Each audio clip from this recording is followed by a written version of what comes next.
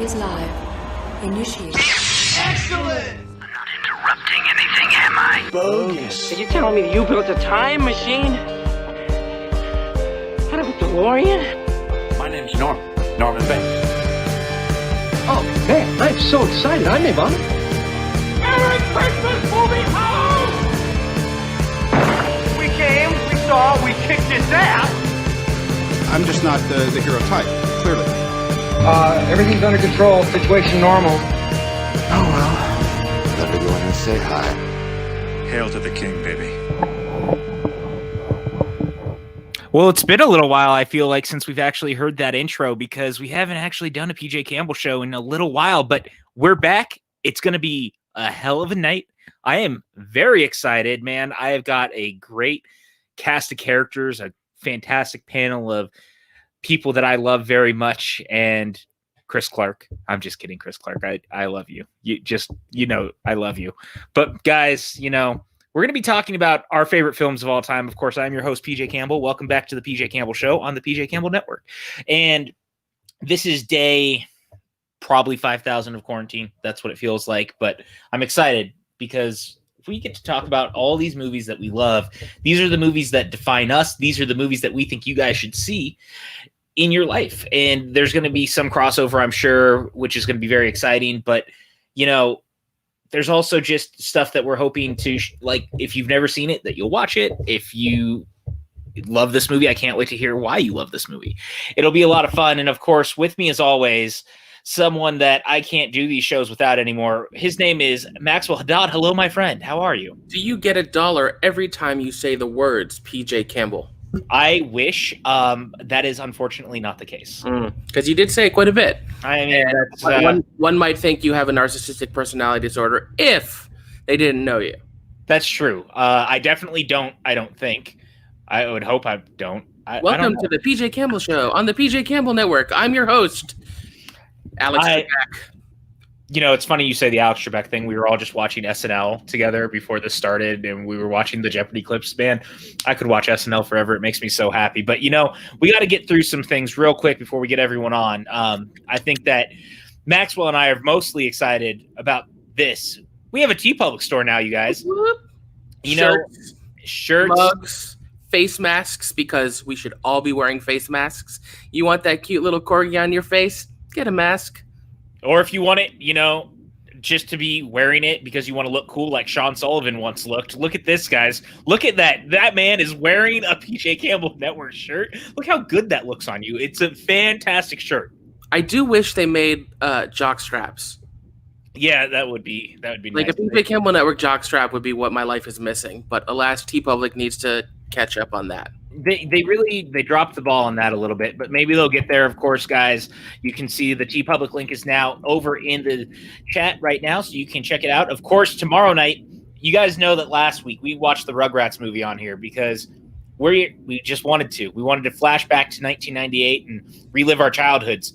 This week, we're going back to the year 2000 for the Rugrats in Paris. Maxwell, are you as excited as I am? Les bébés en Paris? Oui, oui, bien sûr. I can't wait. It is going to be so much fun. I am just incredibly excited for that. Of course, we also have this week's big double feature watch along featuring none other than the man himself, Sean Sullivan, whose idea this was. Hello, Sean. How are you?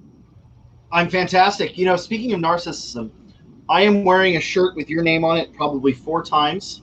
And I think this was supposed to be a picture of you, but we ended up with a dog. Nope. Okay. It was supposed to be a dog. No. It was supposed to be a dog. Always the dog. Dog, way cuter than me. We all know this to be true. That's just how it works. But here, I will show off the shirt some more. Get your PJ Campbell Network shirts on TeePublic. They're wonderful. Him. He is like a walking billboard. Are they comfy? They're very soft. I'm waiting for mine to get here. You got the baseball tee like I did because I'm a sucker for baseball tees. But Sean, I've got several. Look at you. Oh, my God. He's rubbing it on his face. I got to say, man, we're happy to have you tonight because this is kind of the first time you've been on this show. And tonight we're talking about our favorite movies. We're doing a Godzilla 98 watch along this week. You're becoming a full-fledged member of this channel. Are you as excited as we are to have you? that's the plan. I mean, I want to stick around more. I think I'm going to be around more until I do something very stupid and I'm not allowed back on. So until then, yes, I'm excited. Are you actually drinking a Moscow Mule, or is that just a copper mug? This is almost a Moscow Mule. It is a Monster Mule. Okay. With a bit of Winchester whiskey. Oh my. Okay. Well, Monster, if you're feeling the need to get a sponsorship going, let us know. We're always here for that. Monster Energy. Speaking of Monster Energy, the very first watch along of our horror films begins next Friday with the Halloween watch along as Scary Movie Squad begins, and we can see this brilliant watch along logo thanks to one Chris Clark. Chris Clark, how are you, my friend? You're muted. You muted yourself. Chris, you muted yourself. Oh, yeah. Sorry about that. Yeah, I just wanted to shut the fuck up. No, it's great. No, it's awesome. I'm so glad that that logo looks phenomenal on Sullivan. It's great. This is just going to be great to just go through every single movie that we love to heart and to pieces. And yeah, the watch along logos, I decided to just make a little bit more, pop a little more, because the old logo would not have translated onto a shirt. So yeah, I had to make it into a 4x3, and I think it works pretty well. I mean, look, man, I can do this real quick because we're sitting here, but if you look at this new logo on literally all the movies that we have coming up for the Scary Movie Squad, like, that is a killer logo with just such a great look. Chris Clark, you are a motherfucking genius. Can I say that? Oh yeah, I'm proud of it. And the Scary Movie Squad logos, get those shirts before we start Scary Movie Squad 2, so you could join the squad. That would be great as well, because I'm proud how they came out as well. So. I really am too. Just like to take the opportunity to note that our loyal fans are already on my side, because Christian says, I will listen while I work. I can't wait to probably agree with all of Max's choices. Thank you. I'd like it noted that Kristen was actually supposed to be here tonight and then decided she's better than us. So, we have that going for us too. And, I'm really happy because one last thing before we get into this, we also have our Bill and Ted triple feature coming up. I'm very excited about that. Trip. It's going to be quite the day. I'm hoping to get some good people on this one. Talking to someone that I'm hoping will want to do it. I would be very excited if he says yes. But man, we got so much good stuff coming up, you guys. And you know what else is good and coming up in this world? That is Mr. Dan I. Hello, Dan. Hello.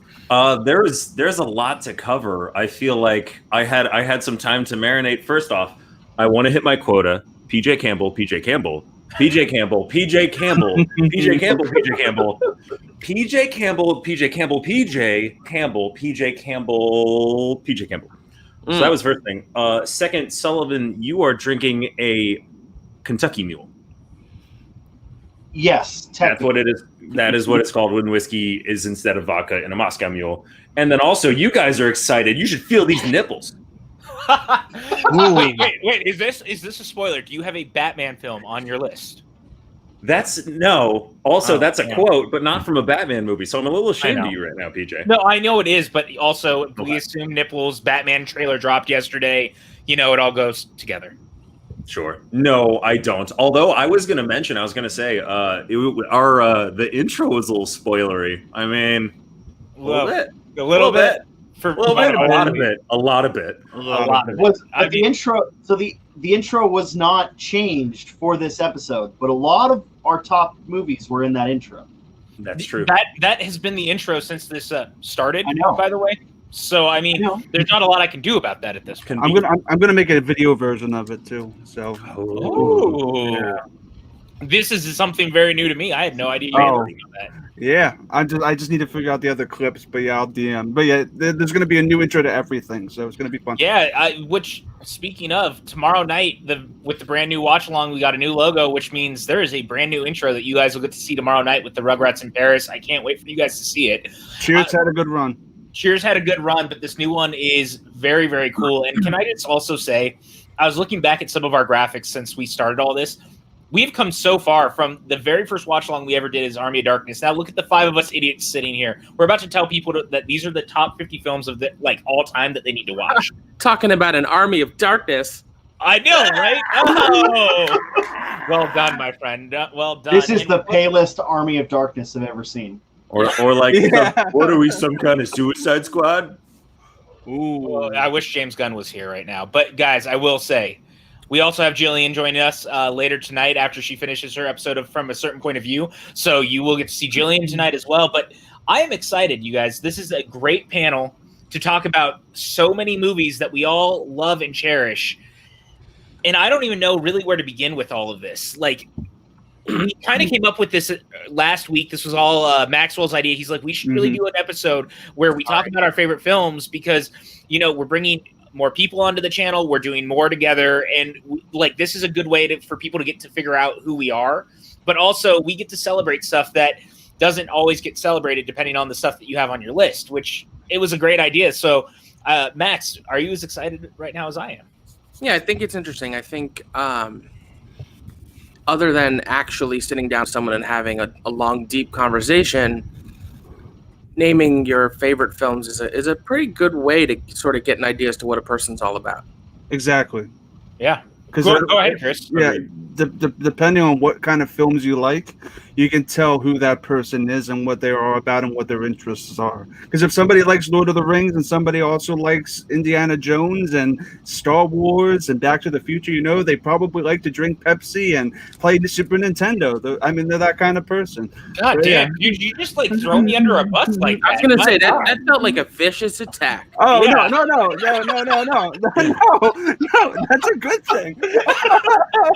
You guys cut him off. His last sentence was, and PJ can eat shit. So I think he was calling you a nice blue-blooded American. And by a similar token, if someone really likes the films of, I don't know, Kevin Smith, they spend their Saturdays going to donkey shows and going ass to mouth. Yep. Max broke that barrier. Max. It's all downhill from here. So, real quick, Jedi McPitt, who is it's his first time, by the way. I just want to say thank you, Jedi, for coming on tonight. We're happy to have you in the chat. He said his favorite and must see are two different things for me. Is this more about faves or pure quality and uniqueness? Mine is definitely my favorite movies. Yeah. We were kind of talking about this last night in prep for the show, and like, there's a lot of people who feel there's a difference between favorite and best. And from a semantic point of view, I agree that there is a difference. But my argument is that to say something is the best is a level of objectivity that I don't think any human is actually capable of saying. Yes, there are objective qualities in a film: the cinematography, the editing, the color grading, the performances, the quality of the dialogue, etc. But at the end of the day, great art to me is about how it affects you as a person, how you relate to it, and how it makes you feel. So for me, if I'm talking about top 10 films, it's always going to be favorites. Always. And that's where I'm at too. I was going to say, I agree with everything you just said. And Max, I think you did a great job of nutshelling what we could have literally spent a half an hour to an hour trying to hammer out the details. Yeah. I don't think there is any, I don't think film there isn't anything that is objective. I think everything about a film and how it affects you has to be subjective, because however the movie and however you interpret it, regardless of what the director's intentions, it's about how it affects you as a person, not necessarily the art itself. So yeah. Right. And yeah, there are some films that are widely regarded as the best, and I agree that they're shining examples of cinema. Obvious ones that come to mind are like Citizen Kane, Vertigo, Seven Samurai, The Godfather. But those may not connect with you for whatever reason. Yeah, exactly. And so you can sit there and discuss it like if you're in a more academic setting or a scholarly setting, or, you know, when critics get together and try to put together the list of the best movies. It's a little bit of a different conversation. And there is merit to that because, you know, Citizen Kane film editing wouldn't be what it is today without the incredible advancements and innovativeness of the way that film was put together. That is objective, is whatever a film innovated, but not necessarily what the quality of the film is. And don't get me wrong, I like Citizen Kane very much, but I wouldn't call it one of my 10 favorite movies. It's not something I'm going to throw on all the time and get great joy from. Right. I admire and appreciate and respect, and I think that's sort of the distinction. Yeah, man. I think you hit the nail on the head there, my favorite films are the ones that I'm gonna put on with no questions asked. Yes. But I think some of them are real stinkers. I mean, let's be honest here. So, like another one that comes to mind is Schindler's List. Oh yeah, incredible film, beautifully made, hard to watch. I would never call that a favorite film. I would never. But I have so much respect for it, and I think it's an incredible achievement of cinema. Real quick, look at this. Ferris in the chat right now. I just got a baseball tee. Yeah, thanks, Sully. That's what I like to see, man. I'm all about this. So you're gonna look great in that shirt when you're playing shortstop. I also think the 35% off sale got extended. So because I think it's still up. I think from what I remember. Save that money. I mean, look, guys. I'm just saying, there's not a better time to pick up some merchandise for the PJ Campbell Network than right now, while you're watching this, while we start talking about all of our favorite films. And I think that this is the time to do that, right? Like, let's start talking about it. And I'm going to throw to Sully first, who is, first the brand new blood on here, so that we can make fun of him for whatever he's about to say. Woo! So, Sean, let's go ahead and get started with this, man. Like, what is your number 10 favorite film of all time? My number 10 favorite film is a film that I saw with my dad. It was in an era where there was no more Star Wars, and or I think it was either no more Star Wars, or we're getting close to the point of no more Star Wars. And we went to go see Serenity. Oh. And neither of us had any idea that it was tied to Firefly. Never seen Firefly. Never heard of Firefly. Wow. I fucking loved it. And now I can cuss on here, right? Yes, of course you can cuss on here. We broke the ass to mouth barrier. We're fine. Oh, right, good. Okay. That is not, Human Centipede is not on my list, but it probably should be. So, I mean, for Serenity, for me, it's less of like, the movie itself is great, the characters are great, but there's a lot of sci-fi concepts in there that I love. The way a lot of the ship-to-ship battles are depicted, all that kind of stuff just, for me, sets a bar a lot higher than a lot of the attempts at sci-fi movies we get every once in a while. I'm loving Kristen's entire little thread. But dude, I love Serenity very much. I was a big fan of Firefly, and so when they made the movie, I was real excited, and all of my friends, like you, had never actually seen it. So we went to see it opening weekend, and when Wash died, I was totally a wreck. Oh, God. And spoilers, by the way, for everything we're talking about. Spoilers for everything we're talking about. Put that out now.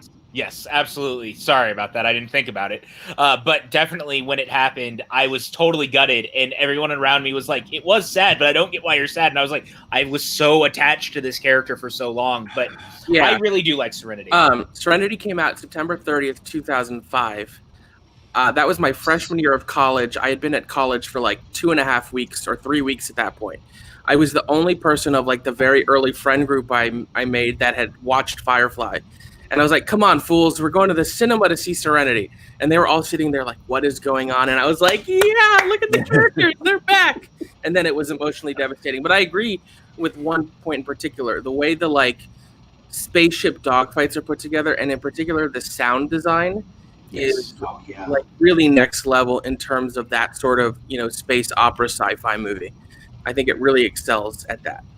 I agree with that 100%. And dude, The Nice Guys is definitely a PJ Campbell Network favorite. I'm not going to say whether it shows up tonight or not, but it's a favorite nonetheless. All right, so we got your number 10, Sean. What is your number 9, if no one else has anything to add about Serenity? No. My number 9 is Captain America: The Winter Soldier. Are you Evan DeGraff? I might be Evan DeGraff. I would like to think of myself as the new Evan DeGraff. Oh, no, don't do it. Don't jump on that grenade. No. Well, that is okay. All right. And you know what? It's my. You will find with my list. It's very much in a certain bracket of films. But Captain America: Winter Soldier, I think, is the best MCU film. I hesitate to say. Hesitate more, please. I will hesitate more. It's up. It's at least the top 5 MCU films. I love it. I love a lot of the frenetic action and the fight scenes between Bucky and Cap. the knife juggling scene. I know he's not actually juggling knives, but where he switches the hand on the knife, all that kind of stuff. It just feels so different from the rest of the MCU in a good way, in that like it kind of takes itself a little bit more seriously, but not too serious. I don't know. It's just there. I love it. I'll help him out, since you guys were a little bit like, this isn't on my top 10, but I 100% understand the movies. So you don't get this literally was like stakes. This is where they started to introduce the idea of stakes into the MCU, and you get the Russos really coming in and like not like taking what was already there and like expounding upon it. So I definitely get how this could pop up way high in somebody's favorites list. And we'll get to mine, and I'll talk more about like, I know what you're saying with like there's certain things in the genre, and I definitely personally have a little bit of recency bias where it's like I've been imbibing more film in the past couple of years than I have like when I was younger, so my list leans that way. And Winter Soldier was definitely like I'm thinking of movies, and I'm like, I just watched it again the other night for the first time in a long time, and I'm like, man, this movie holds up, and you don't get like cinema landscape as it is now without that film. Well, especially, I mean, this was a swing for doing something that was like a throwback to the 70s spy thriller genre. Yep. You even down to getting Robert Redford to be in the film, which was such a big power move. Like, it is a great movie, and the Russos really also came out swinging, showing this is the thing that they could do versus the thing that everyone had really kind of come to know them for, even though obviously they had done great episodes of television with like Arrested Development and Community.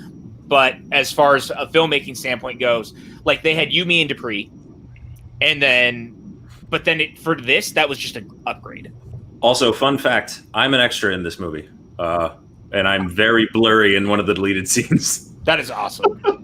That's great. And the only story that I think is, Sean is pretty amazing. The only thing I'll say about that is like I regret, because I didn't know who was Anthony and who was Joe, and they were both there on set, and I knew the scene was probably going to be cut, so they didn't have to be. And I was just wanted to say thanks at one point. And I told the story to someone else, and they were like, well, why didn't you say, oh, Mr. Russo? And I said, fuck you, that's why. Dan, you're a god amongst men. Does anyone else? An idiot.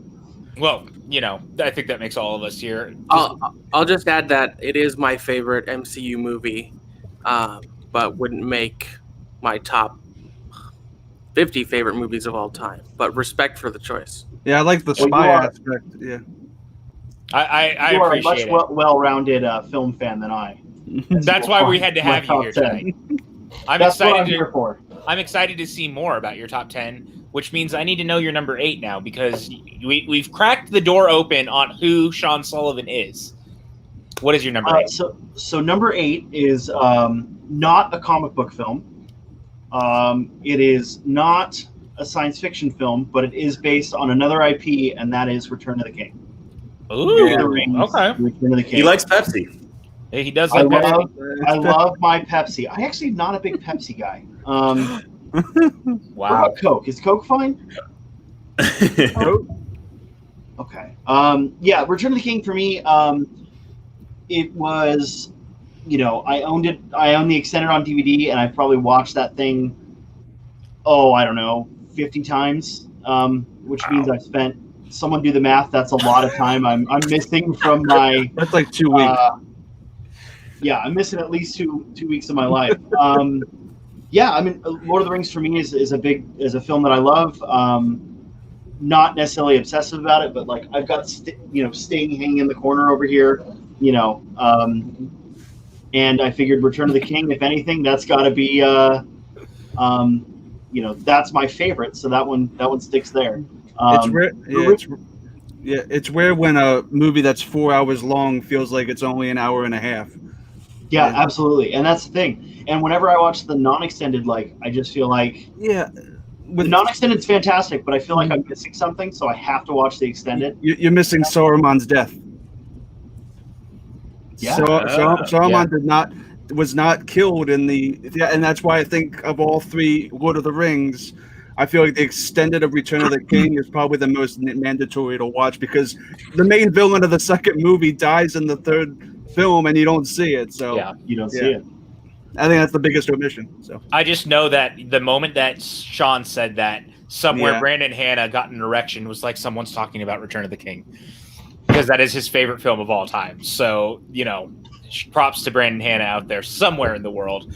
I do love this movie, man. I saw the Return of the King 7 times in theaters because I thought it was going to be the last time we ever saw, Middle Earth on screen. This movie is beautiful. Peter Jackson knocked it out of the park. I mean, 13 Oscar nominations for a fantasy adventure film is almost unheard of, and yet they managed to pull it off. Is that still the record? Tied with Titanic? Maybe tied. Okay. I believe. But I mean, there's so much to say about how incredible this film is and how it wraps up the entire series in a really beautiful way. Yeah, I have a hard time, like when considering my favorites, not just lumping the whole trilogy together. I really think it just what works as one piece of storytelling. I know it's kind of a cheat, and I think gun to head, I rewatched the trilogy early on in quarantine, and I was surprised to find that I found Two Towers to be my favorite, because that would not have been my answer prior to rewatching them. But yeah, Lord of the Rings are an incredible achievement. They're not my top 10, but I when I was working this, I ended up making a top 30 just for S&Gs, and it did end up in the top 30. So it's incredible. Like, it's one of those things where there's this idea of like what blockbuster filmmaking is and what art cinema is, and I think Lord of the Rings are maybe the best example of those two things merging together, because the battles are incredible, the effects hold up beautifully, the costumes, the scenery, but then there's such a integrity to the quality of the filmmaking, the performances, how the films take their time in building characters and allowing the moments, and there are slow moments, and I say slow moments not as a negative, but just it breathes.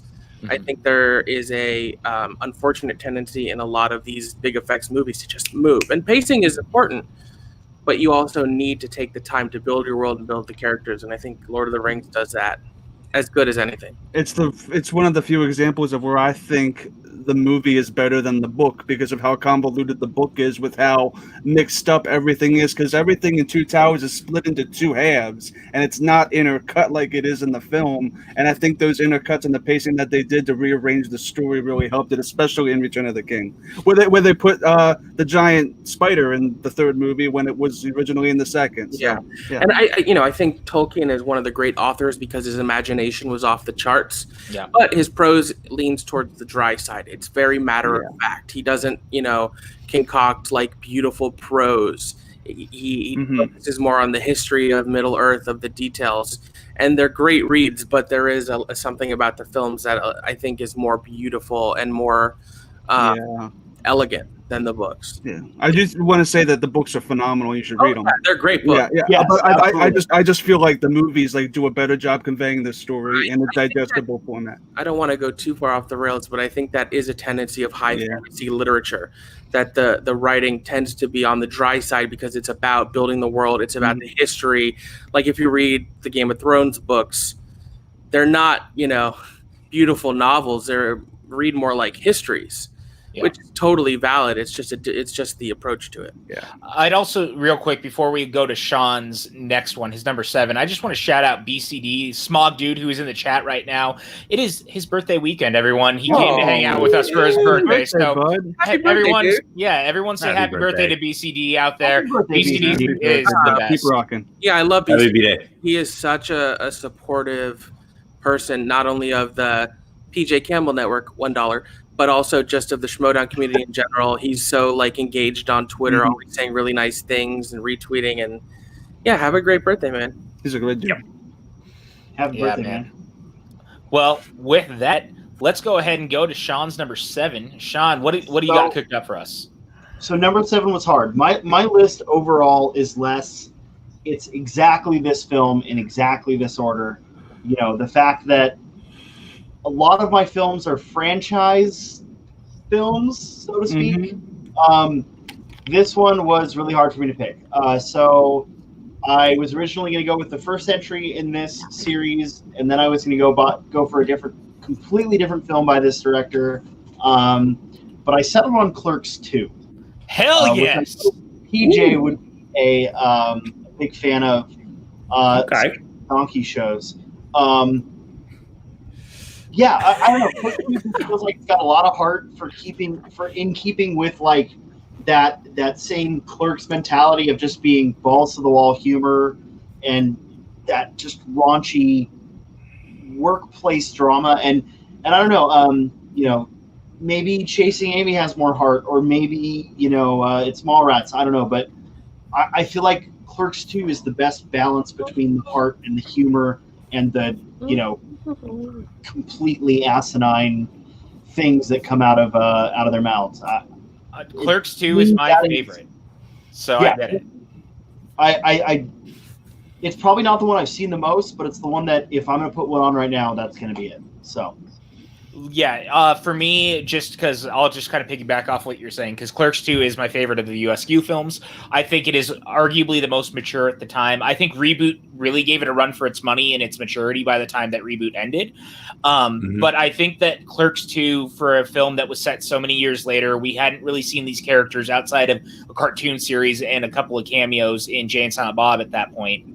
And it really found a way to find them in a place in their lives where everything had changed and yet nothing had changed in a really beautiful way that really tried to push them forward. And it feels so earnest and it feels so truthful and it just has such a big heart. It's brilliant. I love this movie to death. I thought Rosario Dawson was such a perfect addition to the to the USQ universe. I almost said the MCU. But I mean, it just works. I think it's insanely quotable. The Lord of the Rings versus Star Wars debate scene is one of the all-time great comedic moments, in my opinion. And I think that Jeff Anderson is actually even better in this film than he was in the first. I think that he takes Randall to a brand new level, which is why I'm super excited for Clerks 3, since we know that he is like the focal point of the third one. So, yeah, it's my second favorite Kevin Smith movie. I think it's really sort of the film that best represents everything he does well as a filmmaker all in one, because you have super raunchy stuff like Ass to Mouth and donkey shows, but the scene, for example, in the jail where Dante and Randall are arguing about their life past hits really close. It felt very human. And then it has a glorious musical number. It just has so many lovely things about it. That makes me really happy. And, he got so many cameos from all the VSQ players. I really like Clerks 2 a lot. May your first child be a masculine one. I don't have anything to add. You guys pretty much said it all. Chris Clark? Now I have ABC stuck in my head. I've actually never seen Clerks 2. Whoa. Yeah, well, Chris Clark, this is one you need to put on your list now, because that's why we're doing this, to make sure that everyone else is watching the stuff they need to watch. So, Sean, let's round out your bottom part of the list with your number 6. Yeah. My bottom 5. So I will give an honorable mention. We're doing honorable mentions after this. No. Just for this slot specifically. Okay. It was almost Red State. It's a fantastic Kevin Smith movie, and because we're talking about movies that people need to see if they haven't, chat, if you've never seen Red State, watch Red State. I do agree with this, by the way. I haven't seen it, so I'm one of them. You got it. Absolutely watch Red State. It's great. Yeah, John Goodman's amazing, and it's. I can't believe he's in that movie. So, in keeping with the comedic films, my number 6 is my all-time favorite comedy. I have no idea why. I don't have an argument for it. All I can say is I love Lamp, and my number 6 film is Anchorman. You know what's so funny is that you and I have the same favorite comedy of all time. That's the wrong Serenity. That is the wrong Serenity.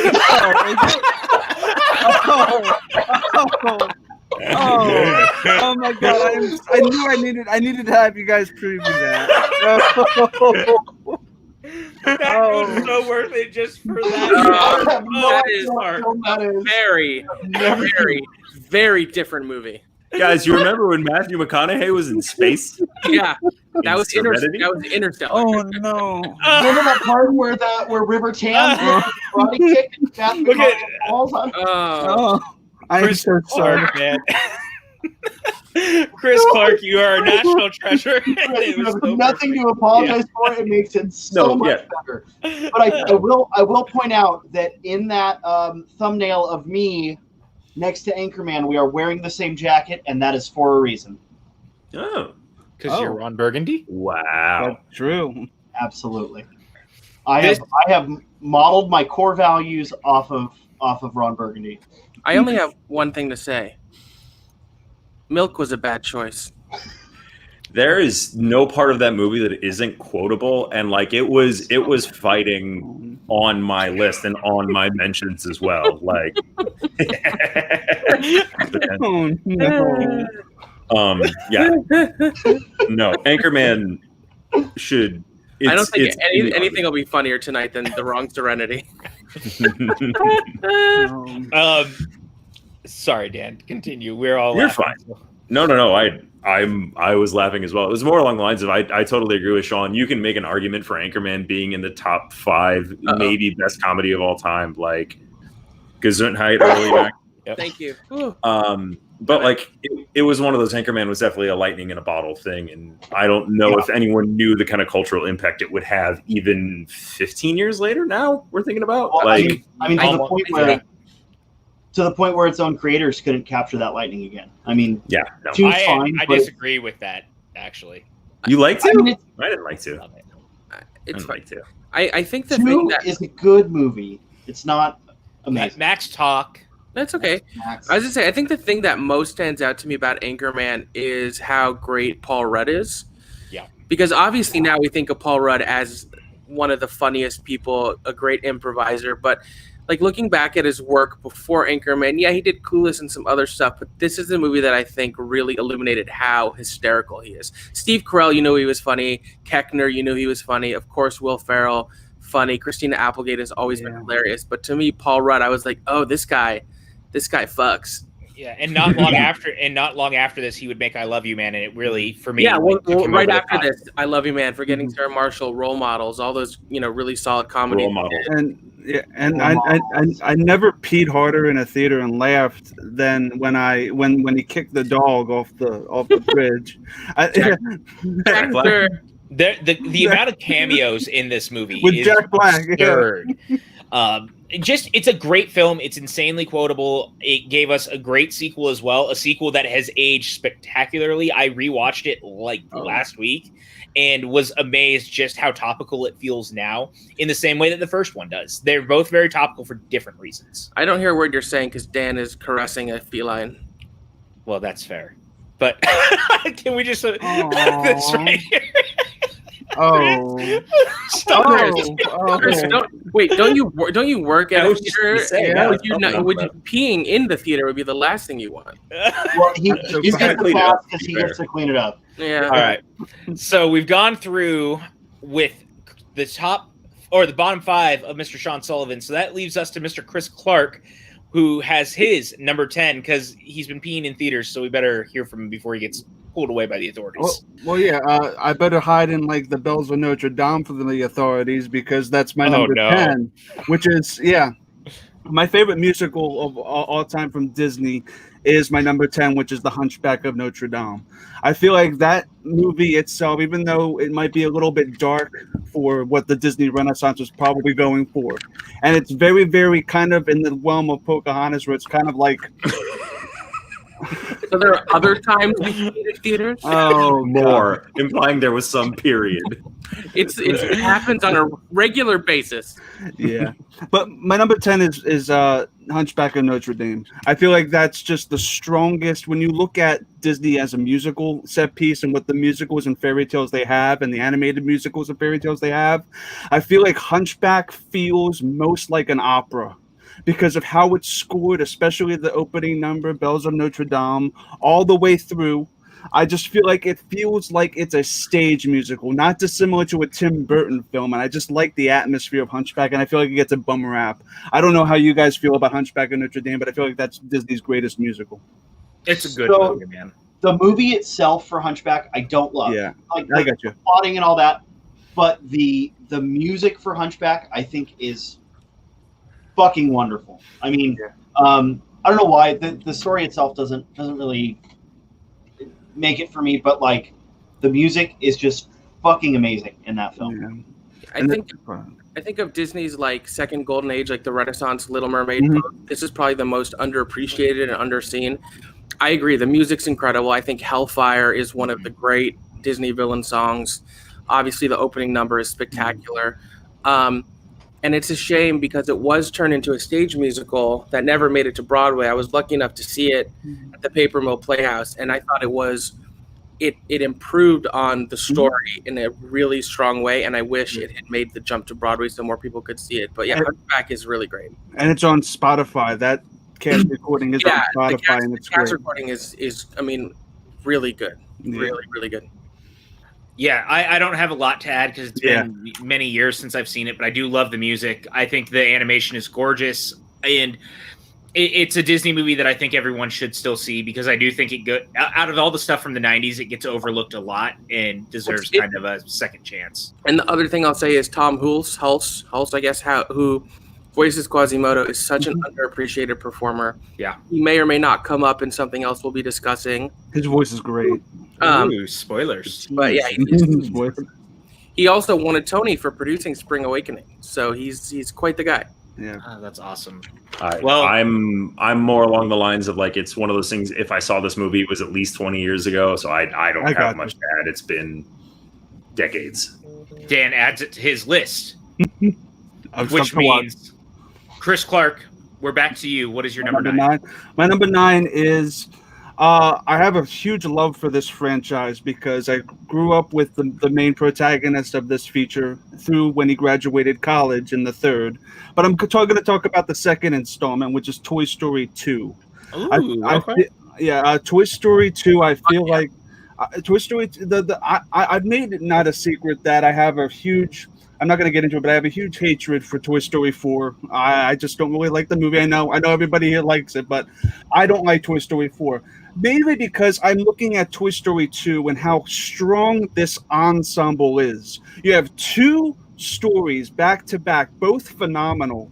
One is Woody in Wayne Knight's apartment complex trying to deal with those toys. And then you have this great ensemble foursome of Don Rickles, Tim Allen, John Ratzenberger, Wally Sheen, and what's his name? John Verney, the guy who does Slinky.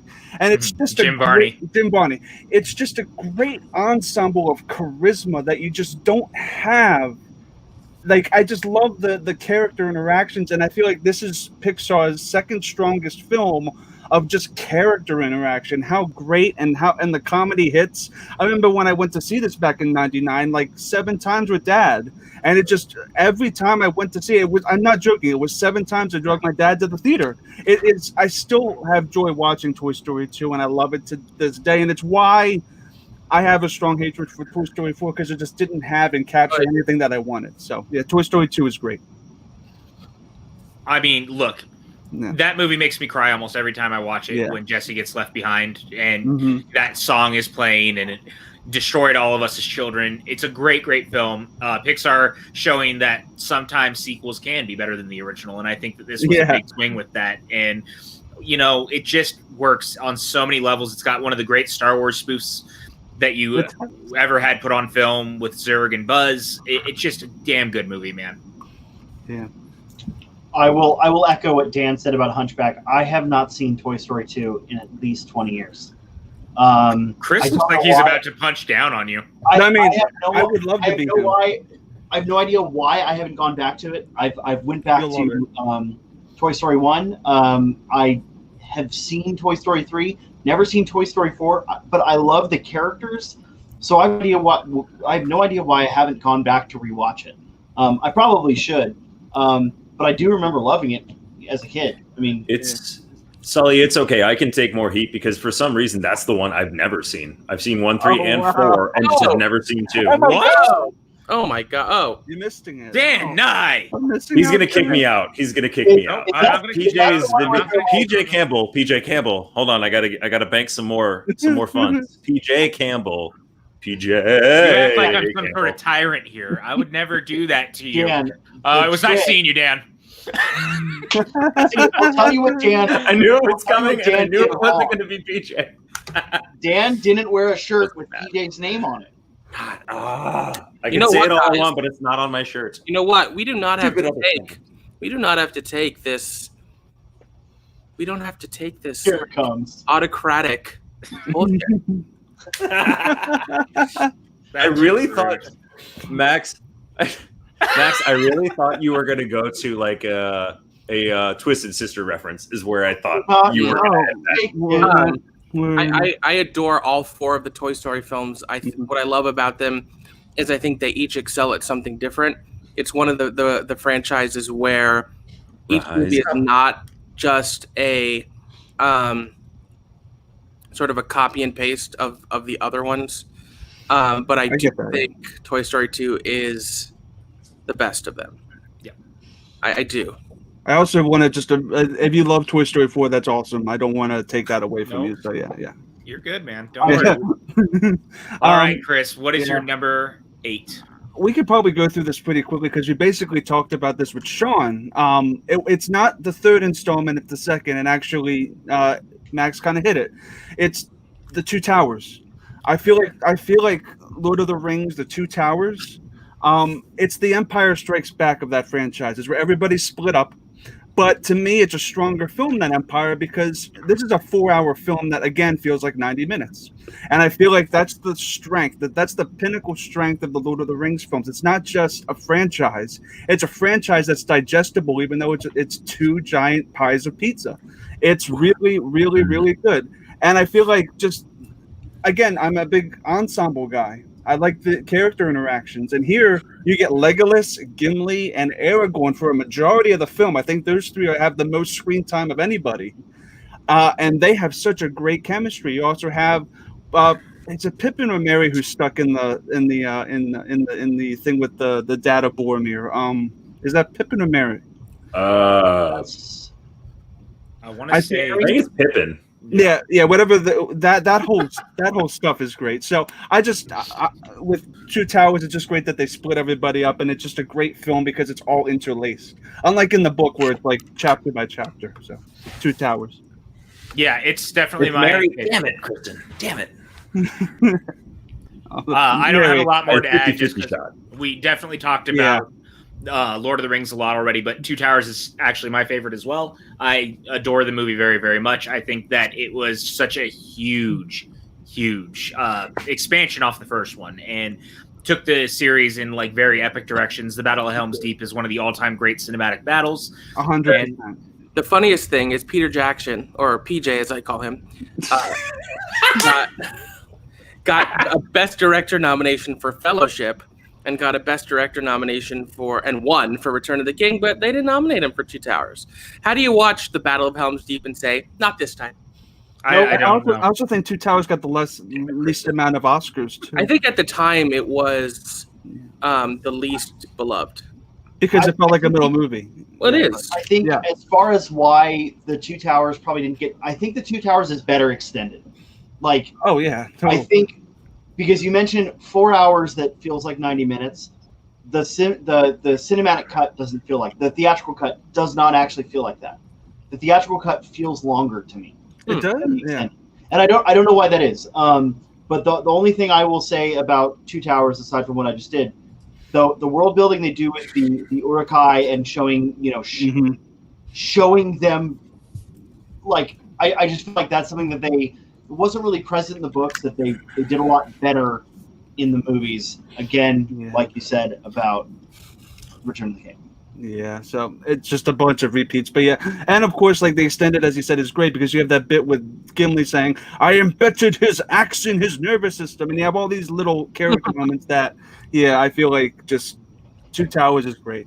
Do you want me to move to my next one? Yeah, absolutely. Cool. Awesome. My next one is a 007 film. I feel like this has probably the strongest 007 villain of all time, and it's named after him.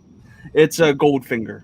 Love it. It's James Bond's Goldfinger. Yeah. Gert Frobe, Sean Connery. This is what made James Bond, and me, PJ, Tim. It's show. Yeah. Yeah. Wait, oh. Wait, what did I say? Wait, what did I say? We're just laughing about Sean Connery on the Jeopardy sketch. Because remember, we were watching Jeopardy just before this. Oh yeah, I thought I said something inappropriate. Now I got it. Oh, okay. It's a French saying. Oh, okay. But anyway, yeah, Goldfinger. What is yellow? Yeah, but Goldfinger is, I think, what influenced James Bond going forward. Yes, it's dated with the Bond girls. Yes, I know that there's a lot of things that probably wouldn't translate well in today's culture, but that actually has to do with a biggie on my list as well. And it's how the movie is. It really is. And I just feel like it has a strong villain, one of the greatest henchmen ever in Odd Job. Has a great story that's super simple. It feels like a comic book movie. And yeah, I just feel like it's just fun to watch. And I think it's the pinnacle of classic James Bond. So Goldfinger. I love it. It's one of my favorite Bond films of all time. I just think it's so wonderful. Connery's great. It is the thing that made Bond Bond. I agree with you 100%. So nothing more from me on it. Yeah, it's top 5 Bond for me. I love the Bond movies with all my heart. Yep. It's a great movie. Nothing else to add. Anything else? I need to rewatch it. I saw it Sean years ago. I'll take your shame too. I don't know early Bond. Okay. I've definitely seen it. I just I just wrote it down on my list. I need to rewatch it. I'll just reference this when everyone's shaming me. Yeah, that's the only reason why we're here. We are here to make the three of them look more well versed in movies. Yep.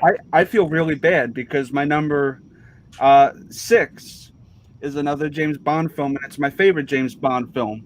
And this is controversial. I know this answer. Yeah, it's The World Is Not Enough. Oh boy. Oh God. Yeah. Where did this Max's reaction? Oh God. Yeah. I just feel like this is such a great action film. It feels like it's up there with like Air Force One in action films. I feel like it has a great story. I am so sorry. Yeah, I do. I really love it. Let's. I have a lot of. I need to clarify something. I'm so sorry. I just want to be clear. You're saying The World Is Not Enough. It's better than Goldfinger. In which Denise Richards plays Dr. Christmas Jones. Yes. Is your 6th favorite movie of all time? Yes. Okay. All right. I have so much. Yeah, because when we do the inevitable James Bond watch along where everybody gets to pick their Bond, I'm picking this. I think it's a fun movie. I think it's fun. I have so much fun watching it. I think it's Brosnan's second best. I do. I do. I mean, he had what, 4? Yeah, he had 4. 5. No, he had 4. Let me ask this: if The World Is Not, because sometimes some of the Bonds blur together for me. Is The World Is Not Enough the one with the giant ice igloo? No, that's Die Another Day. No, that's terrible. That movie is The World Is Not Enough is a fairly fun movie. Don't get me wrong. It's really fun. I just have fun watching it. I love it. And you also get Hagrid, who gets shot in the chest, which is great. We do know how you love Robbie Coltrane. Robbie Coltrane's phenomenal too. He's one of my favorite actors. So. Yep. Yeah. So that means we have gone through yours, Chris, which looks like, look at that. Yeah, I'm so sorry. Hey, look, those are all the correct movies, too. I'm really proud of you. I want to say, I am always more interested when people have, like, distinctly individualistic top 10 lists and when they just try to, fit in with, so. Yeah. Can I just say real quick? No, Kristen, we're not doing that. I don't want to yell at Kristen. I have a very weird list. And that's another show entirely, which we can do. We can. We should do that. We should do that, actually. All right. So we've gotten through Chris. We've gotten through Sully. All right, Dan our friend. Alrighty. It's your turn. You're up. I'm pulling up my list only because I sent it to Chris I don't know, a few hours ago, but it was one of those things where it was like, I got to 7 really quick. Like I knew boom, boom, boom, boom, boom, boom, boom. And then the last 3, like Max said, he made a list of the top 30 just for fun. And I made a list to 15 out of necessity because it was just like, where does this go? And where does this go? And where does that go? And I kind of shocked myself. My number 10 is The Fifth Element. Oh, wow. Interesting. Okay.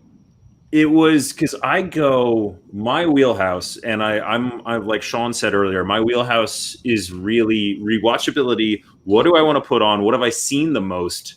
And this, Luc Besson, from what I've seen of his movies, like Leon, you can make an argument for Leon, but I don't think he'll ever approach like the artistry of this movie, the balance of this movie. There's no way you can have an opera in this movie. There's no way you can have the action sequences in this movie. There's no way you can have the color palette in this movie. Like this movie is so oddly well-rounded. And then with humor too, like I remember seeing this movie as a kid and I kept on watching it. And like, I think now as I'm talking about it here, I'm like, no, it beat out something, PJ, we're going to talk about later on your list because we got a peek of it later. Yeah. And that was one of those is number 11. And you might be able to glean from where I'm talking about this, but it's just, you never like, and this was a perfect use of Chris Tucker in my mind. Like there's so many things that this movie hit at like pitch perfect for me, where it was just like, and like Gary Oldman, just Jedi. I was just getting to like, there's nothing.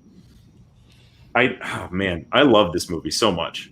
It's so funny because again, we were watching SNL clips before we got on here, and they had that Fifth Element joke in the Star Wars casting with Chris Tucker dressed as the character from And I really do think that this is a very cool sci-fi film. I've actually kind of always lovingly called it Die Hard in space.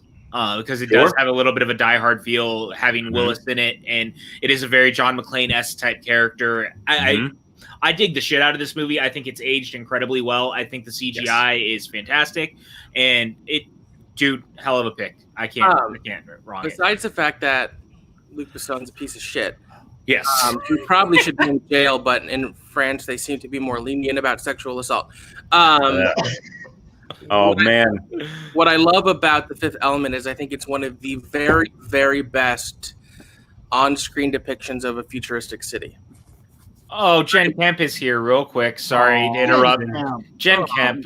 We do love watching the Honey, I Shrunk the Kids trilogy. I appreciate it. I'm excited for Shrunk. I am too. I hate that name, but Shrunk. There's no fun. I just love like the visual world of this, like the outdoor city. It's so cool. I think, and it stands. It's probably 20 years old now, maybe more. Yeah. 25. It was 95. Yeah. It stands high on the list of, for me, like best sci-fi cities. It's a blast of a movie. Totally. What is it? Is it New York? Mia Jovovich? It is. Yeah, Mila Jovovich. Yeah, I love her. Jovovich. Sorry, I love her in this movie.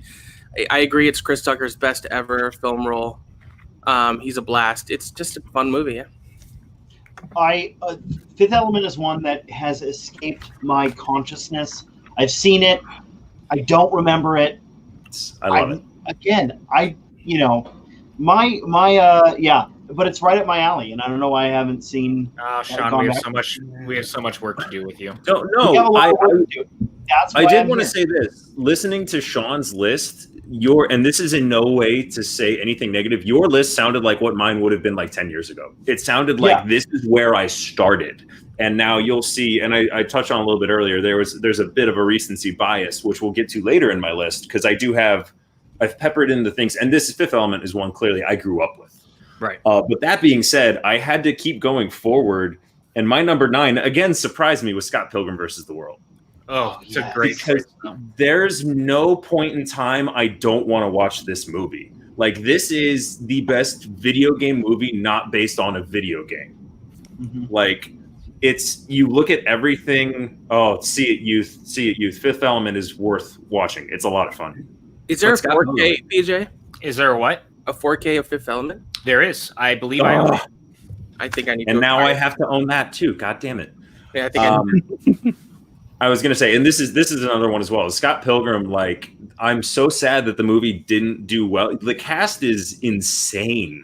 It's literally not. There's not one person in this cast who hasn't gone on to do other blockbuster movies, and it struck such a chord with me when I heard it, because I was just out of college when I saw this movie, and it rung a bell in me that I didn't know was there. It feels like a comic book. I just like how it just feels like an actual comic book. It's something that we didn't really touch upon like that until we got Watchmen. So I just felt like it was unique in that aspect because when it was released, nothing else was like that. Nothing else felt like it was a comic book to screen. It just felt like an adaptation. So I've always commended Scott Pilgrim for that. I've regrettably not gone back to it in a few years, but wait, we did a watch long of it. Duh. But yeah, I forgot about that. Yeah. From what it's a fun one. I haven't seen it in a long time because my wife hates it. It gives her a headache. It's too kinetic and visual and fast paced for her, which I totally get because it is like sort of like what I'm trying to say. What's the term where there's like too much going on? It's on the tip. Chaotic. No, it's overload. It's like overstuffed, overloaded. There's a lot going on with it. I totally. I remember liking it, and it is something I would like to revisit. I also love the music. That's another thing I didn't touch on. I like that it's so music based that they're all in bands, and like I got that soundtrack for this Frenetic that Jen might be hitting what you were thinking of. Well, Frenetic's a little different. I would use Frenetic to describe this movie, absolutely. And that's what I love about this movie. It was really close to my top 10. It was really close. And it probably should be in. But there's the Frenetic describes a bit more of the pacing. I think you're talking about the visual overload, right, Max? Yeah. Yeah. Mm-hmm. And that's that overstimulation almost. I'm still trying to think of the phrase. It'll come to me. All right. So what is your number 9, Dan? That was my 9. Or your 9. So, it's Scott Pilgrim, right? My 9 was Scott Pilgrim. My 10 was Fifth Element. Fifth Element. Okay, cool. So you're still there. We got you, Sean. Sensory overload. Sensory overload. Sorry, I got confused because we were still talking. I kept hearing everyone talking about special effects and stuff, and I was like, "Wait, are we talking about Fifth Element still?" I forgot we had moved. No, on. I moved on from it, and it was one of those things to where it was like, I think that my number 9 also. This will be a little bit not so much as like controversial as Chris is with his Bond earlier, but this is also the only filmmaker I have on twice in my top 10. But I'm doing another Edgar Wright movie at number 8, and that's The World's End. Because I think The World's End gets inappropriately maligned. I think it is a better, I think Hot Fuzz is the flashier pick. Yes. But I think The World's End is better written. It's better executed. It's a better story. Like Hot Fuzz you could literally call it Action Trope the movie and kind of see where you're going with it. Whereas The World's End is Arthurian. I literally read like a 50-page dissertation at one point, how like every character is literally named for their role in an Arthurian court, and they behave as such, even so far as to sacrifice themselves for Gary King. Like that kind of attention to detail and storytelling, and then you're throwing on top the humor. You're throwing on top the Edgar Wright humor with like editing and the comedy, and then the sci-fi aspect. You get Pierce Brosnan in there too. Like The World's End to me is that made my list, and that was like once I got those top 7, that became my easy 8 because it was like it came to me where it was like I had a couple of movies, and we'll get to another one later, where it was like, what do I want to do? And my fiance will sit with me, and I will put on a 4K. And a couple of years ago, it was a different one, and this year it was like, I want to watch The World's End. That's what I can do. Yeah. I'm going to sit here, eat a steak, and watch The World's End. The World's End. Yeah. Hi, Jill. Welcome to the show. We're happy to have you. Thanks. Hello. Thanks for letting me pop in super late and last minute. Well, you're actually popping in just in time. The thing I'll say about The World's End is I think it's the most emotionally resonant of the Cornetto trilogy. I think it's the most mature in terms of characters. And whatever it may or may not say about me, I relate a lot to Simon Pegg's character. I know. Not in terms of the alcoholism or even the fact that all of his friends are like married and stuff, but just like his melancholy despair. But I love that you brought that up, because that was one thing I wanted to hit on too. Is you forget, because the movies are so good edited and written, and you forget how good of actors they are. Because that scene in the bar with Simon Pegg and Nick Frost is genuinely heartbreaking. When you see the character they built so much as Gary King, and he's breaking down and crying, like, they told me when to go to bed. Yeah, and how that mere little thing just shatters his world, and you can hear it in his voice and how it's captured. I literally, last time I watched it, I'm like, I'm getting sad watching this because you are so good at communicating that to me right now. That movie is incredible. I think, obviously not unpopular on this panel, but I think it's my favorite of the Cornettos. Yeah, mine too. I think It that is- it's easily the most mature and well-rounded.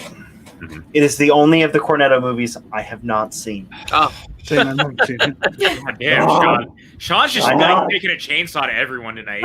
That's See, hey. I'm gonna take a wild shot here and say that Sean has not seen a single one No, of the movies. that's oh not no, true at all. okay, Not all. He's seen at least 2 or 3. 95%. Okay. I mean, I think I've seen every movie.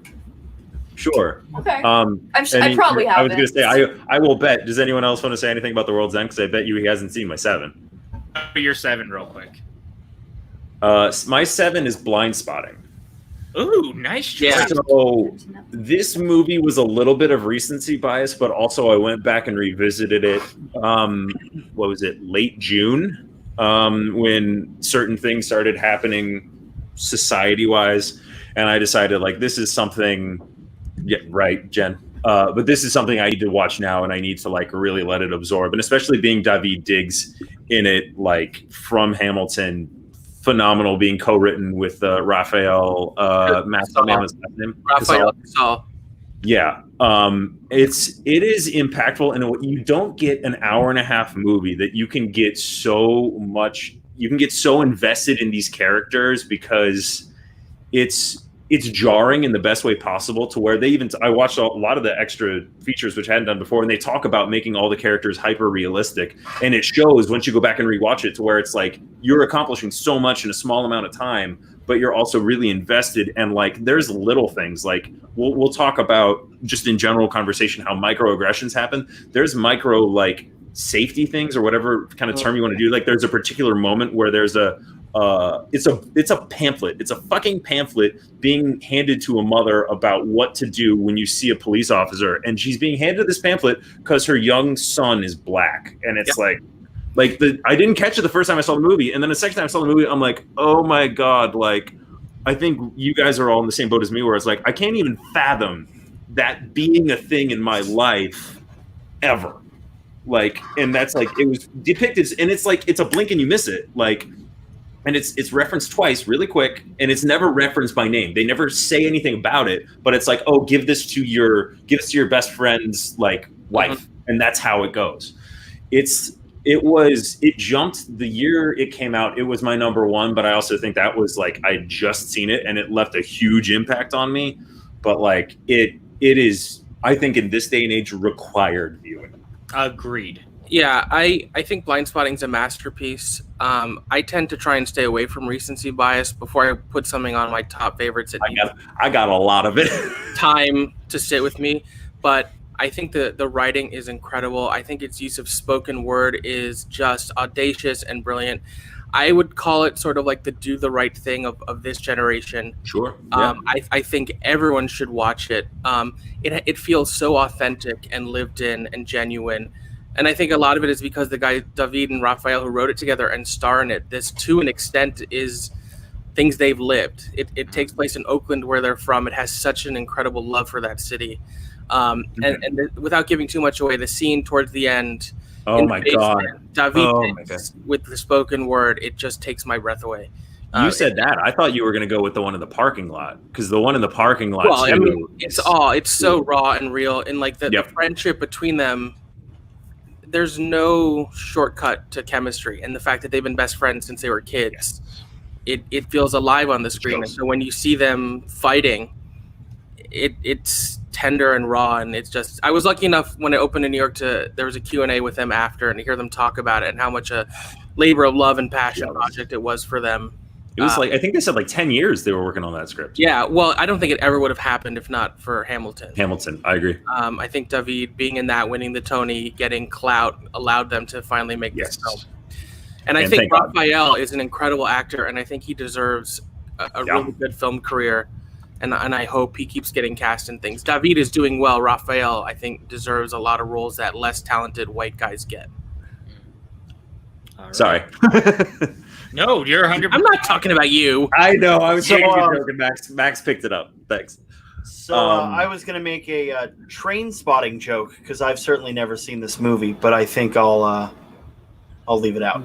Yeah, it's a blind spot for me too. I see what you did. Good job, Hey. Chris. It's All right. that's the thing is like I initially, and that's the thing, I didn't know much about it. It's an hour and a half, and it's like, but it leaves an impact.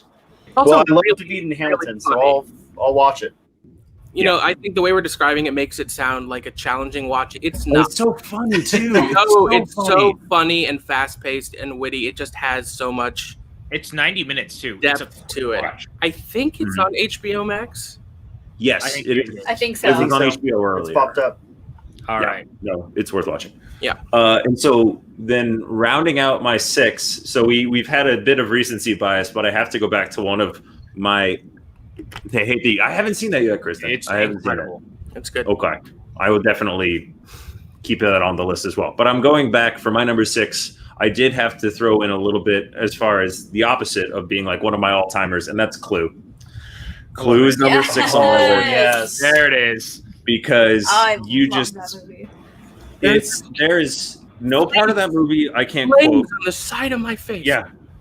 The only improv in that movie was that particular line. And it's the funniest Everything- part in the whole movie. Really? Everything else was scripted. No But it- way. yeah. Just that's what happens when you have 7, I think 7, I might be ballparking.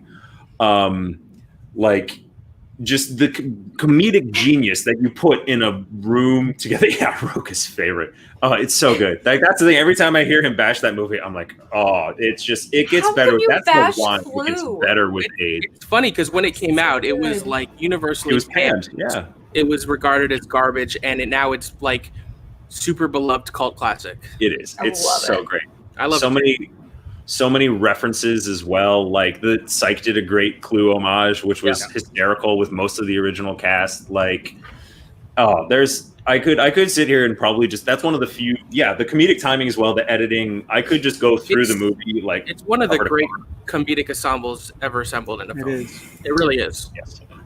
Yeah, I Like, mean, there's all so much I could say about how much I fucking love this movie, but it's just so beyond perfect. And again, like one of the things I love about you talking about it is because it was so universally panned and then grew to become what is loved now. Like there's so much time in like separating our knee-jerk reactions to things to what they will eventually become, and we've seen that a lot through cinema, is that movies that may not necessarily be very loved, I've got one on my list that I know was a flop and not necessarily universally loved when it came out that has become a classic over time. So, you know, stuff like that is important, and I'm glad that Clue gets that shout out.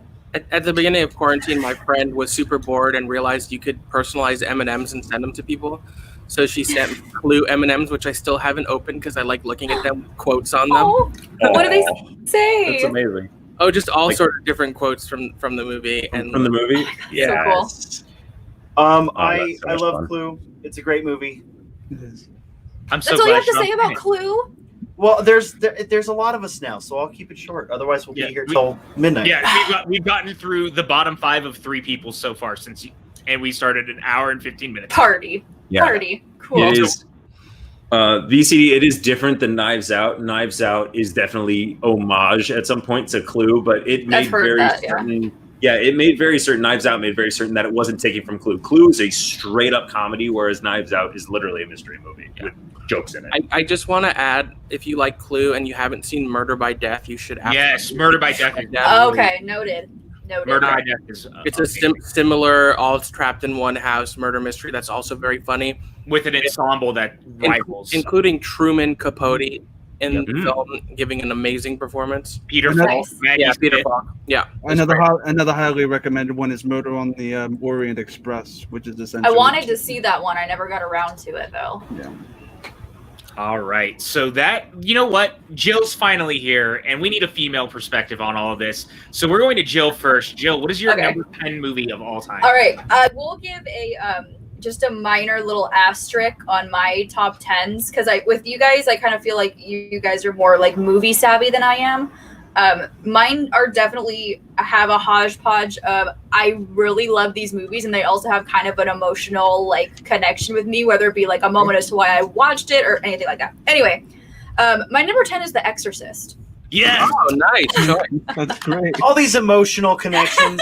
But here's the reason why. So much Because green vomit. I'm a huge horror nerd, I used to work at Halloween Haunt. I used to be a scare actor. I've done like Halloween is one of my favorite times of the year. And the first horror movie I ever saw was The Exorcist. When I was like 7 years old, my dad talked about it forever, and he said, "You know what? You're 7, but we're gonna watch this movie." And it hooked me. I wasn't afraid of it. I slept fine the next day. Like, it's Practice to spider walking. I used to be able to do that back when I was in gymnastics. I used to be able to do the spider walk. I can't anymore. I'll break my back, but I used to be able to. But it just really kind of planted the little horror freak in me. And the movie is great. Like, it's scary. The writing is great. My mom told me stories of people who saw it in theaters and literally ran out of the theater because it was such a huge thing for its day and age. Like, if The Exorcist isn't in your top 5 horror films, what are you doing? Yeah, I mean, look, it's a masterclass of filmmaking on a horror level. It was nominated for Best Picture for a reason, and Best Director, and Best Actress, which it won. Mm-hmm. Like, it's a phenomenal film. There's not a lot more that I can add other than the imagery is shockingly beautiful and haunting in the right way. The only thing I have to add is, coincidentally, the Blu-rays of Exorcist 2 and 3 arrived in my mailbox today. Are they the shout releases? Nice. I need to get that shot. One of Exorcist. The Exorcist 3 is really good. I've heard. I've actually never seen the third one. The Exorcist 3 is actually almost my favorite in the series. I like it that much. Ooh, It's really. I'll have to do it. I'll have to do an Exorcist binge. That the theme song is just iconic. Yep. So good. It's just up there with the best ever. It's the Tubular Bells, man. Oof. Yeah. Chris Clark. Oh, I can't add on whatever you guys have said because it's just The Exorcist is a classic. I've even found that it's not even like going back to it. I was scared of it as a kid, but now going back to it, I just find that and Poltergeist. Those are 2 really good movies to watch back to back. Exorcist is just like her climbing on the wall, the priest coming up, and that iconic shot. Yeah, it's just. There's nothing I can add. It's just a great film. Can we just discuss briefly how Max von Sydow has been old for his entire career? Yes. Right? He was never a young man. He just was an old man and then just kept being an old man in all his films. We had him on a Star Wars question, right? And I was like The Exorcist? And he's like, yeah. And I'm like, he's still alive? Yeah, he's in the Force Awakens. In that he is, yeah. Once you reach the max level, you stop leveling up. He's like Steve Martin, where he's just been perpetually looking the same since he was like 30. Yeah. Sean Connery. That was Leslie Nielsen also. Leslie Nielsen was Leslie Nielsen. Oh yeah, it's Airplane. Yeah. All right, Jill. What's your number 9? My number 9 is you all know me. I love my family animated films. This one is not Disney. This one is Anastasia. I knew this was coming. That's awesome. That's awesome. Yes, it is my favorite animated Disney movie. It's not Disney. Well, technically, it is now. No, well, technically it is because it's Fox, and so now Disney owns Fox. So now it is technically Disney. It's still but when it was made, it was animated film.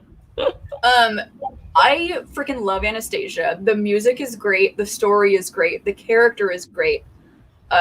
Don Bluth and his animation is just so beautiful. And how can you not dislike a villain that's voiced by Christopher Lee and the singing is Jim Cummings? Like, it's essentially just like a match made in heaven, and it's beautiful and it's gorgeous. And Once Upon a December still sends like chills up my spine whenever I listen to it. It's so beautiful and so great, and it made me kind of interested also in like world history in a way, because it I know what. Thank you. I'm a hodgepodge of my love of movies. It got me interested in kind of like of Russian history too, and the whole Tsar and that whole dynasty. While Anastasia, in fact, did not survive the massacre, it's still a really, really beautiful story, and I watch that movie at least 2 or 3 times a year.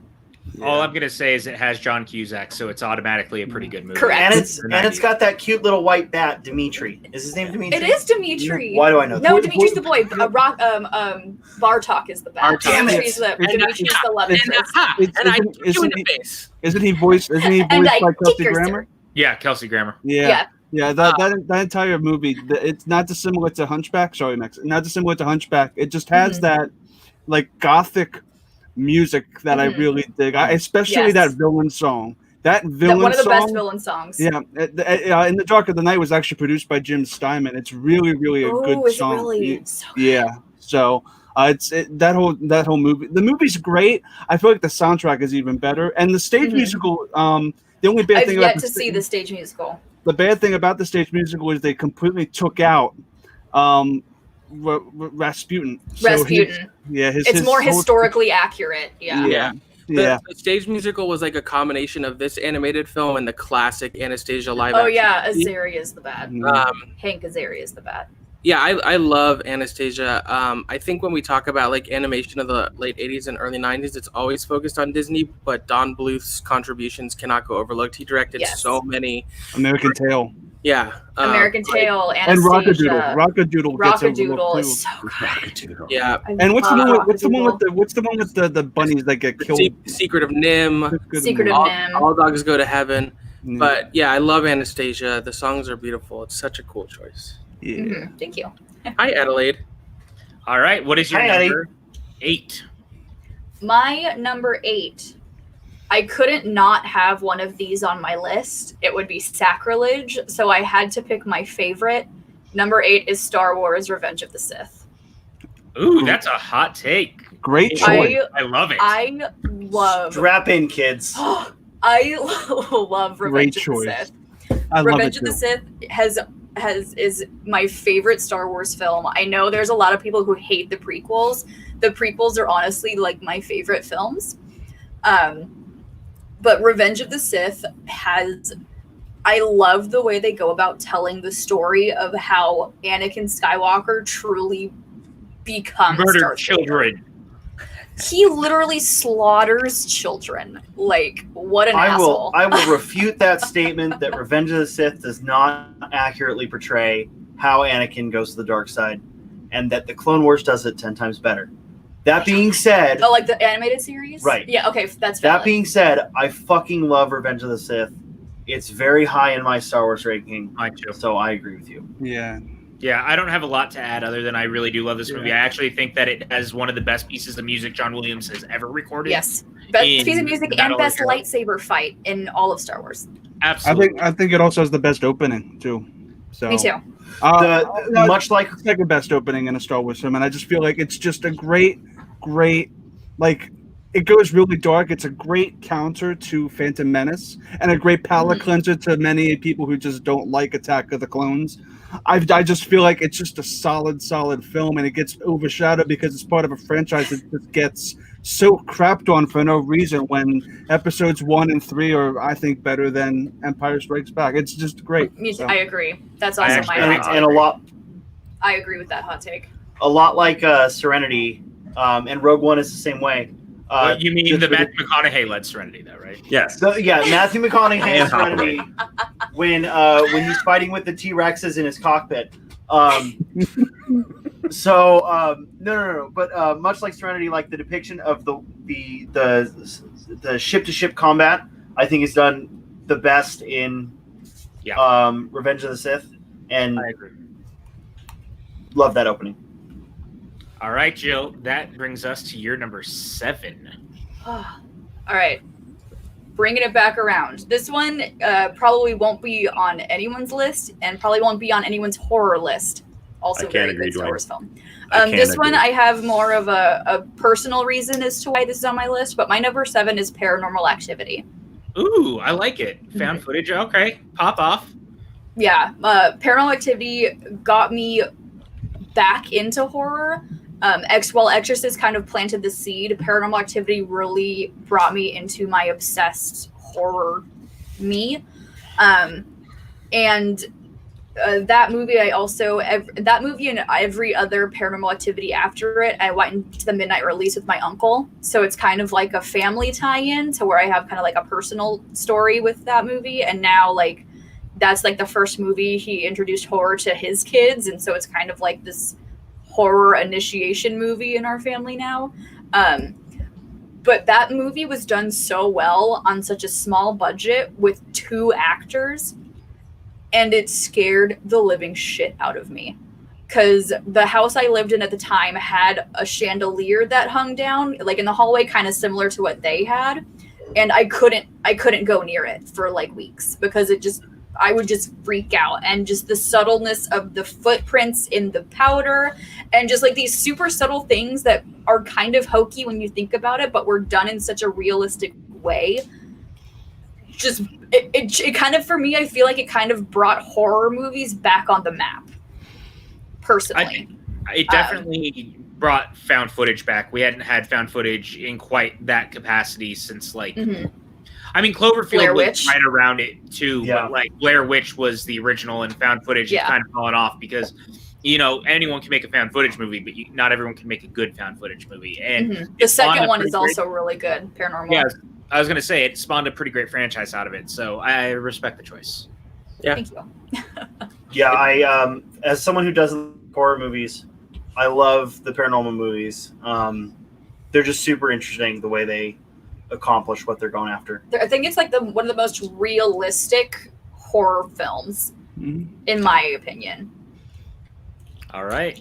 Anyone else have anything to add before we get to Jill's number 7? No. My random hodgepodge list here. That was my number 7. That was 7. So now we're number on 6. I'm sorry. I'm on 6. My number 6 is one of the only rom-coms I have ever liked in my life. I have only seen it once because I haven't had a chance to see it again, but now I think it's on HBO, and I fell in love with this movie the first time I saw it, and that is Crazy Rich Asians. Crazy Rich Asians is such a perfect look at my hodgepodge of freaking movies. Crazy Rich Asians has the perfect amount of romance and comedy and like real life situations, and it's so freaking good. It's so freaking beautiful. If I don't have a lake runway for my wedding, I'm gonna cry. Yep. Like, it is so freaking good. There is literally nothing I didn't adore about that movie. It's so good, and you said you wanted to see it. We just haven't had a moment because then Star Wars happened, and then all we watched was Star Wars, and we just haven't had a moment to watch it. But Crazy Rich Asians is so good, and it was I feel like it. Correct me if I'm wrong, but I feel like this is one of the first times where it was like a primarily Asian cast, Asian director, Asian writer that went really in an American film. In an American film that went really like high in the box office, and it proved that these movies can and should be made. Well, diversity is important. It's such a beautiful movie, and I'm glad you mentioned like the flooding of the walkway at the wedding, because that is one of the most gorgeous things I've ever seen. When I first saw it, I was bawling in the theater. Me too. Also, we cannot talk about this movie without discussing how absolutely fucking sexy Henry Golding is. Yes. His accent, everything about him is gorgeous. Yeah, I would love him to be the next James Bond, but Henry Golding has so much charisma. He's just incredible. Out of his pores. I wish I've seen it because I heard it's great. So it's really good. So real quick, guys, we are an hour and a half into this. We've gotten through the bottom 5 of half of our list. So, damn it, dude. 4. I was going to put them back up, and Chris deleted them already. Just so I could show people. I had to delete them because I'm putting in the next set. So no, you're fine. I was going to pull it up for anyone who had not seen what everyone had talked about. I can do that at the end. Yeah. All right, we'll do it at the end. So we'll go over to Maxwell then. Maxwell, I'd like to hear what your number 10 is. My list is a little different than what we've gone through so far. I've loved all your lists because, like I was saying before, they're so individualistic. But okay, so my number 10 is A League of Their Own. Hell yes. Yeah. There's no crying in baseball. Is obviously my favorite sports movie of all time. I think this movie is so charming, so joyful. Tom Hanks is at his like angry, curmudgeonly best. This was back sort of when he was still mostly a comedic actor before he showed what he can do in like Philadelphia and Forrest Gump. This is just an incredible cast of women playing baseball. I think the sister relationship between Gina Davis and Lori Petty is one of the great film relationships of all time. The dynamics of it are just great. I absolutely love this movie. Yeah. What's funny is, oh, sorry, not to step on what you were going to say, Dan. I literally just rewatched this because I didn't know my parents had never seen it. And I watched it in the last week and a half with them. And I was blown away that they had never seen it, number one. And their reaction to it, it still works. It's still timely. My mom was crying at the end. Like that, this movie is so good. It just works on every level. Penny Marshall was a remarkable filmmaker, one that gets overlooked a lot. And so I'm glad that this is on the list. And I think the ending too, it's not always a success in movies where they do an ending where you go to see the characters when they're older and like a little epilogue, but I think it's so emotional in all the best ways, such a reflection on the history of this league. And just if I can get a little political, I don't know. I feel like there's no reason why women should not be in the major leagues playing baseball. I agree with that also. I just don't get it. There's so many incredibly talented women athletes and baseball players, and they just don't get the shot. And I think it's like that TV show Pitch, which I loved and wish had gone on longer, where she was the first woman in the major leagues pitching. I just don't get it. But all right, I'll get off my soapbox. Well, they also recently announced there's going to be an Amazon series based on A League of Their Own. I saw that. Which we'll see how it goes. It could be great. I don't know, but I love this movie so much. I agree. Yeah, Hanks is great in this movie. I mean, it's more of a supporting role. I think this is Gina Davis's film, and she is extraordinary. But you also get Rosie O'Donnell. You have Madonna. It's such a great cast. Yeah, I have nothing else to add. Does anyone else have anything to say before we move to Max's number 9? Great choice. All right, Maxwell. Okay, my number 9 is Amadeus. Yeah. Amadeus. So good. Amadeus. Which is about the relationship between Wolfgang, Amadeus Mozart, and Salieri. F. Murray Abraham and Tom Hulce, I think, give two of the greatest film performances of all time. But this movie is just lavish. The costumes, the sets, it's just a feast for the eyes in every way. The melodrama of it all is done in such an understated way. This movie could have gone so over the top, and it is over the top in the right ways, because you have the operas, you have the pageantry of the shows they're putting on. It's so funny, but that relationship with Salieri and Mozart is just so mischievous and devious, and it's so great. It's such an incredible film. If you haven't seen it, I highly recommend it. I was actually lucky enough, I don't know, last year or the year before, to go to Lincoln Center and see the film with a full 120-piece orchestra playing all of the music alongside the film, and that was one of the great cinema experiences of my life. I took my dad with me because he likes this movie too, but he loves classical music. One of the best biopics. Yeah, it's so good, and it's hilarious. It is. Tom Hulce as Mozart is just a riot in the best way. Oh man, I love this movie. This is such a great pick. I don't have a lot more to add, but I'm glad that you have it. Yeah, and it did win. It did win the Best Picture Oscar, which it's one of my favorite wins. Pat, I did add those to the overlay, so when you go, you can just put them up. Definitely. So safe to say, Max's first 2 movies. Have you not Haven't seen them? Really? I'll take the shame for Amadeus as well. I'm in the same boat with Amadeus. Both of those. I've seen both of them once, but I've seen them. And that's why we're doing this, guys, to introduce you to stuff that you've never seen. So nothing wrong. You will be shamed by friends, but that's how you know they're your friends, because they expect better. Exactly. Yes, exactly. So Maxwell, what is your number 8? So my number 8 is one I'm pretty sure you've all seen, and that's Disney's Beauty and the Beast. Fucking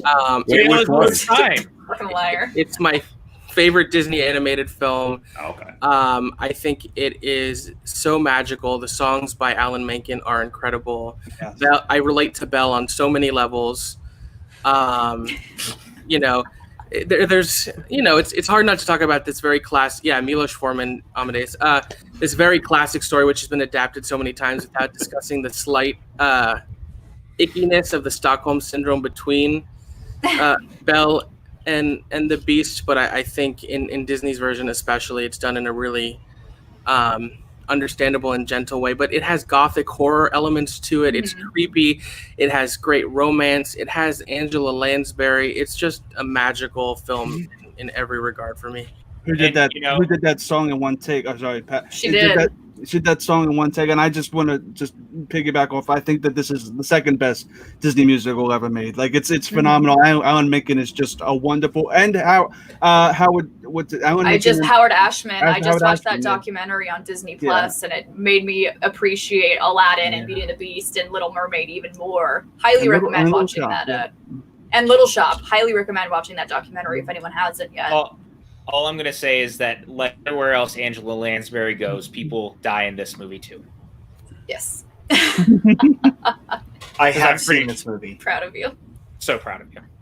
It's a great choice, Max. I love this movie to pieces. There's a reason it got nominated for Best Picture, as an animated film. Before they had expanded Best Picture to 10 or between 5 and 10, it was the only animated film to ever be nominated for Best Picture. Yep. Yeah. And then Toy Story, I think, was the second. It's just great. Yeah. All right, Maxwell, what is your number 7? So my number 7 is Cabaret by Bob Fosse. Oh. I don't even know what to say about this movie. I think Liza Minnelli gives the greatest performance a woman has ever given in a film. It's so sexy. It's so jazzy and stylish. Joel Grey is incredible, but it also has one of the most subtly subversive and audacious sort of like anti-Nazi stories ever put in a film, because it's set in Berlin against the backdrop of the Holocaust and World War II.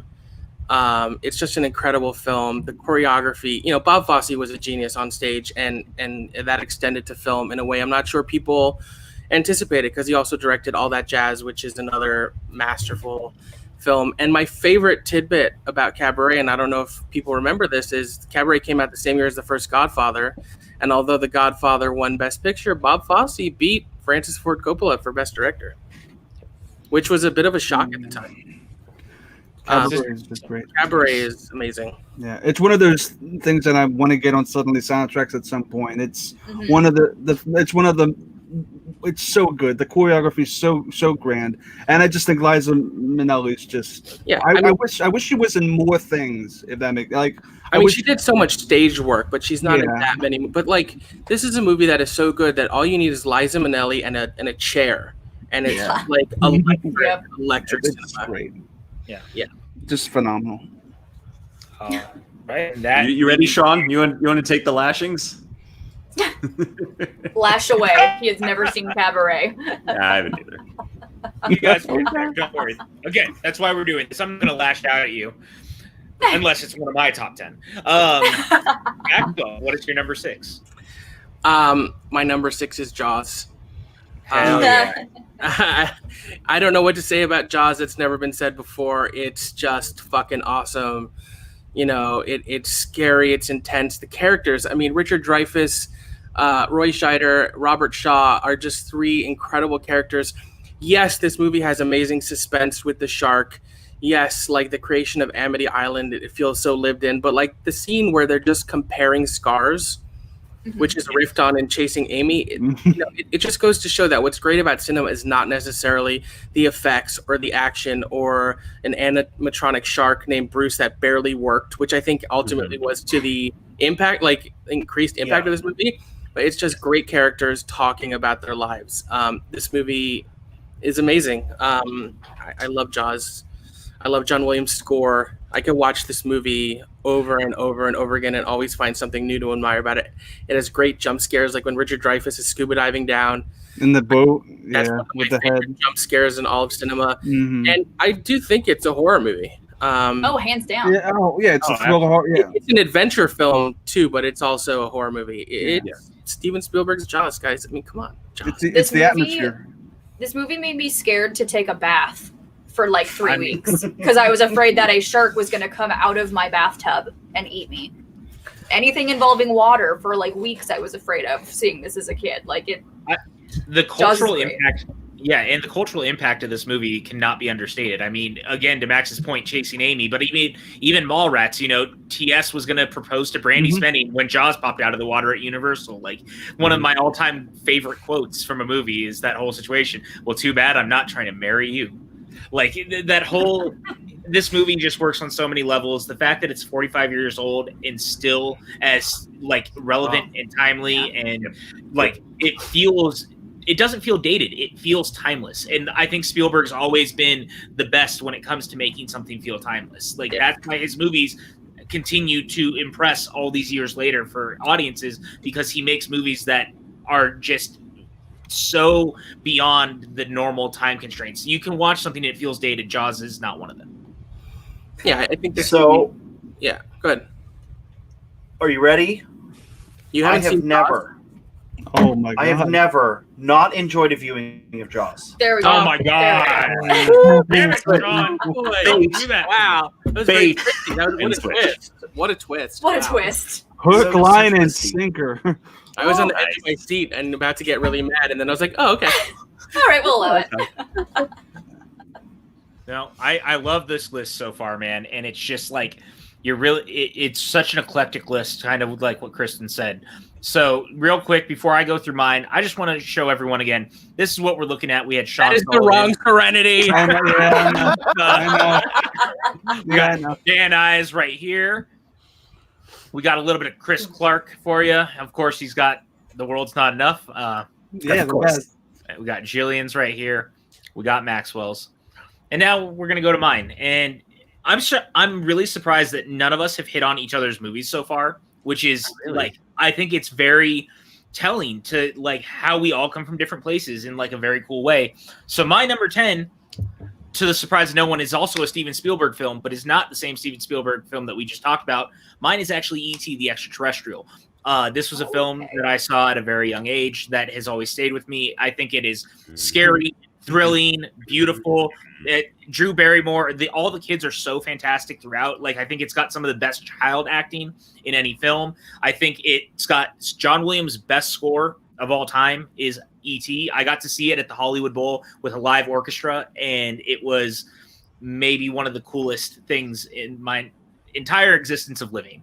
And this movie just speaks to me on so many levels. The puppetry work with E.T., the CGI work with E.T., the sequence where he gets drunk at home, Elliot's getting drunk at school, is one of the all-time great sequences ever, and just what it says about their relationship and their dynamic. And look, Elliot, like we all know.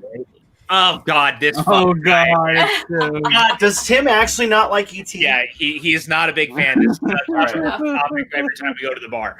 But E.T. So then, is a perfect film. So I have a little E.T. story. So the E.T. ride at Universal Studios is one of the great rides ever made. It's the last original standing ride at Universal Orlando. Last year, me, PJ, and James White were at Universal Studios for Horror Nights, but we got there early to ride the E.T. ride. And if you've never been on it, before you go on, you fill in your name, because at the end of the ride, E.T. says your name. So I put in Max, James put in Gator, PJ put in PJ. So E.T. goes, Max, Gator, Paja! Which is still one of the funniest things. It was the best. Say PJ, Paja. I will be clear. I begged Max to make sure it was the first ride that we went on, because I hadn't been to Universal Studios Florida since I was 5, and I was 29. I have multiple candles that smell like the queue of the ET ride. I need to get those. But I wanted to ride it again so bad, man, and it made me so happy. And I'm pretty sure you cried. I did. Yeah, I did. So E.T. means the world to me. An amazing film. I don't know where it'd fall on my Spielberg list, but like picking favorite Spielberg films is like almost impossible because he's made so many. So many great movies. I will say I hate that they replaced the guns with walkie-talkies. Yeah, I was going to bring that up. The re-release. I saw it at the theaters in re-release, and I think that was the first time I'd ever seen it, and it was magical. But like having now seen both versions, I don't think that was necessary, but yes, it is. Kale, it's because we literally just went on it. The only original Universal Studios Orlando ride still operating. It breaks my heart that Back to the Future is gone. Yeah, that was I've joked that if they ever say they're going to tear it down, I'm going to go chain myself to the building. And I'm going with them. So it's great. Yeah. It's the last one because Confrontation's gone, Back to the Future's gone. Earthquake is gone. Earthquake, yeah. Yeah, all the originals are gone. And a lot of the new rides are very good, and then there's some terrible ones like Fast and the Furious and fucking the Tonight Show ride with Jimmy Fallon is just an abomination. That replaced Drew Carey's thing, right? No, the Jimmy Fallon ride, what was there? I Simpsons? It might be Simpsons. No, Simpsons is still there. Oh, all okay. right. Anyway. So, does anyone else have anything to add about E.T. before I move to my number 9? It's been said. Okay, cool. So my number 9 is a film that actually went up against Max's Cabaret, and that is The Godfather by Francis Ford Coppola. This is a film that is like a huge part of my family. My family and I watch this movie all the time. It has always been a part of my life. Like, you know, in You've Got Mail, when they make fun of the fact that men always go back to The Godfather, like that's kind of how it is really in my family. Like it feels like a very real scenario because it's a movie that my family and I watch frequently. I grew up watching this movie. I think it's got some of the best performances of all time. When you look at Marlon Brando, I think it's actually Al Pacino's best performance. I think that when he was younger, I like him more when he's reined in and more subdued than when he is going like his bolsterous version of himself. And I know that that's a very controversial opinion, but I just find him so interesting when he is so contained. It is a movie that to this day, I think for being 3 hours, it flies by. Yeah. I can't ever think of a movie that feels as short as it is for how long it actually is. And I think it's just a remarkable look at like actual mafia families at that time. I think it's a great period film. It's just, I love this movie, and the score is remarkable. That whole opening sequence alone at the Italian wedding is just one of the great sequences of all time. Like, you learn everything you need to know about these people in that sequence. And I think Michael goes through one of the great character transitions of all time, going from someone who wants literally nothing to do with the family business to becoming the person who he never wanted to become. And I just find it fascinating. And it also, like, it influenced how the mafia is portrayed in media to this day. Like anything with the mafia, they go back and it all stems back to The Godfather, because before Godfather, you really didn't have this kind of mafioso kind of thing in film like it is today. So, and yeah, you're right. Besides the Lord of the Rings films, I can't really think of another film that kind of feels like it's that short. I really like Godfather. So. Good job. Nice, you. Good job. I mean, it's The Godfather. It's, you know. Yeah. What do you say to it? I think the second one's better personally. You know, these are movies that, and maybe my film lover card will be taken away, I think are easier to respect than they are to love. I think that's fair. For me, at least. My dad has watched The Godfather literally 1,000 times. Yep. Yeah. Who doesn't want a good horse in their bed? No always had. Who doesn't like a good horse head in their bed? I'll agree with Max. I think The Godfather is a brilliant work of cinema, but for me, like, it's good. I enjoy it. I don't at all dislike it, but it's a movie. No, I do not think the sequel is superior. That is my opinion on the situation. I actually think that the splitting of the timelines actually hurts the film overall.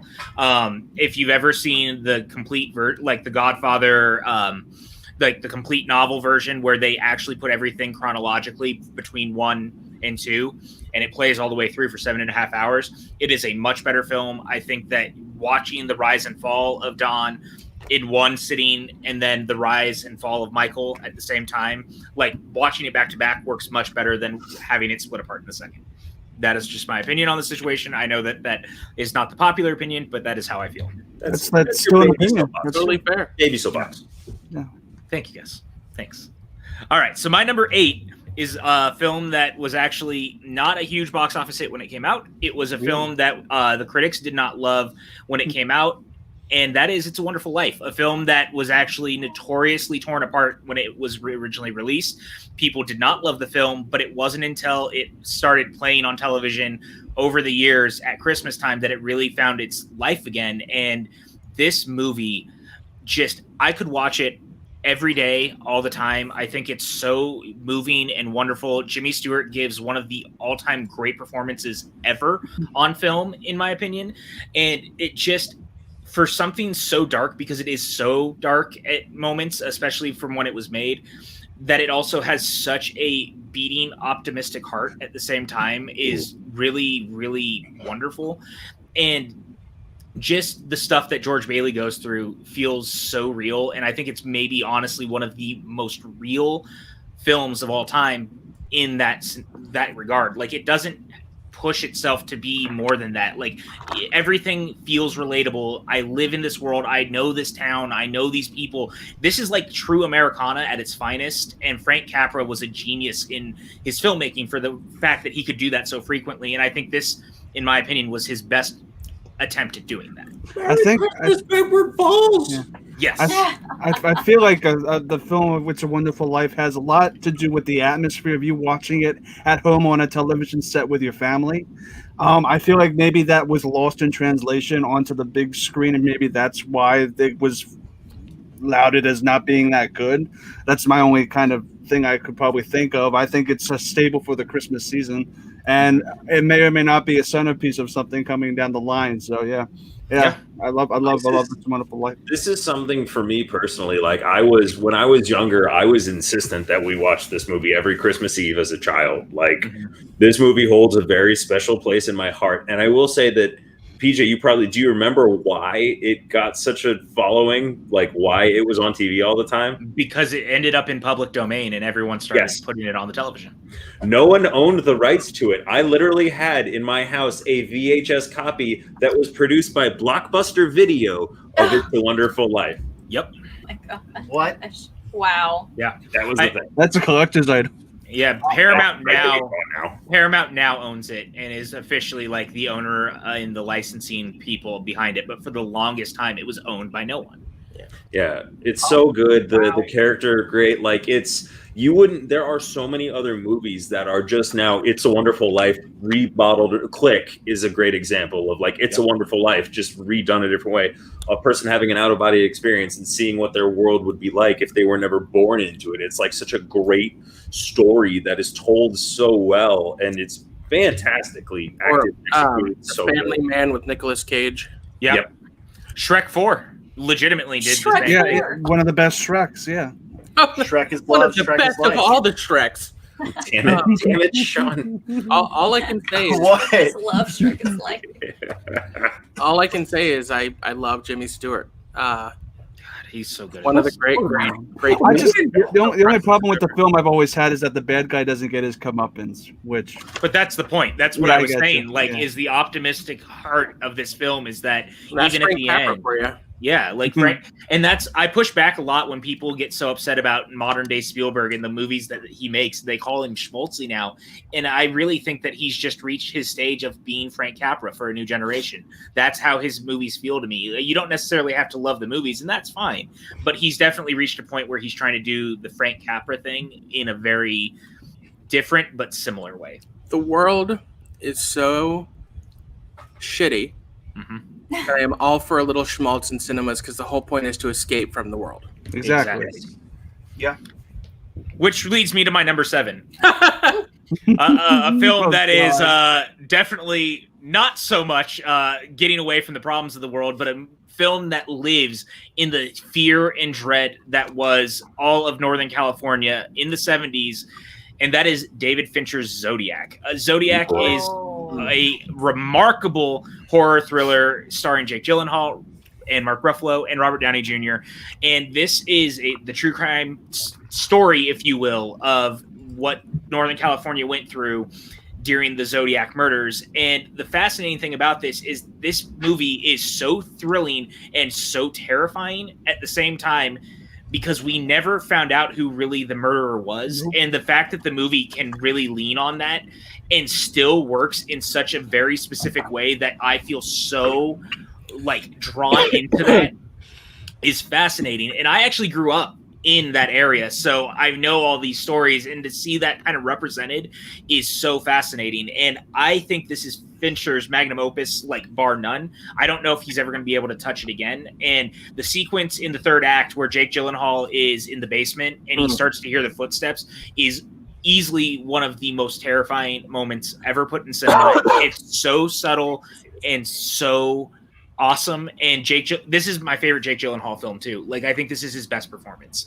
I adore this movie. It is the only film from the 2000s that actually made my list, and I could watch it over and over and over again. I just find it thrilling.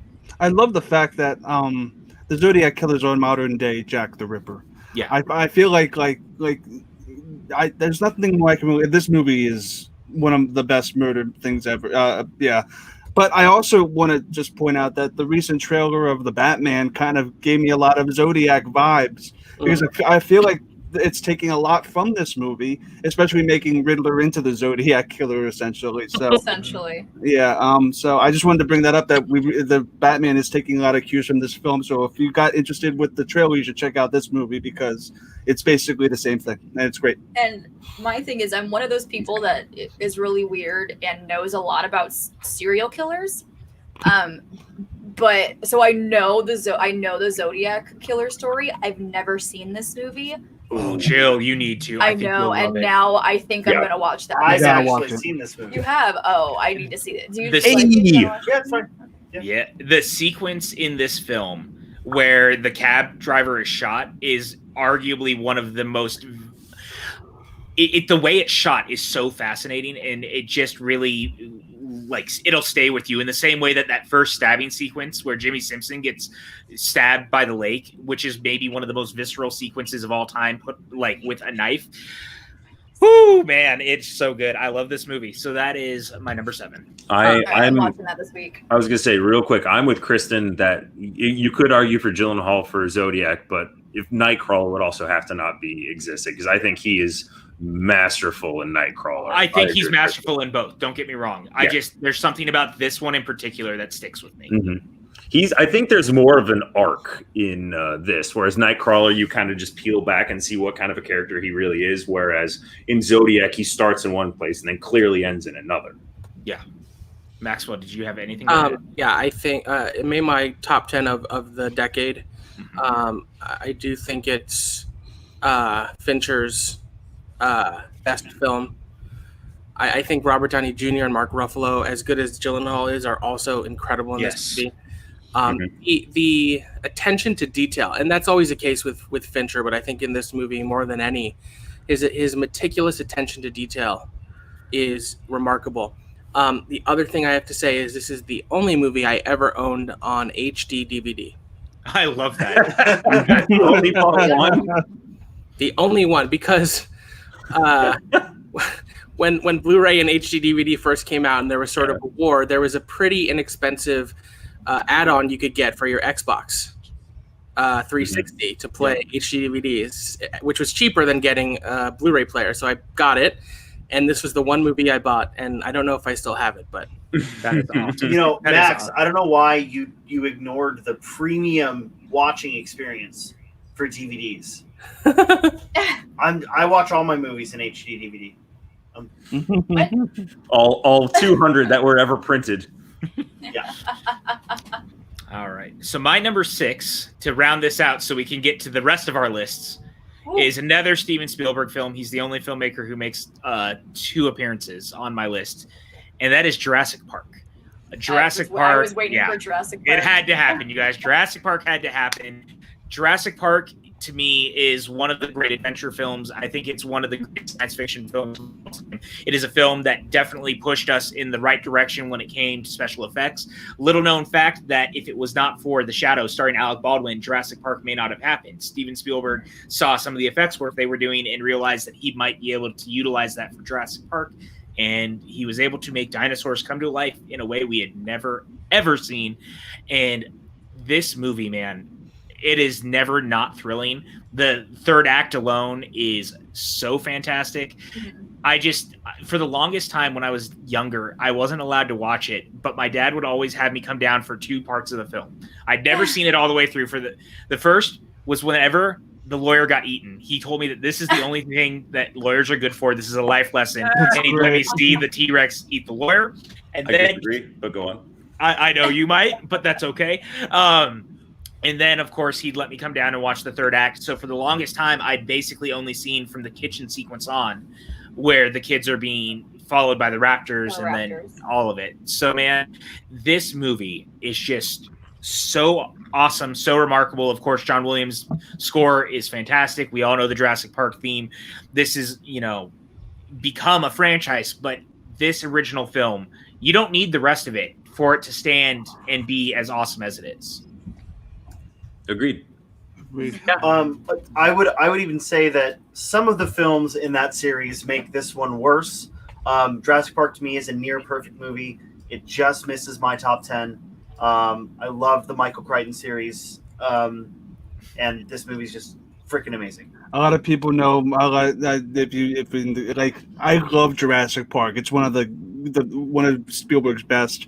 I really love Lost World. I like the sequel. We know. We know. Yeah. Yep. So, but yeah, this it's interesting how you said that your dad would only let you watch the lawyer getting eaten. My dad would never let me watch that sequence or when what's his name? Newton gets killed by the thing in the truck. So it's just you said it. It's one of Spielberg's best, and it's a wonderful adventure.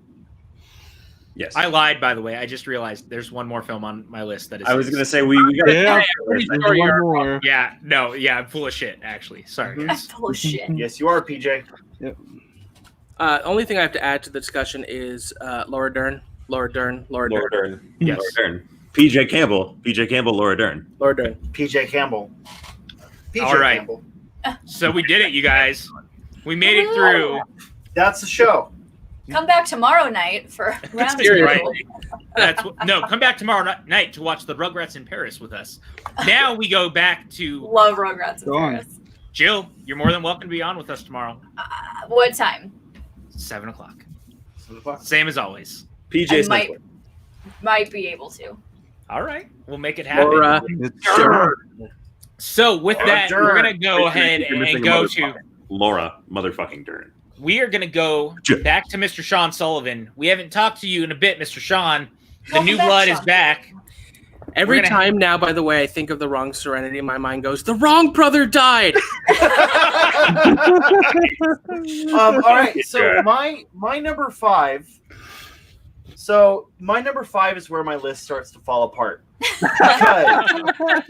And here's why. Fall apart how so? Here's why. I love there's a certain franchise, and I don't know why I'm going to beat around the bush on this, but there's a certain franchise that I love. If I were to write a truthful list, my top 12 favorite movies would be Star Wars. Yeah, in release order. We know. So I wonder what series that is. In order to have a more diverse list, I might have edited that a bit. My number 5 is Star Wars: A New Hope. Okay. Or, as I like to call it, just Star Wars. Star Wars. I'm not even going to say why I love it. You guys know why I love it. It's Star Wars. Star Wars. I mean, I have nothing else to really add to that. Look, Star Wars changed the game. Twilight is great. Just saying. I love Twilight. The Twilight films are my guilty pleasure. I've seen 2 of them. Couldn't agree more. I love them. I have a copy of Midnight Sun waiting to be read. Ooh, I need to get mine. Everybody has good abs in that film. In Star Wars? In Star Wars or Twilight? Yes. Yeah. Star Wars changed the game, and also it should be shouted out that if it wasn't for Lucas's wife, the editor at the time on that film, this series would not be what it is, and she deserves a lot of love for what she was able to accomplish with it. A remarkable. I should know her name, movie. and I don't. Should know her name. Back to studying we go. All right. I couldn't pull it. Does anyone else want to talk about Star Wars before we move on? I will say I don't want to talk about Star Wars yet. Okay. Okay. Fair. All right. There we are. Okay. And I will Yeah, I mean, it's Star Wars. Star Wars. My number 4 film. Your number My 4 number film. 4 film is a film that I feel like we will see again. It involves George Lucas. It involves Steven Spielberg. All right, we're done with you for right now. Yeah, it is. Far too low. It is Raiders of the Lost Ark at number 4. It's a near perfect film. Yep.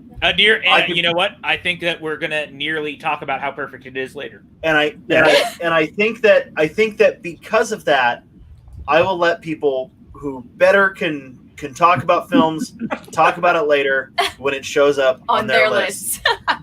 Sean, I love you. It's beautiful that you have those back to back. How far am I going in my list right now? Am I going to number 2? You're going to up to 2. Yeah. Okay, so this next film is a film that some would say is the worst film in the trilogy. Oh, dear Someone God. says the worst- it's the worst Some film would in the say it's the universe. second worst film in the trilogy. It's neither of those things. It is Some neither. would say, some would say, why didn't I just pick the first one? Waiting. Iron Man 3. Yes. And not Respect. Iron Man 1. Respect. This is what we call a great list, everybody. This right here. Iron Man 3 is a much number better 3. exploration Star of the Wars. character. Chris's face. No, I'm sorry, but wow. Okay, I'm so sorry. I just want to pull him up real quick. Like, look at this guy. Look at him. Can I? Let's play poker. Let's play poker. Look at him. Look at him. Come on, Chris. Chris, are you okay? We're Chris? watching. No, watching the synapses. He's like, starting what to is this? connect. Why I don't is want to judge. I'm the one who put "World Is Not Enough" at number 6. So Yeah, you don't, I didn't mean to talk. You're also the one who put the wrong Serenity on the graphics. So.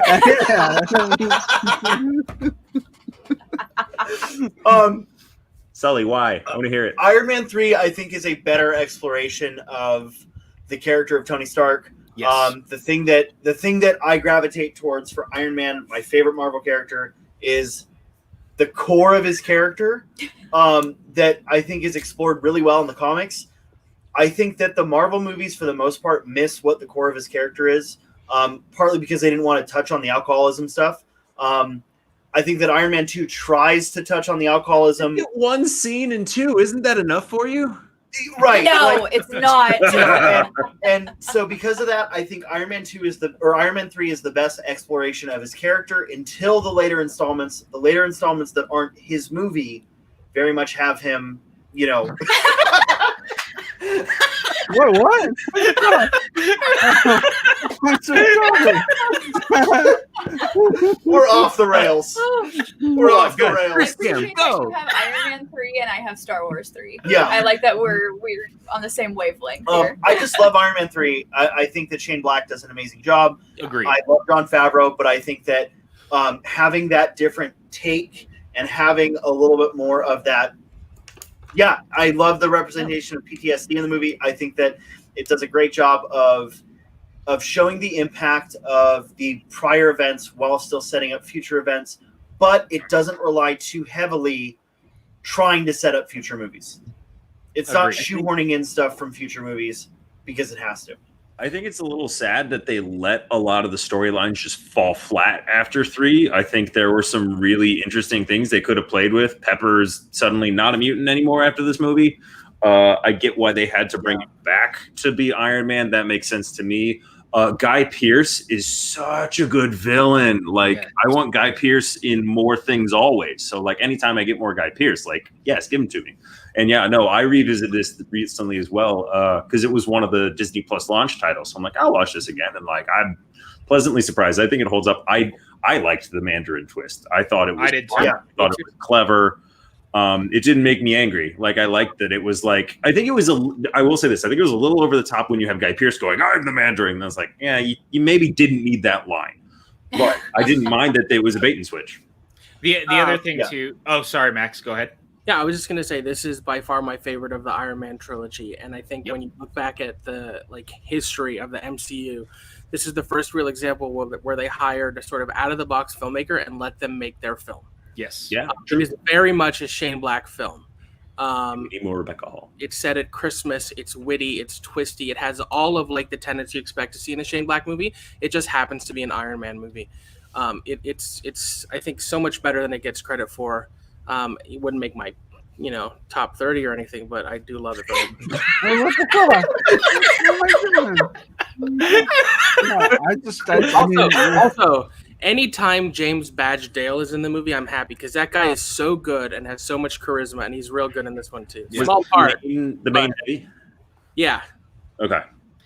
Look, this is my favorite of the Iron Man films as well. I think it's actually one of Shane Black's best films as well. I think it actually takes the core tenets of things like Lethal Weapon and makes it interesting within the confines of the superhero universe.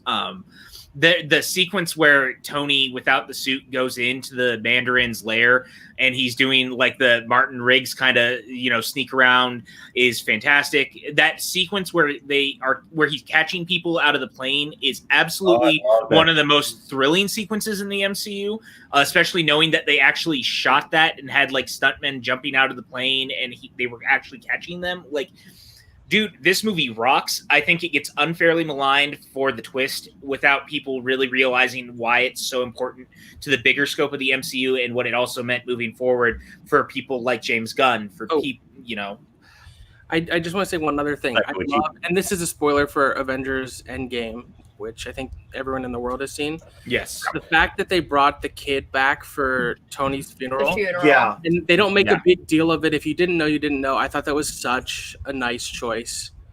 Yeah. I agree.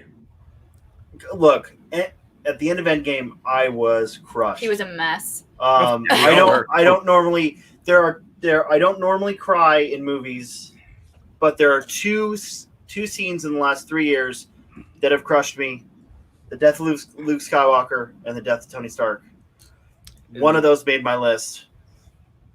But yeah, having Harley there just to me was a much bigger, like, that hurt. Yeah. All right. So with that, my friend, what is your number 3? All right. Number 2.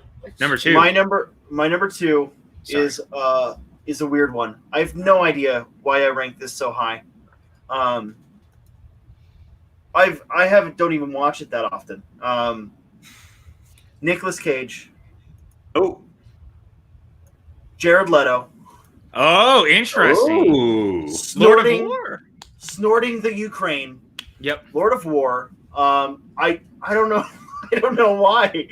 This movie for me, I saw it at a kind of a weird time in, not a weird time, even just like someone handed me a hard drive full of movies and it was on there. I watched it and I loved it. And I've kind of gone back to it a lot. I don't know. It's just such an interesting movie and it's a little bit out of left field for my normal taste. Yeah. So, I love Jared Leto in it. And that might be why I am okay with Suicide Squad, because really, like, I feel like the emotional impact of that movie of his life kind of falling apart near the end doesn't hit as hard without Jared Leto's performance as yeah, I mean, I love Con Air, I love Lord of War, I love Nick Cage, period. But yeah, Lord of War, I especially put it on here because I feel like with the thought of movies people probably haven't seen, Lord of War is one that a lot of people probably haven't seen. Yeah. I love it. Definitely underrated. Really enjoyed it. Yeah. Is everyone sitting down?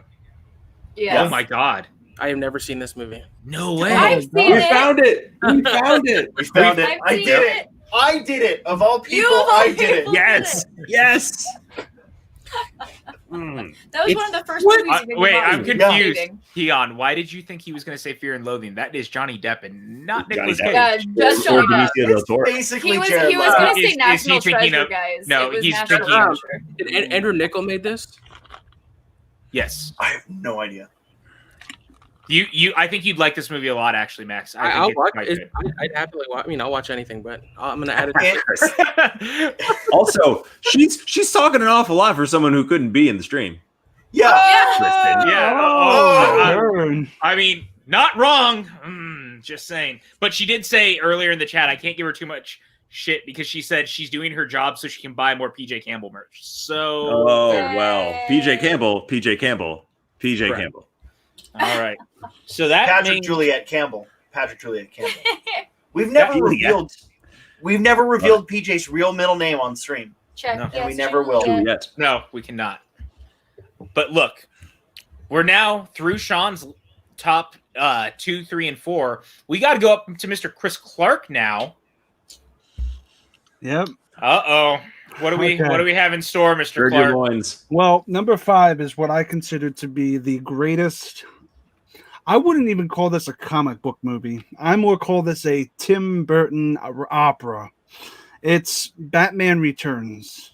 There it is. Yeah, I feel like this, especially when it was released, Happy Meals didn't want to, because there was a big fat penguin gooing all this stuff out of his mouth. He was horrifying. But when you look back at it and you realize just how magical that film feels, it feels like it's an opera. It's a stage play. Everything feels like it's a set. The music even sounds like an opera. The way it's lit, how people are acting, it's so over the top and corny in the most dark, mysterious way. I could quote the movie from top to bottom. I'm wearing my penguin shirt. It's just Batman Returns itself, I feel like, is not just the greatest comic book movie ever made. It's Tim Burton's opus. I know a lot of people maybe disagree and feel like maybe Batman Forever is better, which I don't know how people think that. But I just feel like Danny DeVito's performance is phenomenal. Michelle Pfeiffer, she looks cool in that leather. That's a badass costume. Yeah. She's slick. And then of course you get Christopher Walken as Christopher Walken. You get Michael Keaton as Bruce Wayne for 90% of the best movie. Batman. Yep. And I just feel like it also has one of the top 10 scores of all time. I just feel like every character has a motif. It feels like a musical, and it's just really overlooked because 89 Batman and Mobster Joker just kind of steal the spotlight. But Batman Returns, I grew up with this movie. I can quote this movie, and I used to dress up in long underwear and pretend to die like the Penguin. So yeah, I used to do that as a kid. Like, the cute one. Yeah, it's just great. Yeah. So I just rewatched Batman '89 on Friday, and I'm excited to get to Batman Returns. I'm excited for Batman Returns because honestly, Batman '89 does not hit for me like it used to. Sully, it was great to have you. If you could just no, Jill can stay. Yeah, I mean, I love Batman Returns, and I just, So Batman Returns is my second favorite Batman movie. I think it's pretty incredible. Michelle Pfeiffer is out of control amazing. Danny DeVito is great. But when I was a kid, and keeping in mind this came out in '92, so I was 5, and I went to see it in theaters. And until I was a teenager, I was a massive scaredy cat. Towards the beginning, when the guys pop out of the giant gift boxes, I got up and ran out of the theater because I was so fucking scared. That's awesome. Terrifying. And I didn't see it. Can't get you, Max. It's okay. I didn't see it again until years later. But it's I think one of Burton's best. I think it's a remarkable film. The vision on display in this film is incredible. Jen, we had a good run. I love a little. Jen knows that. What's up? A little Paul Rubens in there. Yeah, as Trevor. Yeah. Other than Batman Begins, this is my favorite Batman movie. Batman Begins is phenomenal. Yeah, those are my 2 top Batman movies. But yeah, it's a great choice. I think the Penguin is maybe a kindred spirit to you in some ways, Chris. Oh, I've played the Penguin in like 2 movies that I produced. So yeah. Yeah, it's a great choice. Great choice. Yeah, dude, I have nothing but love for this choice. I love this movie very, very much. It's a great Christmas movie. It's a great Christmas movie, just like Iron Man 3. I do think and It's a Wonderful Life. There's a motif. Yeah. We all have a Christmas movie. I'll just say I do think that it is definitely better than 89. 89 will always have my heart just because I have very vivid memories of how much I loved 89 as a kid. But Returns is by far the better film. And I love Kristen's use of Batmen. Batman. Batman. And you have a great poster of it too, PJ. I do have a great poster for it. Like I love this movie, and Danny DeVito is awesome in it. So and Billy D. Williams. Yes, Could have been Two-Face. That would have been great. All right, Chris. Is Billy D? I'll go for it. Soon. He's Harvey Dent. Is Billy D in that one? I know he's in Batman '89, but is he in? Oh, I don't know. No, he's in Lego Batman. Oh, he's only in '89. Yeah, he's only in '89. Oh, that's why Christopher Walken is in it, because they couldn't get him back and they changed the way they were doing. That would have been great for that to have been Harvey Dent. Anyway, my number 9 is okay. Everybody had a Star Wars movie. Wait, your number what? My number 4. I mean, my number 4. Everybody had a Star Wars movie. Here it comes. I'm no different. And you know what? I said that Revenge of the Sith had the greatest, second greatest opening in Star Wars. This has the single greatest opening in Star Wars, and probably in general just the greatest opening sequence of a film. The 30-minute Jabba the Hutt sequence. It is Return of the Jedi. I feel like just Return of the Jedi. I know people think that. I'm going to stop you right there. You know why? Oh yeah, we might be talking about it. Yeah. So you worried me for a minute, Chris. You worried me for a minute. So we'll get back to Return, but yeah, that would be my number 4. I know everyone had a Star Wars movie on their list, but how about this one, Wing Commander? Starship Troopers. Is that the band? Is that the band by Paul McCartney? No, that's Wings. Oh, Wings. Wings Commander. Oh. Chris, does your Star Wars list go Return, Phantom Menace, A New Hope? Return, Clone Wars movie, A New Hope, and then Phantom Menace. His Star Wars list is literally about Jabba the Hutt ratio. Got it. Okay. I'm like, so we'll talk about that on another episode of the show. Wow, that's an episode. Wow. Yeah. I love the Clone Wars movie. I almost put this on just for shits and giggles. I love it. I would have thrown my. So let's. Expensive. Yep. The next one, my number 3, is my favorite musical of all time, and we spent 2.5 hours talking about it the other week. It's Little Shop of Horrors. Yes. This is no surprise to anybody on here if you know me. I am shocked. There's not really much to add. That I would just suggest watching the Suddenly soundtracks for Little Shop of Horrors to just get our thoughts on it. Yeah, it was a great episode. I was on it. Yeah, I was there too. So there's not much more I can really say because we spent 3 hours talking about it. But Little Shop just has great music, great set pieces, great special effects, and I think some great acting by Ellen Green and Steve Martin is a joy. So Little Shop is. I don't think it's a surprise, but Little Shop is. Do we have a special guest, PJ? We do have a special guest. Someone started texting me saying, "Will you please read my list?" And I said, "Why would I read your list when you can join us for the rest of the show tonight?" Everybody put your hands together for one Mr. Tim Franco. Why would I read your list? Hello. Join us. Oh, we can hear him. I know. Sorry, let me turn my TV off. You know what I was just thinking? Actually, I was just thinking. This show is really not going to go long enough. How can we make it extend the longer? length of this show? You guys are already going so long. I was like, well, I guess I could jump in. I mean, it's a perfect world to have all of you here. And, I'm sure you just heard that Chris Clark was saying how much he loves the Clone Wars films. So we're all very concerned about it. I mean, we already knew that. Yeah. So what's your number 2, Chris? My number 2 is we don't have to dwell on this because we kind of talked about it. Yeah, it's Toy Story 3. Toy Story 2 I love, but Toy Story 3 is what I grew up with. I graduated high school the same time Andy graduated. I got emotionally attached. Yeah, 2010, and I actually 3 days before. So we graduated the same year Andy did. Yeah, we now know how old Chris is. Yeah, hey Chris. You guys are 29. Yeah. Now I feel old. Yeah. I'm older than you, Max. I'm older than probably you. I don't know. Yeah, but and just I feel like the ensemble here even made Toy Story 2 eclipsed. I just feel like the ensemble, because everybody felt like a family in this film. Everybody had their part. You had Mr. Tortilla Head. You had Buzz.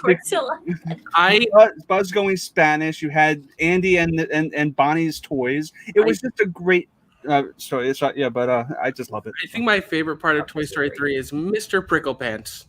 And Mr. Pricklepants. Voiced by Timothy Dalton. So good. Yeah, so Love it. I just love Toy Story 3, and that's my number 2. I know it wasn't too surprising, those picks, but yeah, those are my numbers. Yeah. So Chris, it's a beautiful list. You know, you're getting so here you guys go to see it. Look at that. That's brilliant. Like Chris, thank you. I just like the Jabba the Hutt. I appreciate it. Thank you, Chris. Jabba's my favorite. I love Jabba. So. All right, so that leaves us with Mr. Dan I now. Okay, like I said before, when I got to like 7, I found out really quick. So my number 5 is Mad Max Fury Road. Oh wow, got it. Nice. This movie is like, I don't know if I've ever seen a more beautifully executed plot that's literally a 2-hour-long chase scene. You go there, you turn around, you come back. That's the plot of the movie. Like you're no bells and whistles, but it's also some of the prettiest. Yeah, it's also some of the like everything is quotable. It's some of the greatest visuals. Whoever approved what was it, $120 million budget to a 70-some-year-old George Miller just to go into the desert and do whatever the fuck he wanted. God bless them, because this movie should not exist. Like literally, as the studio structure happens now, it shouldn't be a thing. But like, for me, it's infinitely rewatchable. Every visual has a purpose. Like, and there's like the soundtrack's amazing. That fire tornado that sucks up things and has explosions going in the middle of it. The blue hues when it's set at night. Like, I think even Tom Hardy admitted like he had a rough time. Yeah, I love all the quotes that are just coming in the chat. I love that Tom Hardy admitted he's like I gave my performance, but I didn't get it. And he saw a screening and he's like, oh my God, it clicked. Like, because you can't even like get the scope of that movie. If somebody told you how that movie was going to go, you'd probably be like, that's dumb. And then you see it and you're like, oh my God. Like, I think that's a big thing when I get into my top 5 is scope. And the scope of this film is astronomical. I love this choice. This movie. I mean, I don't understand how this movie exists. I don't. Yeah.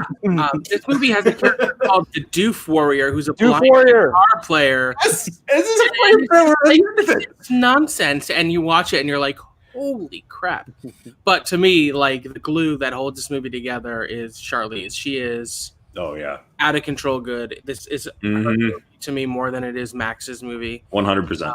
It's just like, when I saw it in theaters, I was pretty skeptical, and I was pretty blown away. It's just like, oh, how did he do that? Because it's almost all practical too. It's like visual poetry. Yeah, I feel like at least 30 people probably like broke bones making this movie. It's some of the greatest editing besides Baby Driver I've seen in the last like 2 decades. And I just want to say, I think he should have won Best Director, because this is a directorial achievement more than anything. I sadly have not seen the other Mad Max movies, but I haven't absolutely seen this one.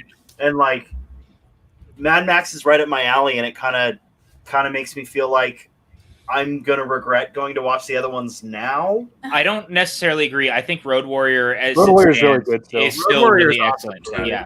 The Road Warrior is basically the same. It's very similar to Fury Road. Okay. Well, and that's what I understand about the film. Just fucking amazing. Yeah. What I understand about the films is he's very rarely the main character. He's almost always a side character in his own story. So there's more truth to that than I think, outside of obviously the first one, because the first one would be the closest to him being the main character, really. Yeah. I'm not crazy about the first one though. No. I just found out today that that's not the first movie. I didn't know there were other Mad Maxes. They were Mel Gibson made in the 80s, yeah. Yeah, the first one was like 79, 81, and 86. 85. It's perfectly okay to forget about the existence of Mel Gibson, so no harm. However, I didn't know it was a continuation. I thought it was just a movie. I will also say this: if you enjoyed someone's art at a point in time, you are allowed to still have those nostalgic feelings for that art before you realize they were a shitbag. That's what I agree. I don't disagree, but I agree. Particularly hate Mel Gibson because he's such an anti-Semite. But that's, yeah, no, he's an asshole. But I like some of his movies, so it is what it is. Indeed. All right. All right. Where are we at, my friend? My number 4. I'll say it and then we can wait because it's Back to the Future. Oh well, yeah, that's so we can wait. We'll talk about it later. We'll wait about that. I don't think anyone else is going to have that anywhere on the. I don't know. No, I don't think. I don't think anyone can hear. I'm gonna just seamlessly slide into my Charlie Day impression. I don't know what you're talking about. Hey Max, we still don't know what my number 1 is. It could be Back to the Future. I don't think it is. I would take honest to God hard bets if anyone guessed my number 1 because I think it's really fucking out there. But we'll get to it. That's a tease again. My number 3, again, I'm getting into the recent ones, but my number 3 is Into the Spider-Verse. Ooh, I like that. We can also talk about that one later. Oh, okay, then we'll hold off. It just missed my list. So we'll talk about it in a little bit. And then my number 2, in the same breath as everything I just said with Fury Road, the other movie, like a couple of years ago when I first got it, and this was explicitly the first movie I ever owned on 4K, and I wanted to make sure I watched it in 4K, like for my birthday, and that was Blade Runner 2049. This movie, I'd only ever there it is. Like I didn't grow up like a lot of people my age grew up with the first Blade Runner, and it was one of those things I never saw it. I saw it a couple months before this movie came out, and seeing 2049 in theaters, I saw it in IMAX, and I was like just blown away by the immersiveness of this world, and like it's so dystopian, but it's so vivid. Like I've never wanted to live in a world that looks so depressing. Like it felt so real to me. The story was so good. The visuals are amazing. Ryan Gosling is so like, I had a buddy who was like, I thought he was kind of wooden. And I'm like, dude, you were not paying attention. He's giving the performance of a lifetime with like the subtleness and the nuance. And when he freaks out in that like creative sphere, it's like, he is next level in that movie. And yeah, no, he is for sure the GOAT in that film. And this is another reoccurring theme. I could have just put a bunch of Denis Villeneuve films on here, but like the fact that somebody gave him enough money to shoot 2 Dune movies, I'm like, I've never read Dune, but I cannot be more excited for a film to come out in the next 2 years. Like, I think he is a phenomenal filmmaker in 2014. Yeah, I don't think Dune's coming back this year, but no, I don't either. That's why I said the next 2 years. The only thing I think it's a great movie. I like it more than the original. I would put this on the list of 10 greatest achievements in cinematography and cinematic. Oh, yeah. I mean, Roger Deakins is incredible. For life. And the cinematography in this movie is just astounding. Just finally got him his Oscar. Yeah. Finally. There are other ones he deserved it for, but we were going to riot. It was impossible to ignore. Plus, yes, Ana de Armas. Oh, so good. So good. Dave Bautista is great too in his very small part. I love his little glasses that he wears. And that's the thing. This movie doesn't work without that scene. Like, and you have to get someone.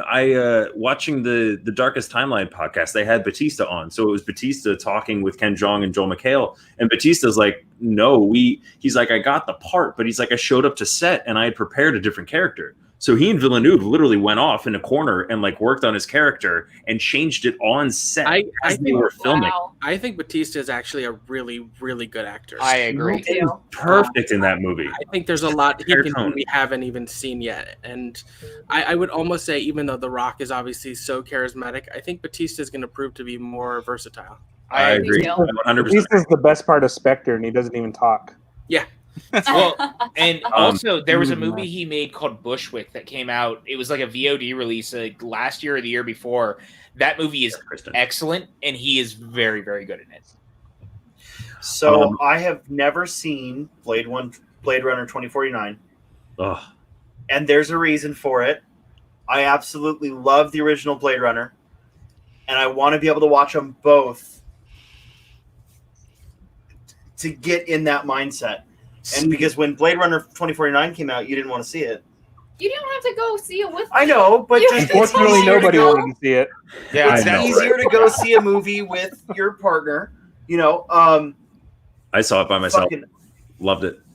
Yeah, I really need to fucking see that movie. Yeah, you'll But I love also will Bye, Vidor. I'm confident you'll love it, Sean. But this is one of the things I will say whenever Sean comes back is this is the perfect example of people who don't want a movie from a sequel 40 years earlier. I point to this because this made its own story. It built on the mythology of the original, and you genuinely don't have to have seen the first movie to enjoy this one. Well, similar to Fury Road. I also want to add, I think Jared Leto gets a lot of shit, but I think he's great in this movie. He's great in this movie. Well, He really I is. also want to say Ford gives a really exceptional performance for someone. Everyone gives him such a hard time in his later years. I think this is easily one of his best performances. Yes. So yes, I need to watch Blade Runner in this because I've never seen either of them. So I like the Sean Young recreation is pretty cool too. Yeah. Yep. It's a blind spot. Yeah. It's okay. Nothing wrong with that. That's why we do this. Yeah. All right. So was that your number 2 then? That was my 2. Well, that means we go over to one Mr. or Mrs. Jill. What do we got at your? Okay, so my number 5 is a movie I grew up loving. I can watch it literally every single day of the year and never tire of it. It is one of the best examples of great chemistry between two co-stars. And if this is not in your top 3 comedy films, there is something wrong with you. And that is Tommy Boy. Yes! Tommy Boy is... What did you do? What did you do? That Tommy Boy guy is in a so little coat. That's when the whores come. This is actually, this actually, we were talking about Anchorman earlier because of Sean, and I realize I misspeak every time. Tommy Boy is my favorite comedy of all time because Tommy Boy is doesn't get so better than this. good. There's Go ahead. Sorry. There's not a scene in this movie that doesn't have a quote that we still don't continue saying to this day. There isn't a 2-minute span in which you're not laughing your ass off. It is so freaking funny and it's so freaking charming. Dude, watch it. You need to see Tommy Boy. Tommy Boy is literally, like I said, if it's not in your top 3 favorite comedies of all time, there is something wrong with you. Brothers don't shake hands. Brothers do not.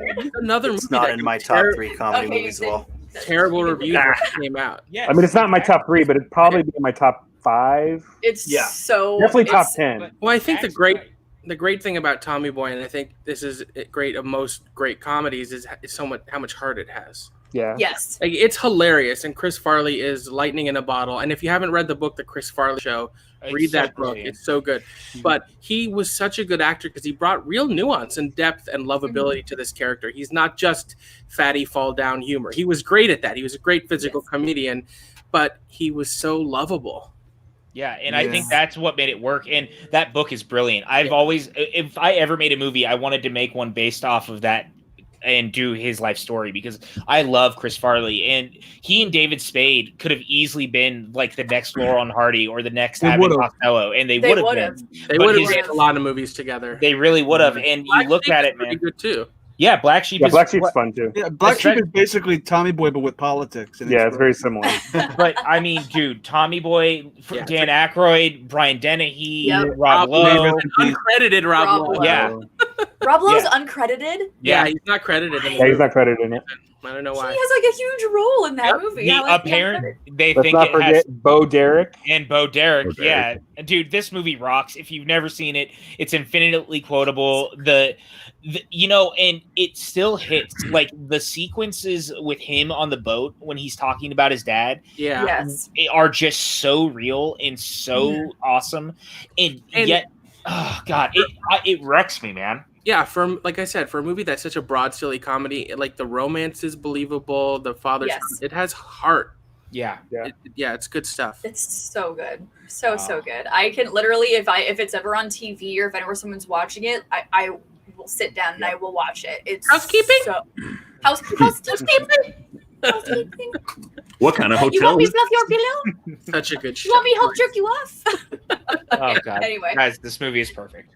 So Such good. a good choice. You get a good look at a steak by sticking them By sticking your head up a butcher's ass, but anyway. So my number 4.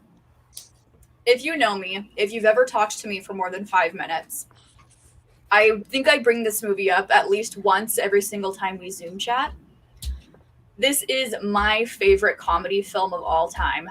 A lot of people have never heard about it. I think it is super underrated, and that is So I Married an Axe Murderer. Yeah, there it is. I knew that was coming. You knew it had to be on there. It drives Sean crazy because I talk about it all the fucking time. But So I Married an Axe Murderer is, again, it's one of those movies that I have kind of a personal connection to because my uncle and I watch it all the freaking time, and he can say like the Scottish dad quotes like perfectly in the Scottish accent, and I freaking love it. It's the best. So I think it's Mike Myers' first major film coming out of working SNL, and it's just this perfect amount of like, it's kind of more, it's like a dramedy kind of borderline a rom-com. But it's so funny and it's so great, and I love young Mike Myers so much, and I wish he would come back and do more movies because I miss him. Maybe not another Austin Powers film, but at least another like not hokey comedy. Yeah, I would. They need to do another Austin Powers, just not another Love Guru. I love Love Guru too. I don't know why it gets a bad rap. You know what this place? I gotta go. A large oversight. What was your large oversight, Maxwell? I said, you know what this place needs? A large oversized poster of Atlantic City. Oh, you already got one of those. I love this movie, and I do miss Mike Myers. I still contend that they need to do a new Wayne's World set now with them trying to deal with the digital age and how awesome it would be. Yeah, I heard that the reason they haven't been doing that is because he stole Dr. Evil from Dana Carvey or something. So. But no, it's so good, and just the subtle comedy moments are great. Like, I'm sorry, I ordered the large cappuccino. Yeah. Hello, like, so great. All right, so my number 3 is my favorite Marvel film of all time. One of the most beautifully animated films of all time. And that is Spider-Man Into the Spider-Verse. There you go. That was my 3. There is nothing negative about this film. Every single part of this film is absolute perfection. I think this is not only the best Spider-Man film, but I think it is the best Marvel film. Like, you can't fight me on this because I will not change my mind. The characters are so relatable. They're so diverse. They're so great. The villain was a twist. The fact that Doc Ock was a woman was freaking great. Mm-hmm. This movie is so good. It needs more love. I think, did it win Oscar for Best Animated? Because it won the Oscar. There is a reason why. It is good. Their attention to detail in it is huge. Like the fact that were you going to talk about the frame rate between the two when he first starts to learn how to swing, Max? Yeah. Like, no, I was going to say I fell in love with this movie when he threw a bagel and it said bagel. Yes, that's the same scene. That is the exact same scene. They actually. That is when I was like, this movie is everything. It's a comic book movie come to life. Mm-hmm. Like, it's so good. It is the best Spider-Man movie ever made. Yeah. The only reason it's not in my top is because I was trying to avoid what you did, Dan, and I was trying to avoid the recency bias as much as possible. It's one of those things that like I can't avoid it for this. Yeah, It's I mean, so good. I this is a fucking perfect masterpiece. I love Peter B. Parker. He is. Peter B. Parker. I held it together pretty well. You are Peter B. Parker. It's a big mood. And Jake Johnson. The thing about this movie that upsets me is a lot of people wrote it off because it was an animated film. Oh, it's so good. But the thing is, you can't make this movie unless it is an animated film. I don't think it would have been nearly as good if it was a live action. You could only have a movie like this in animation, and I think you were right. I think they got away with more. I think they were able to like do more because A, they were animated, but also B, because people wrote them off early. It was like, well, they're going to let us do whatever we want. Then fuck it, we're going to do whatever we want, and that's why we got such a large creative endeavor. Chris Pine is so good as Spider-Man Prime too. Good. Like, what a great Chris Pine is the best Chris. I'm just going to say it. Chris Pine is one of my favorite Chris's. Yeah. And Peter B. Parker went way down. Pratt went way down. Yes. Peter B. Parker gave us fat Spider-Man representation. Yes. I am too husky to cosplay Spider-Man, I get to cosplay Peter B. Parker. Yep. I like to let the beer gut hang out. Peter Gut We Sweaty is didn't awesome. even I talk love about all the other alternatives like Spider-Man Noir, like Yes. Spider-Ham. John Mulaney. Oh my god. I So love good. I love Mahershala Ali as the Prowler, and I love the Yeah. I love the Yes. music or like the sound effect it makes when he Oh, like is so around. good. Oh, It's that so like creepy and ooh, weird. it creeps me Like out. the post-credit scene with 2099. With 2099, is it Yeah, Pedro that's Pascal? It's Oscar Isaac. Oscar I think. Isaac. Yeah. I'm so excited for the sequel too because there's so much more they can do. Me too. I would I hope love- they bring Silk. I hope they bring Silk in the Well, sequel. I hope there's a scene where they get Tobey Maguire, Andrew Garfield, and Tom All Holland. three of them. Me too. Well, it sounds like that the Holland thing may very well happen regardless, because as we see, Sony's all in on doing the multiverse. Yeah, in the same way DC I'd is, be so. surprised if at least Tom Holland doesn't voice in the Something. yeah. It'd be a missed opportunity. I was gonna say this movie also genuinely makes me cry in multiple places. Like when It's so Prowler gets killed, when the fact that he's talking, it's a vocal performance, and he's talking to his door about Miles, and Miles is all tied up, and like, oh god, it's heartbreaking. And how he just gets shot point blank by Kingpin. It's just And Brian Yeah. Tyree Henry is so great too as his Yes. dad. The voice acting Yeah. is just yeah. so good. It's amazing. So good. I liked what the Dan, did you have anything else to say on it? Because that was No, that was also pretty. in your three. That was Patrick. no. I've been peppering. All right. So my number 2. You guys were all waiting for me to have a Disney film. I haven't had a single Disney film on my list. And I didn't want to, because honestly, if I had to pick like my 10 favorite films, it would probably be 90% Disney films, and I didn't want to do that. So I picked, so my number 2 is my favorite Pixar film. And this movie, I am in the same way that Evan is with Ratatouille, and that is The Incredibles. BCD called that, by the way. Look at that. Yep. The Incredibles is my favorite Pixar film, one of my favorite Disney movies. It is so freaking good. It is so charming. The villain is one of the best written villains ever. And he's the scariest Disney villain ever because he legit freaking murders people. Name another Disney villain that actually legit kills people other than Scar. But Radigan fed that guy to the cat. But did he have a kill board of all the superheroes that he Oh, killed? no. Did it go down the line saying, look at all these Nope. people I just freaking murdered? No. The Incredibles is so good, and I think it's so underrated, and Brad Bird is a movie genius. And I can talk about this movie forever, and I'm not going to because other people have to talk about their movies. Hey, Mike. It's the best Fantastic There he Four is. movie ever made. You missed quite a lot of great stuff. 100%. It's the But don't best worry, Mike. We Fantastic still have Four 2 movie. hours to go. Yep. We're 1/3 of the way there. No, I love this movie. I love this choice. And one of the things I've always liked about it, and this goes back to how much I love Kevin Smith, was Jason Lee, after the Kevin Smith times, became a very prominent voice actor. And this was the first time I really noticed his voice acting really starting to take off. And he's incredible as Syndrome. But also, like, you know, Holly Hunter is great as Mrs. Fantastic. Yeah, and you have Fantastic. Yep. Oh, I did, because everyone was talking about Fantastic Four at one point. Jesus Christ. I just want to know why Pixar keeps drawing their women characters with such Thick. big asses. Hips. Yeah. I'm like, With that such is large so hips. unrealistic. Yeah. Also, Craig T. Nelson is phenomenal in this movie. Yeah. Just Also, Coach. yeah. University of Arizona alumni right there. Yeah, Miss Sure. Incredible does have a big butt. Also, Oh, I need to stop. I need to stop.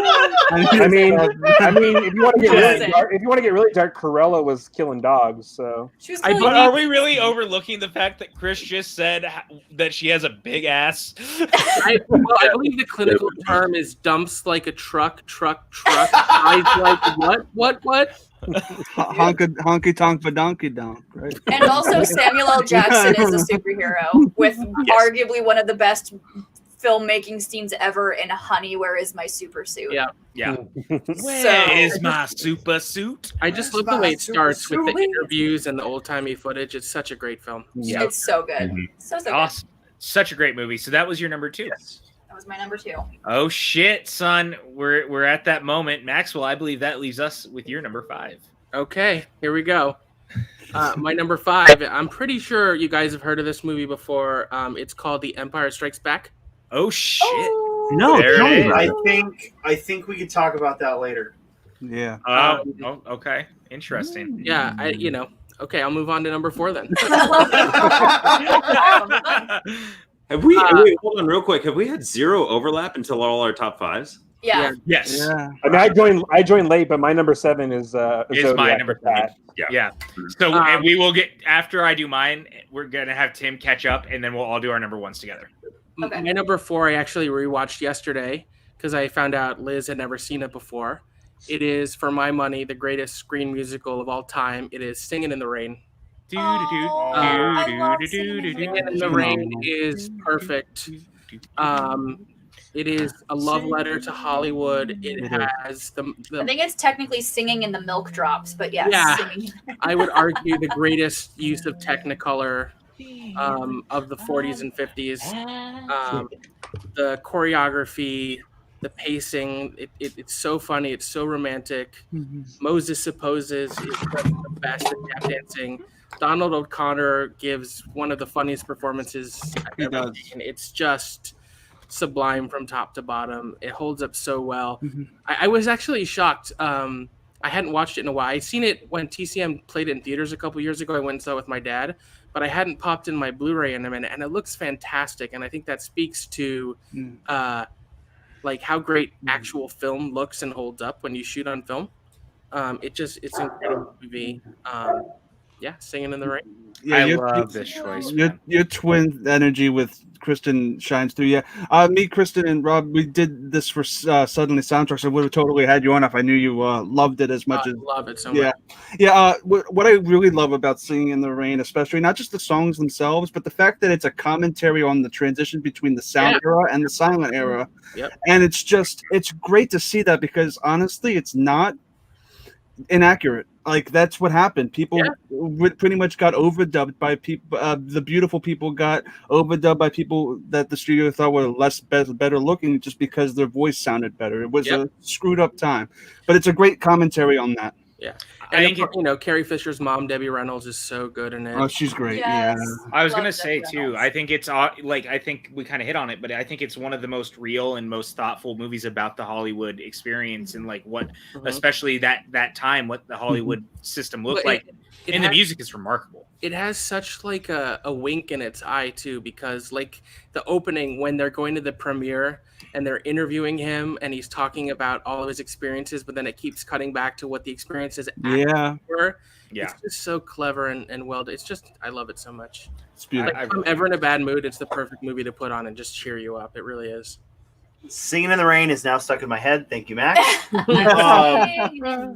is a great movie. I love this movie. You've seen Singing in the Rain? I was in show choir. Of course, I fucking Singing in the Rain. Singing in the Rain. Nice. You're right. I'm shocked there's no musicals on my list because you would like musicals, yeah. I enjoy musicals. I just don't. They don't stick. I don't know. I love this choice. I'm really glad that it made the list. And that's what, a couple musicals now, including the animated ones. So nicely done, everyone. I have 3 musicals on my list. Yeah. I like the representation. So my number 3, and I'm pretty sure it's on someone else's list, so we can wait to talk about it, is Alfred Hitchcock's Psycho. I believe we will be talking about that. Woohoo! So I'll save it, but I think it's, a masterpiece, the greatest horror film ever made. Anthony Perkins is one of the best performances ever. The cinematography, the twist. I mean, it was groundbreaking cinema, and it holds up today. And I'll leave it at that because we'll talk about it more. I was going to say, are you sure you're not talking about the Vince Vaughn version? Or Kristen, Kristen, I will let you know. Ian Hagen was the only actor from the film nominated. Kristen, I will let you know there are tapes that exist. You will never see them. Oh. Except maybe the time we did Don't Fear the Reaper in show choir. I'll let you fill in the blanks. Gotta have more cowbell, baby. I'll let you fill in that's the blanks. right. I was there for that, I think. I played the role of Will Ferrell. I know you did. It's funny because you think of this movie and you think of Gene Kelly, you think of Donald O'Connor, you think of Debbie Reynolds, but the only performer who was Oscar nominated from the movie is Jean Hagen, and she is hilarious. Hilarious. But it's true, she does get forgotten, but she wasn't forgotten when it came out. She's the one with the weird voice, right? Yeah. So my number 2 is Lost in Translation. Oh yeah. There is no movie I have ever related to more than Lost in Translation. Both of the characters, Bill Murray's character and Scarlett Johansson, their sense of melancholy and existential dread, and the connection they forge because of their shared circumstances is so beautiful to me. And it's not about romantic love. It's just about two people in a very similar experience finding each other when they need each other and relating on a very deep level. It's also the movie that made me fall in love with Japanese culture. I think it's such a beautiful film. I think Bill Murray is incredible. I wish he had won the Oscar. I just rewatched this recently also, and it holds up so well.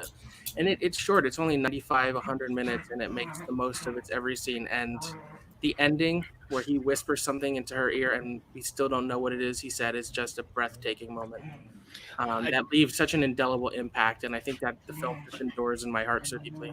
Yeah, this is my favorite Sofia Coppola film by a lot. Like, I think it just was such a great coming out party for her, if you will, to really shine as a filmmaker. And she kind of stepped out of the family shadow in doing this because, the Coppola family is relatively large. I think Sofia Coppola is an incredible filmmaker. I love The Virgin Suicides. Yeah. Marie Antoinette is woefully underappreciated. It's one of the great movies about excess. The costumes and like just gaudiness in that movie are incredible. I think Somewhere is really good. I love The Bling Ring. She's never made a bad movie. No, and I agree with you. I just think this one's. But no, it's her best movie it's my second favorite movie of all time. So yeah, I will say my number one is not another Sofia Coppola movie. So no, but I like this movie so much. I think the performances are remarkable. People give Scarlett Johansson a hard time as an actress sometimes because people are terrible, but she's amazing in stuff like this. So, this movie's excellent. If you've never seen it, please do. Yep. Okay. Okay. I will see it. Representation of my life. All right. So that means if anyone has anything to add, I guess that we are going to me. I have something to add. Oh no, Maxwell, your list is amazing. It's a lot of films I've never seen. Thank you. And that's why I love you.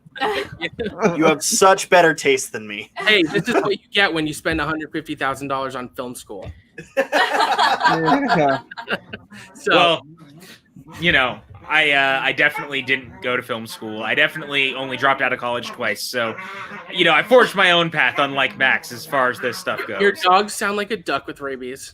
They're literally sitting under my chair, going back and forth and playing because they're weird gremlin types. All right, go sit in the corner. Thank you.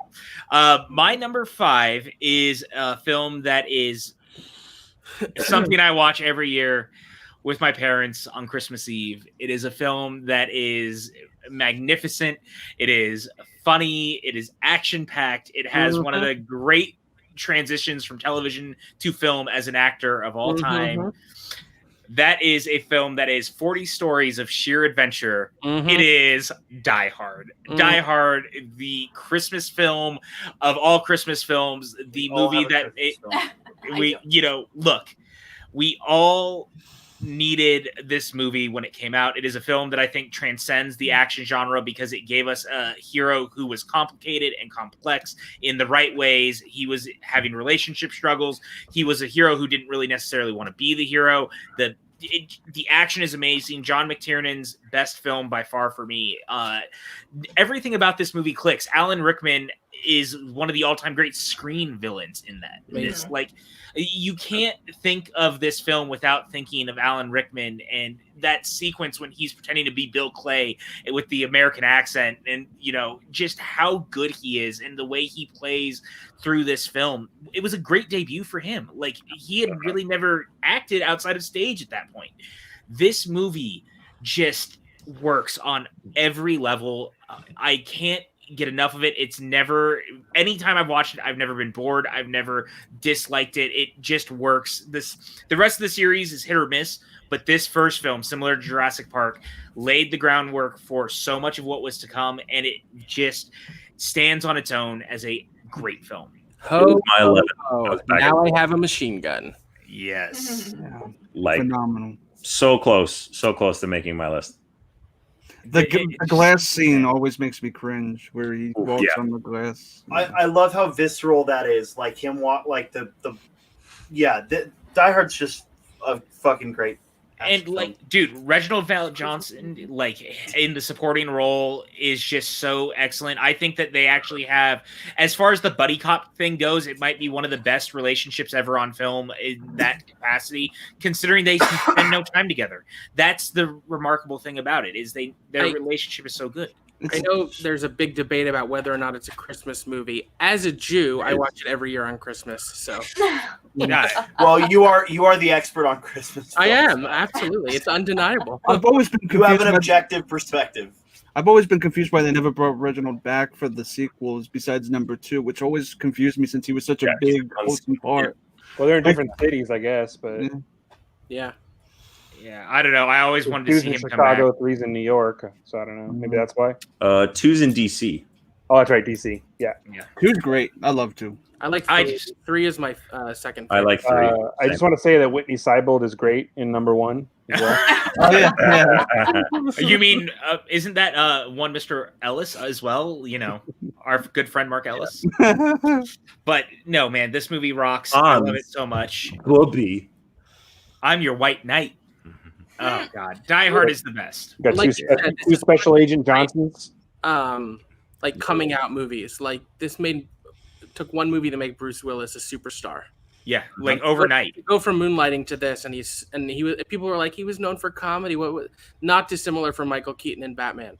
I like where Jen's head's at. Yeah, you know, this movie, Bruce Willis is maybe the best action hero in any movie. Yeah, I think he's the most human. Depends what you can, if you consider in Indiana action hero or not, I guess. We might talk about that.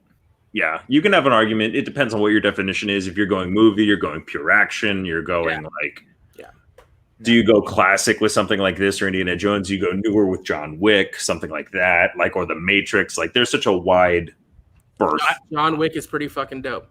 I would just think that McClane, though, to this day, is the most human, maybe, out of all the action heroes, and that's why Die Hard still stands apart from all the rest.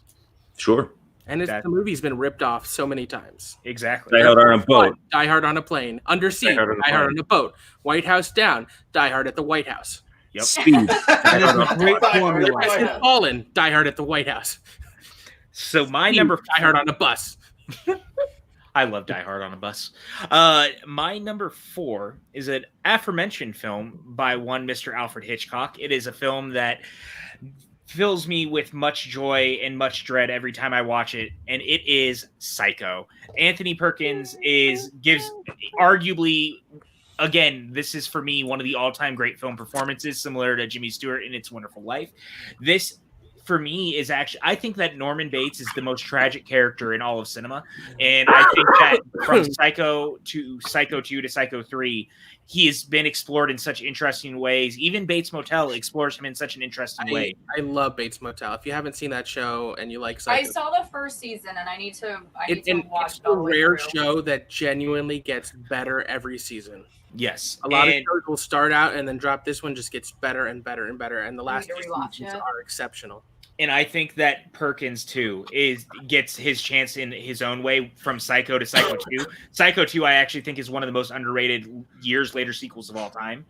But the reason this movie works as well as it does is because of Anthony Perkins. I firmly believe if anyone else was Norman, it wouldn't quite work. And I say that knowing that you can look at the Psycho remake with Vince Vaughn, and that doesn't work because he's not giving the same type of performance. I don't believe. Although Freddie Highmore is fantastic. It's just it's such a different approach because he has 50 episodes as opposed to 2 hours. Right. So I will go ahead and defer my time now to Maxwell, who also had Psycho. Yeah, I mean, I agree with everything you said. I think it's like I said, probably the best horror movie, or my favorite horror movie, anyways. The level of craft Hitchcock brings to all of his films, with this one in particular, and also it's just such a groundbreaking film. The way it was advertised, this was like the original movie where it was like, don't spoil the movie. It was like, yes, like even the cardboard cutouts they put in theaters of Hitchcock with like a little bubble saying, do not tell anyone what happens in this movie, because the fact is you're introduced to who you think the main character is, and then she dies 40 minutes into the movie, and there's still an hour plus left. And this was the first film, to Max's point, that also didn't let people into the theater if you were late for the same reason.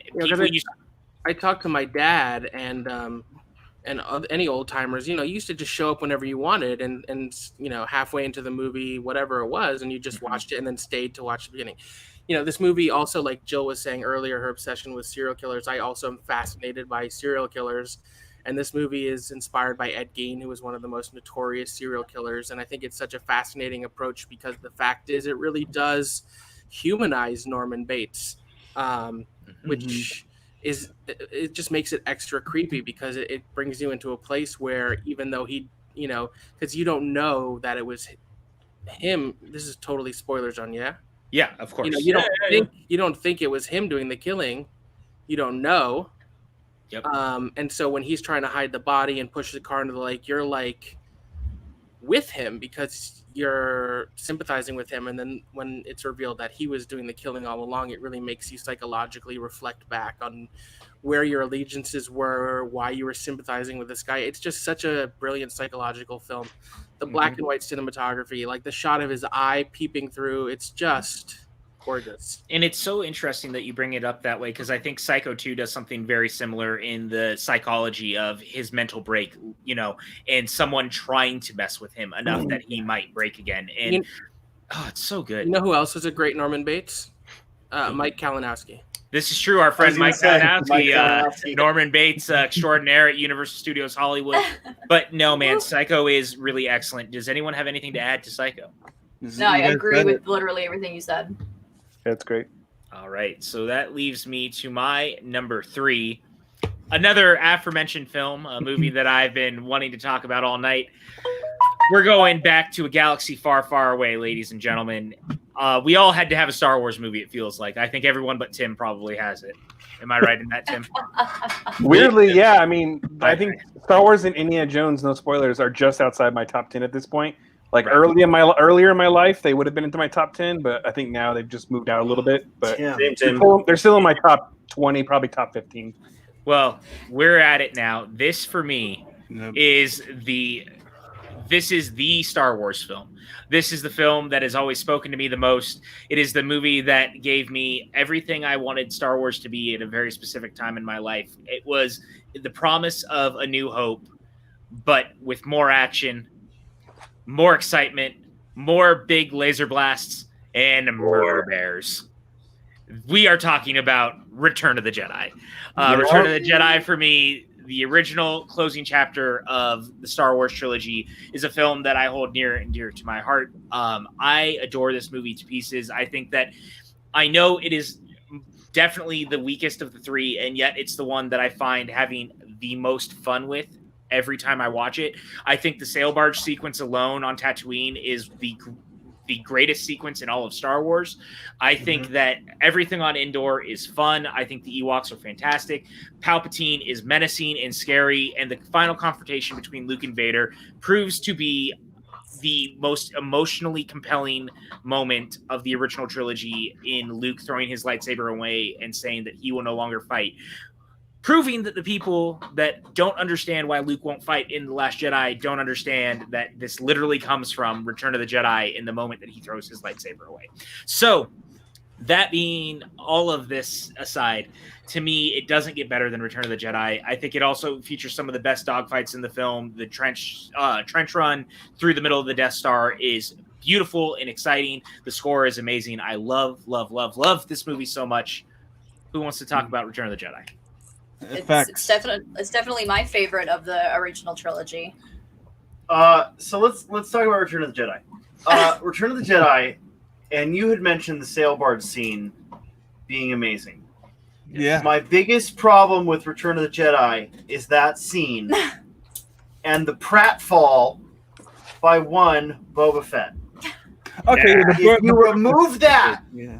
if you remove that, I think that was a filmmaking mistake. If you remove that, Return of the Jedi is amazing. That's my one flaw with Return of the Jedi. You don't like a Wilhelm scream being dubbed over Boba dying? Dan, I have that on my wall. Come on. I saw. I mean, but the Mandalorian got you back. You're okay. Yes, absolutely.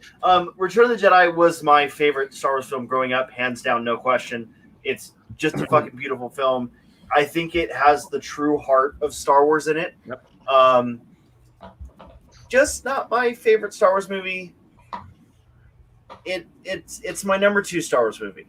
It's not actually on my list, but it's my number 2 Star Wars. That's okay. We all make mistakes, and we own those mistakes. We all make mistakes. Yeah. It's just the effects, especially the Jabba puppet and Yoda puppet, and and even the Rancor stop motion puppet. Yeah. We'll get into why I love all of that when we get to our number ones, but it's just the quality of this entire, like it has a kind of Goonies kind of quality where everything is just there. It feels like a Spielberg movie more than a George Lucas movie, if that makes kind of sense. I actually don't disagree with that. Yeah, it just feels like it's timeless, but it has that 80s feel that I really like. It's kind of why I like Last Crusade the best of Indiana Jones. So yeah, Return of the Jedi is great. I don't know why you put that up. It's number 2. We were gonna get to it. I forgot. I think that Return of the Jedi just has so much heart, and it's just a beautiful film. Yeah, I love it. All right. It was the nice like breath of fresh air you needed after Empire, because Empire is very heavy at a lot of points. And when I was growing up, that was also Jedi was my favorite growing up. It's like that's the one I go back to the most, because it's like I'm a sucker for a good finale and like a hero winning story. So also the space battle over Endor is great, and the flight into the Death Star to hit the reactor is great. I love the speed bikes on Endor. It's so fun. Yeah, the speed bikes are great. Yeah. Also, as much as I love Yub Nub, I also really like the change song, the celebration. Oh, I love it. I think that's a great piece of music. I'm sorry, but I like Jedi Rocks. Oh, I love Jedi Rocks is trash, but that's okay. You get to see Jabba dance more too. He's like oh god. Okay, well there's that. We just had that happen. Priorities. Yeah. Priorities. All right. Also, a shout out to Salacious Crumb. Yes. Yeah. All right. Well then, this makes my number 2. My number 2 film of all time. I accidentally spoiled it earlier, but we talked about it. You guys. This should come as no shock. I am a massive fan of both Steven Spielberg and George Lucas. I'm a massive fan of Harrison Ford. I'm a massive fan of adventure films. I'm a massive fan of globetrotting adventures. Raiders of the Lost Ark. My number 2 film of all time. To the shock of no one, this is a perfect movie. Harrison Ford really gets to be his own thing this character's so different than Han Solo in so many ways. And I know that, we know that he was never originally supposed to have the role. It was originally going to be Tom Selleck, and all of like how much it changed. But this movie, man, from the fact that Spielberg wanted to make something smaller than he had been doing, so he made this gritty adventure film that was real run and gun while they were making it. It just really pops. The opening sequence alone is one of the all-time great sequences ever in film. Yes. Like we all know the Boulder scene. The Boulder scene has been parodied to death at this point, but this movie just works. Marion and Indy have one of the all-time fantastic adventure relationships. I think. I know that some people find it problematic, but I think within the confines of the film itself, it does work. This movie just is so good, man. And it's a movie that once it gets to the third act, it scales back. It's not a big action set piece to end everything. It's much more smaller. It's much more contained and goes more of it in a horror direction. And I love that about it. You could have easily had it be this big fight of Indy fighting Nazis, which is basically what you get in The Last Crusade, but they scaled it back. It's smaller. It's more fun. I love this movie, Raiders of the Lost Ark. I have two things to say. One, this made the top 30 I mentioned earlier. It's great. And two, you know who else was a great Indiana Jones? Sean Mike Patrick Flanery. Kalinowski. This is true. I was going to say River Phoenix, but So this was my number 4, and we kicked it down for PJ. But I have nothing more to add. PJ pinned it on the head. This is a perfect fucking film. The only thing I will say, John Rhys Davies is amazing as Sala. Yes, he is. He's one of my favorite characters in cinema. Although maybe a little bit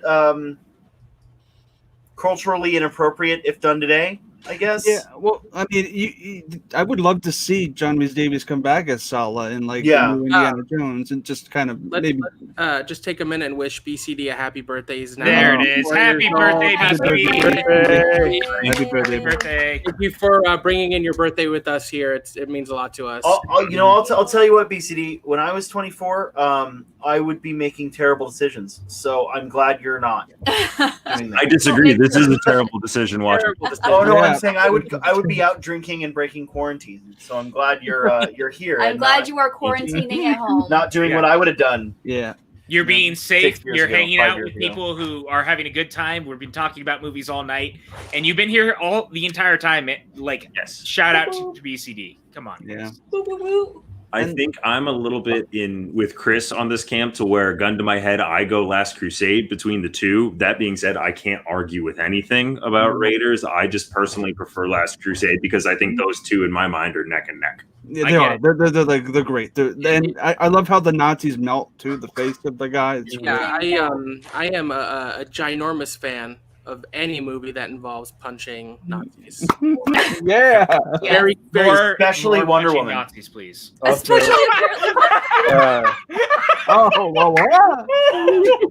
is an inside joke if I've ever heard one, and that was brilliant. I do agree. Chris's face. That it's like Raiders. Last Crusade is like right here. Yeah. Last Crusade is one of the great, but it's like so close to pick. It's hard. Yeah. a couple of my random favorite things about this movie. It's the first, I believe it's the first performance of Alfred Molina. It is. He plays the guy in the beginning that tries to screw him over. I love, speaking of punching Nazis, I love Pat Roach, who plays the giant Nazi that gets cut up by the plane. But he's also the giant slave driver thuggy in Temple of Doom. Mm-hmm. And he's also General Kale in Willow that wears the badass skull mask. Oh, Willow's great. And Disney, even though they didn't own it then, but they own it now, they've always done, I think, so well by Indy in the parks. The ride at Disneyland is one of my favorites. And also the Fun Show in Florida. At Disney World, at Disney Springs, Jock Lindsay's Hangar Bar is awesome. I love going there. The cocktails are so great. The food is good. Yeah. It's just a cool place to hang out. You sort of feel like you're walking into the set of one of the bars from the film. So, yeah, awesome stuff. I dream of going there one day. We will next year, assuming that we are not still all. I was supposed to go in October, and that got pushed back to February. So we'll see if February happens now. You're going to Disney World in February? I was supposed to go in October, but we had to push it back. So right now we're currently going in February, but we also might push that back. Who knows? We'll see. PJ, we're definitely going next year at some point. Yes, we are. Well, guys, we did it through mine. That means we need to play a little bit of catch up real quick with one Mr. Tim Franco, who's going to give us his 10 through 2. Yeah, before we all go to our number one. I'll go through them very quickly. I don't want to drag on. Real quick, I agree with Jen Kemp. Yeah, when it turns around and the flames and the music soars, I'm like, can we just pause here for an hour? Can we just stay here? Yeah, it's great. That's great. Also, the cue for that, the line cue is great. I don't mind waiting for that ride because it's the detail of the cue. You could pull on the strings. Okay, so at number 10, this person is my favorite current director. So one of his movies has to be on here, and this is my favorite of his movies, and that's Arrival. Real quick, Jedi McPimp, thank you for being here with us all night. Come back tomorrow, man. We were glad to have you. Arrival. I think it's a beautiful film, a beautiful story. I think it's an incredibly smart use of time travel. I think the creature designs are amazing. The music is great. I mean, Amy Adams, Jeremy Renner are wonderful. Yeah, it's just a great film. So that's my number 10. I don't know. We don't have to talk about it since we've been going for a long time. I'm sure everyone loves Arrival. Yeah. Number 9 is I love crime films, and it was a hard time kind of like figuring out what crime film I throw on my top 10. Well, actually, there's 2 because Zodiac's obviously in there. But my number 9 is Goodfellas. Nice, great movie. I don't know, man. I love this movie. I think it's incredible. I love. I think some people have problems with like the third act, like they think it kind of falls apart, but I think it's great. I love that tracking shot through the Coco Cabana is amazing to the crystals, and then he kissed me. It's so good. I love it because it's also based on a true story about real life things happening in the Gambino crime family, which is amazing. It's just great. I mean, Joe Pesci is terrifying and hilarious. And am I a clown? Do I amuse you? Do I amuse you? Also, if you watch The Sopranos, there's so many great like callbacks to, many mob movies, but specifically to Goodfellas. Yeah, Goodfellas is incredible. I consider putting it on mine. Yeah, it's great. Number 8 is I think probably my oldest film on here, but it's 1954 On the Waterfront. Great choice. On the Waterfront is by far my favorite Marlon Brando performance. It's my favorite Elia Kazan. It could have been a contender. Could have been a contender. That's like a line that it's just everyone knows. I mean, not everyone knows what it's from, but everyone knows that line. It's iconic. And Terry Malloy is a great character. Yeah, Carl Malden is fantastic. Franco always comes in hot. Just look at him. Whew, and hot. Man. I'm just getting warmed up. All right, so number 7, Pat already talked about it. That's Zodiac. I mean, it's great. It's a great movie. I think another thing I mentioned in the chat earlier, but it's cool too because I don't think they shot like really much of it actually in it's done a lot of it's like green screen work. I think. Yeah, which is fantastic. I mean, because it looks like they're in San Francisco in the 60s or 60s. But yeah, awesome movie. Awesome. And that scene in the basement in the house is terrifying. Yep. Intense. My number 6 is my favorite comedy of all time, and that is Monty Python and the Holy Grail. Nice. Much respect. I love that movie. I watched it today. It cracks me up. I think it's hilarious. So many great lines, so many great moments. I think my favorite would be the scene with the dirt farmers where they're talking about systems of government, and that's hilarious. I just love it. I'm being impressed. We impressed. I'm gonna stop you. I'm gonna stop you on Holy Grail because that's a brilliant movie. One of the greatest comedies ever made. I'm the guy with this background. It's Holy Grail. It's so funny. Recently, I've watched a couple people's on YouTube. I've just stumbled upon people who are posted reactions to watching it for the first time, and it's just really funny just to watch people watch it for the first time because they find it funny, but when you get to the end, it's funny to see ones that get it, and then ones that are just what is going on? What is happening? What just happened? As someone who loves Dungeons and Dragons, you can't have a proper D&D game without a Monty Python quote in there somewhere. Yeah, that's great. It's a rite of passage. So, my number 5 is The Goonies. Love it. Yes, love The Goonies. Sure. Oh, Maxwell! Maxwell, look I love at that it. face. I love it. I can watch Look it. at it. I can watch it anytime, all the time. I just think it's an amazing adventure film. Yeah. I wish they kept the gorilla thing that they had with the 2 gorillas escaping. That would have been awesome. I think the end of the movie is one of my favorite moments in a movie is where they're talking to the reporters and the cop says whatever he says, Holy Mary, Mother of God, or whatever, and it's when I Willie's ship sailing off into the sea, and the music that hits, it's so good. I love it. That score is remarkable. My number 4 Deanna already mentioned, but my number 4 is Mad Max Fury Road. There it is. That movie is amazing. Like, I don't know what it is. I watch. It's funny. Every time I fly in a plane, I watch Mad Max Fury Road, and I watch it on my like when I'm flying somewhere, and then when I'm returning, I always end up watching Mad Max Fury Road. So I've seen it a lot, and it's beautiful. It's amazing. I mean, if I talk about real quick, my single favorite piece of like moment from that movie is when the rig is being firebombed and it catches fire and they drop the plow and the plow shoots all the dirt up into the engine, and then the best part is when the engine opens up and the oxygen goes into the engine and the music, it's so good. But yeah, that movie's great. Junkie XL's score is one of my top scores of all time. When I first saw it, I didn't expect it to be a prescient documentary. That's Yeah. Okay. It's too real to be funny. Yeah. My number 3 is my favorite horror film of all time. We will be watching it for Scary Movie Squad, and that is John Carpenter's Halloween. Hell yeah. Halloween is my number 3.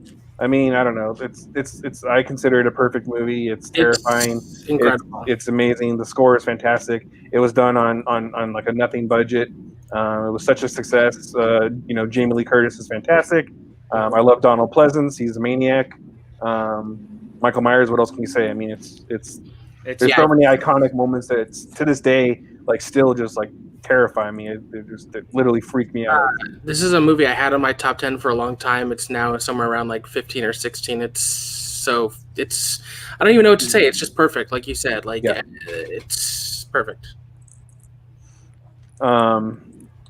And on to my number 2, which has been said on here before. I think someone had it. I think Pat had it, and that's Jurassic Park. Jurassic Park is like I said it in the chat when Pat brought it up, but it's like the most like memorable and like iconic like film theater experience I have in my life, because I was able to see it in theaters opening weekend and with my dad, and that movie blew me away as a kid, and like it continues to blow me away every time I watch it. I think it holds up. I think it's amazing. The score is my favorite John Williams score. This is my favorite Spielberg movie. Yeah, I mean, I just think it's great. It's lovely. And I think that about wraps it up. I think that's a quick run through of everything. Damn, man. Leading into my number 1. So. Well, we've given some very solid recommendations to everyone on here, which I love very much. So that gets us to the number 1s of everyone. We're going to move through this pretty quick because we've been going pretty long. 3.5 hours long at this point. Oh. How do we always do that? I say we. I'm not normally here. How do you guys normally do that? Because we're good at what we do and we like to talk. I don't know if you know this. And the great thing is that I just got to say real quick, for 3.5 hours, the chat has been consistently here all night. You guys have been hanging out with us. Like, you've all been here all throughout the night, hanging out, talking. Like, it's so awesome. So thank you for being here as we go through this like deep dive on all of our favorite movies, because without you guys, we don't do this. I just want to say, here's Kristen's 5 through 2, and I love that she has Spirited Away because that's like my number 13. Yeah. Spirited Away is gorgeous. Kristen, I like your 5 through 2. I was gonna say that I don't know, a little bearing the lead. That may be the only Dark Knight reference too. I think that is actually the only Dark Knight reference. I think Batman Begins is pretty up there on a few people's lists, but I think it's just shy of. Yeah, Batman Begins is my favorite of the trilogy. So my favorite of the trilogies. You can't.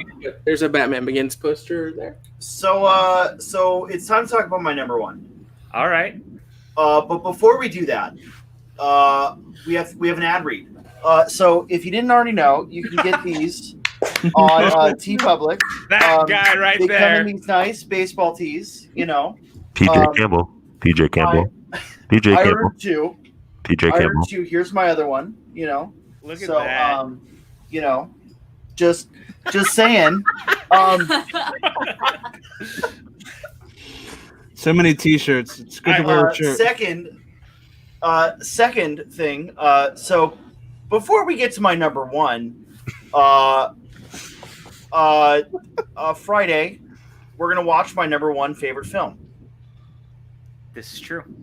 My number one favorite film of all time is Godzilla 1998. That's phenomenal, bud. Look at this. Look at this right here, you guys. Look at this double feature right here. That's a lie, right? Yeah, that's a bold-faced lie. Okay. Good actor. I love the way that you did that because I knew you were lying, but also what a great way to plug that we're doing a double feature. And you picked the worst of the two movies. I got scared because I thought I did the wrong graphic. No. I was trying to do what Max did. Whenever Max stopped his cam, he had it pop up, but it didn't work. What?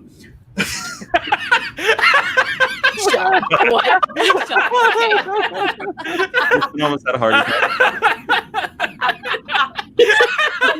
I'm never going to believe anything John said. The chat just had an entire panic attack over all of that. Just had an aneurysm. Wow. John, wait, John, what are you doing? I do love that film, not in my top 10. That's why we're watching it. Empire Strikes Back. Come on. It's one of the greatest Star Wars films of all time. Probably the greatest Star Wars film of all time. So, mathematically, how is it one of the greatest Star Wars films of all time, but it's also your favorite movie of all time? So it is my favorite movie of all time. Yeah, it's I mean, it's a what can I say about Empire Strikes Back that hasn't been said a million times by a bunch of white middle-aged nerds on the internet? Yeah. You know, I resent being called middle-aged. Hey, we're seen, okay? Well, yeah. I mean, I'm not middle-aged. You're not middle-aged. We're 1/3 ages. Third. Yeah. Well, I'm just saying that I'm a middle-aged soul, at least. I'll give it to him. I mean, it's a fantastic film. I think the love story between Han and Leia is the best love story in Star Wars. It's the only one that I think is done like Not perfect. cringy. I mean, Luke Skywalker. I can't believe I said that out loud. I also love all Star Wars movies. Me too. I love sand. I love sand. It's coarse. I hate sand. It's all coarse. It gets everywhere. Yeah. You guys gush about Star Wars. I do that all the time. I gush about Star Wars all the time. I liked how they explained away his car accident with his nose with the giant wampa. Yeah. With the wampa, yeah. Yeah, I mean, I do wish they kept the scene of the wampas in the Hoth place. They have that on the Blu-ray. Ripping the door. Yeah. Putting the warning sign off. You know, Empire was my number 5. I was waiting because I figured it was your number 1. Like you said, there's what can be said about it that hasn't been said. You know, from the beginning to end, it's so innovative. It's dark, and I really think it sort of set the template for what blockbuster sequels have become, where you split up the characters, where it's more emotional, there's more danger, it's a little darker, and it leaves you with an ending with not a lot of hope when it's a trilogy, because you want to see how it all comes up. But it does it so beautifully. I love Hoth. I love Cloud City. You know, Mando is fantastic. I wish we got to see more of the bounty hunters because they looked really cool. As one of the greatest, if not the greatest twist in movie history. Yeah. It's amazing. You know, and I think it has the best score of all the Star Wars movies. I think the Asteroid Field, the Boba Fett soundtrack, like the Han and Leia theme. I don't know what any of them are called, so you know. I forgot about that. I forgot about that giant worm too, because every time I would see that, I would think of the Pizza Hut ad. Yeah. I mean, it's to a certain point, I picked Empire to like represent Star Wars in general, but it is my favorite Star Wars movie. It's also directed by Irving Kershner, who talks like this. That's true. It's 2 towers in space. Yeah, it is 2 towers in space. Yeah, you look at 2 Towers, Back to the Future. There's so many movies that like fit this mold, and X2. Yes. It's not the second one, the third one, but Prisoner of Azkaban to a certain point. Yeah. You could really lump those first 2 Harry Potters together because they're the best. Really start. No, I was gonna say they really mature. Oh yeah. On. Yeah. Yeah. I remember, and I always think of Prisoner of Azkaban when I think of Empire Strikes Back, because I remember a quote from John Williams when Azkaban came out, and he was talking about writing the score, and he said it was the most he had been inspired by scoring a sequel since Empire Strikes Back. Wow. That always stuck with me. But yeah, Empire is just it's Empire. Yeah, there's not a lot I can add. Empire is Empire. It's amazing for a reason. I mean, I think that Randall said it best, or Dante. God damn it! He was right. It was Dante. Yeah, Dante Empire. Yeah. You know.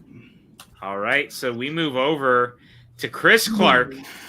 Yeah. What could it be? What could it possibly be? If you followed me on Take 3 for many, literally behind you. Yeah, it's literally behind you. Yeah, it's King Kong, y'all. It's the original. There Kong. it is. Yeah. There's a reason why I did not put the remake of King Kong 2005 on my list, because it is a cheat. My list, my number 3 is actually my number 2 is my number 3. Number 2 favorite film of all time is King Kong 2005, but I just decided to ixnay it because I wanted to explain the impact of Kong here. Kong 33 is what my dad introduced me to. Kong 33 is what made me want to be and go into filmmaking. Kong 33 kind of inspired a lot of filmmakers to make the movies that are like Max said Citizen Kane. I would argue Kong 33 is more influential because of the sound mixing, the first movie to have a score, the editing, but also the special effects. The special effects in Kong are groundbreaking. A lot of the stuff like rear projection, masking, and all of that stuff comes from Kong. It's one of the most influential films of all time, and I think it's my favorite film. I go back to every Thanksgiving. It's just a great. I know it hasn't aged well in terms of the natives and a couple of its 30s kind of stereotypes, and I get that it hasn't aged, but Kong has a magic to it, and I think its remake is probably the greatest remake that's ever been made. That I think Peter Jackson knocked that out of the park. So it's Kong 33. I don't think it's much of a surprise. I love the choice. I mean, I mean, I'm a big Godzilla fan. You guys know that. I know PJ's a big monster movie fan. Yep. I can't fault you for either Kong movies. They're fucking great. Yeah. There's a lot of nostalgia with it. Yeah, it's such a great movie, man. Like, and again, to your point, like it did push filmmaking in such a very specific direction in the things that it did, and that can't be overlooked. Like, there's a reason that it matters. There's a reason that we still talk about it to this day. There's a reason that people continue to revisit Kong as a character. Yep, and March is the Godzilla vs. Kong, and I really hope that gets released to theaters. I know people want to see that on demand, but there's a reason why Kong is so special to me. Is because Dad passed away 3 days before we were supposed to see Kong in December of 2005. We had tickets for it, and I went with my cousins, and it was just that he introduced me to Kong at the age of 5 at a birthday party, and I went back to Kong because of my dad ever since, and I just love Kong. Kong is just even I would say Kong Skull Island is the best film of 2015, and I know there's a lot of debate about that, but I mean I just love Kong and I want to see him on the big screen. So yeah, Kong is special. I love it. I love that. What a great choice, Chris. Yeah. So we move over to Dan I. Oh man, I think Chris is the only one who knows what I picked, and I'm gonna I'm gonna lead it up a little bit here because I will die on this hill of having the weirdest pick of the night as my number one. Bud. I have a pretty This is the only movie I've ever reviewed solo for Ramble On About Movies. I felt so strongly about this movie, and I didn't even realize why I had the connection to this film until we were talking about it our year-end list, and it came to me like a lightning bolt, to where it was like, this movie is like a live-action Calvin and Hobbes, and it's the closest thing we're going to get to it, and I don't think we'll ever see anything. It was also, when I describe it to other people, they're always like, we don't want remakes or reboots. I'm like, all right, I'm going to give you the weirdest fucking movie I've ever seen that I love personally, and it's a movie about a farting corpse. And this movie literally starts off with Paul Dano, who's about to kill himself, until Daniel Radcliffe washes up on shore as a bloated farting corpse. And then Paul Dano rides him like a motherfucking jet ski. And this is all within the first 3 minutes of the film. And I'm talking about Swiss Army Man. Heck yeah. There it is. It's when I realized Radcliffe picking random ass roles lately. because he's made millions of dollars off Harry Potter, so he can do literally whatever he wants for the rest of his life. Valid. That's the Riddler too, right?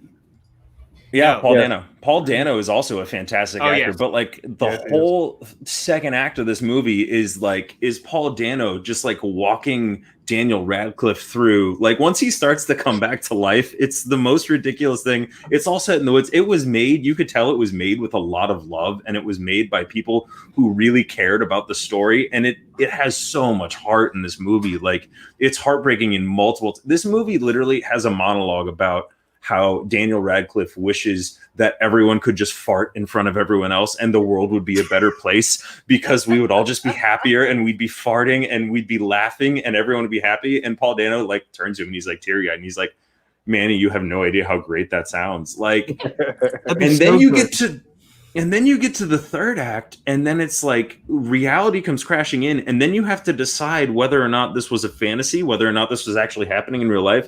And the score is phenomenal because you have the two leads giving their voices to do a huge chunk of the score, and it was co-done by I believe the lead singer of Manchester Orchestra. And it's such a, like, I downloaded the score and I think it's amazing. And they have riffs for motifs for what we were talking about earlier on Jurassic Park theme. They literally lampoon it in the movie when she first walks into the bus and it's like the whole movie makes my heart happy, and I'm embracing my weird. I love that. It makes my fart happy. I think it's a wonderful, wonderful movie. I was going to bring up the score. I think the score is so clever. Mm-hmm. It's such a whimsical, bizarre movie. You have to see it if you haven't seen it. There's nothing like it. There's nothing. I love to say like one of a kind. This movie is truly one of a kind. Yeah, and that was why when I reviewed it by myself, I was like, you can't complain about blockbuster movies and all you see is sequels and remakes, and then you don't go see someone who's genuinely trying to put a new story into the world. And it's like, oh, it's about a suicidal man who's going to kill himself and find a farting corpse. That old tale. And look, I know a lot of people don't like it, but I would rather something that's audacious and swings for the fences and it ends up people not loving it than just another boring. Yeah, absolutely. You know, definitely 100 times before. Well, there we are with Dan I's number one. That means we move over to Jillian. Ooh. It is your time to shine. So what is your number one film of all time? If you've ever talked to me for more than 5 minutes, you know that Disney movies are my favorite films. So I had to save my number one for my all-time favorite Disney movie. This will probably never, ever change. If you ever follow my Instagram, you'll see all the cool handmade props that this one has made for me from the movie that I have decked out our bedroom in, and that is Tangled. Tangled is such... I love this movie so much. Like, I can talk about it forever and ever. The characters are fantastic. The movie literally starts out with the character saying, "This is the story of how I died." Like, how does that not, like, you know it's going to be a good movie when the first line is, "This is the story of how I died." Doctor Who did that too. You know what? Doctor Who can go, not a movie. Not a movie. The music is great. The characters are great. The animation is so stunning. I can watch that lantern scene on repeat over and over and over and over again. This movie is perfect. There's nothing wrong with it. I love the villain. She's scary as hell because it's really crazy if you watch it back. And Mother Gothel, all she does with Rapunzel is touch and brush her hair. And whenever Flynn talks to Rapunzel, he is brushing her hair away from her face. And it's like those subtleties in that film that I adore. Donna Murphy. I love this movie. I love Donna Murphy so much. I think you and Jen just became best friends. Me and Jen just became best friends. At Elizabeth and I's wedding, Elizabeth walked down the aisle to "I See the Light." I want that to be our first song, like our first dance. And I want lanterns. Yeah, it's such a gorgeous movie. It's so romantic. Zachary Levi is so charming. I love if you ever go on a Disney cruise, there's a great stage show. And also, I saw the Frozen one, but I've heard that the Tangled stage show is themed so restaurant good. after Tangled, where you're celebrating Rapunzel's birthday, and like all the guys from the Ugly Duck or this, what is it, the Snuggly Duckling? The Snuggly Duckling Come around and like bother you while you're eating. It's so. Oh my god! They do a fun mini show in Disneyland too, in Fantasyland at the Storybook corner. Yeah, or whatever. the Storybook Land. Storybook Land corner or whatever it's called. Tangled is wonderful. I wish it got the love Frozen did. Not to like diss Frozen. I like Frozen, but Tangled is so good. And Frozen 2 is better than Frozen. If but you haven't seen it, the animated series is really good and on Disney Plus. I love Tangled the series. It's so good. It's so cute, and I can just go on and on. And then the Tangled Ever After short was super freaking cute with like Max and Pascal and. Tangled is definitely my favorite Disney princess movie. Probably mostly for Zachary Levi. Can you not love Zachary? Flynn Rider is brilliant. Well, now I know what I need to get on suddenly soundtrack. His name is Eugene Herbert. I mean, Eugene look, Fitzherbert. The movie is great. I think that Disney knocked it out of the park, finding a way to blend kind of the adventurous side of what they had been trying to find in the animated films, but mixing it with what people had come to know about this, like, animated Disney world, right? Like, they leaned on having princesses for so long, and they realized they also had to make sure that they weren't really alienating people, because that's how it had seemed for so long. Even though I never really bought that argument when like Tarzan and Atlantis existed, Yeah. But I digress. So in doing that, like, they found the perfect blend and balance of doing an adventure film for boys that was also romantic, a princess and film, and it was a princess film. Like it's so great for that reason alone. The music is fantastic. The voice cast is remarkable. Again, you guys have all said, like, and the twist at the end with like the hair and it's so good. It's so good. I love that choice. Yeah, I love it too. So that means we move over to, is that Maxwell's turn? It's Maxwell's turn. You're number one, my friend. I get emotional just thinking about my number one film. It's Paul Thomas Anderson's Magnolia.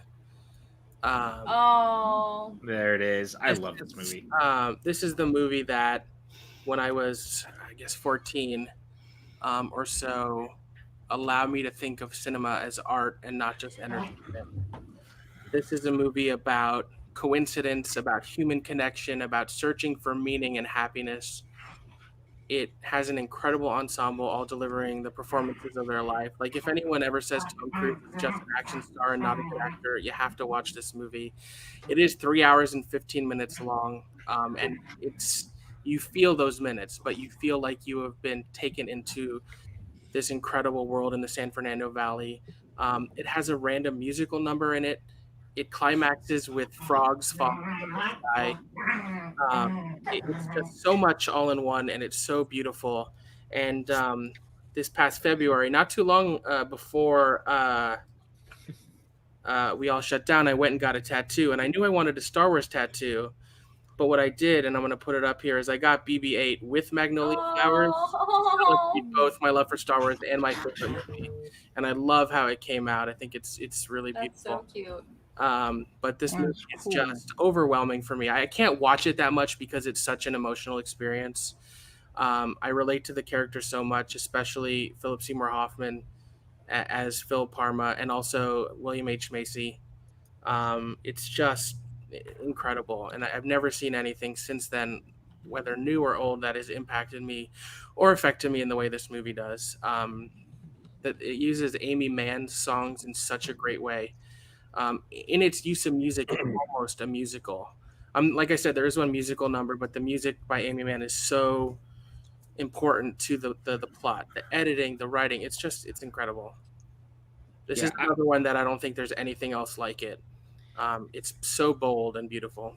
I love this movie. It's probably his best film, in my opinion. He's made such amazing movies all across the board, but I think as far as Paul Thomas Anderson's concerned, like, this is maybe his best, even if it's not my favorite. I think that every character resonates with me in such interesting ways. John C. Reilly is excellent in this movie. The whole cast. I mean, yeah, Laura Harden, you have Julianne Moore, Jason Roberts in his last film role, Philip Baker Hall.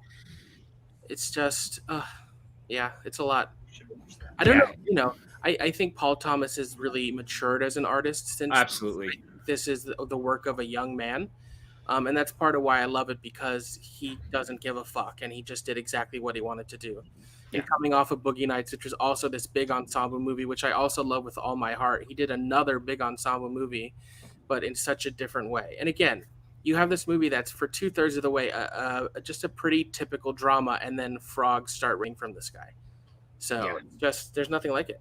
No, there's not. This movie's great. If you've never seen it, please see it. It's on Netflix now, and it is long, but it is so worth the watch if you haven't seen it. Does anyone have anything to add about Magnolia? I want to watch it. I want to watch it. I love that. That's what we wanted to do here. Well, then I'm going to go to my number one, and we're going to wrap this up with Tim after, because you know what? Everyone keeps trying to talk about how I have some sort of ego because PJ Campbell, and we have shirts. PJ Campbell. You know, PJ Campbell Network. Wait, you don't use quotes for facts, right? Is that what we learned this weekend, Dan? No quotes for facts. Titus reference. Yes. Tim, why don't you go first so we save the best for last with PJ? No, that's why we're not doing it. Also, by the way, guys, I don't know if you saw it. Titus did a really awesome reunion this weekend, and Dan and I watched it together, and it was remarkable.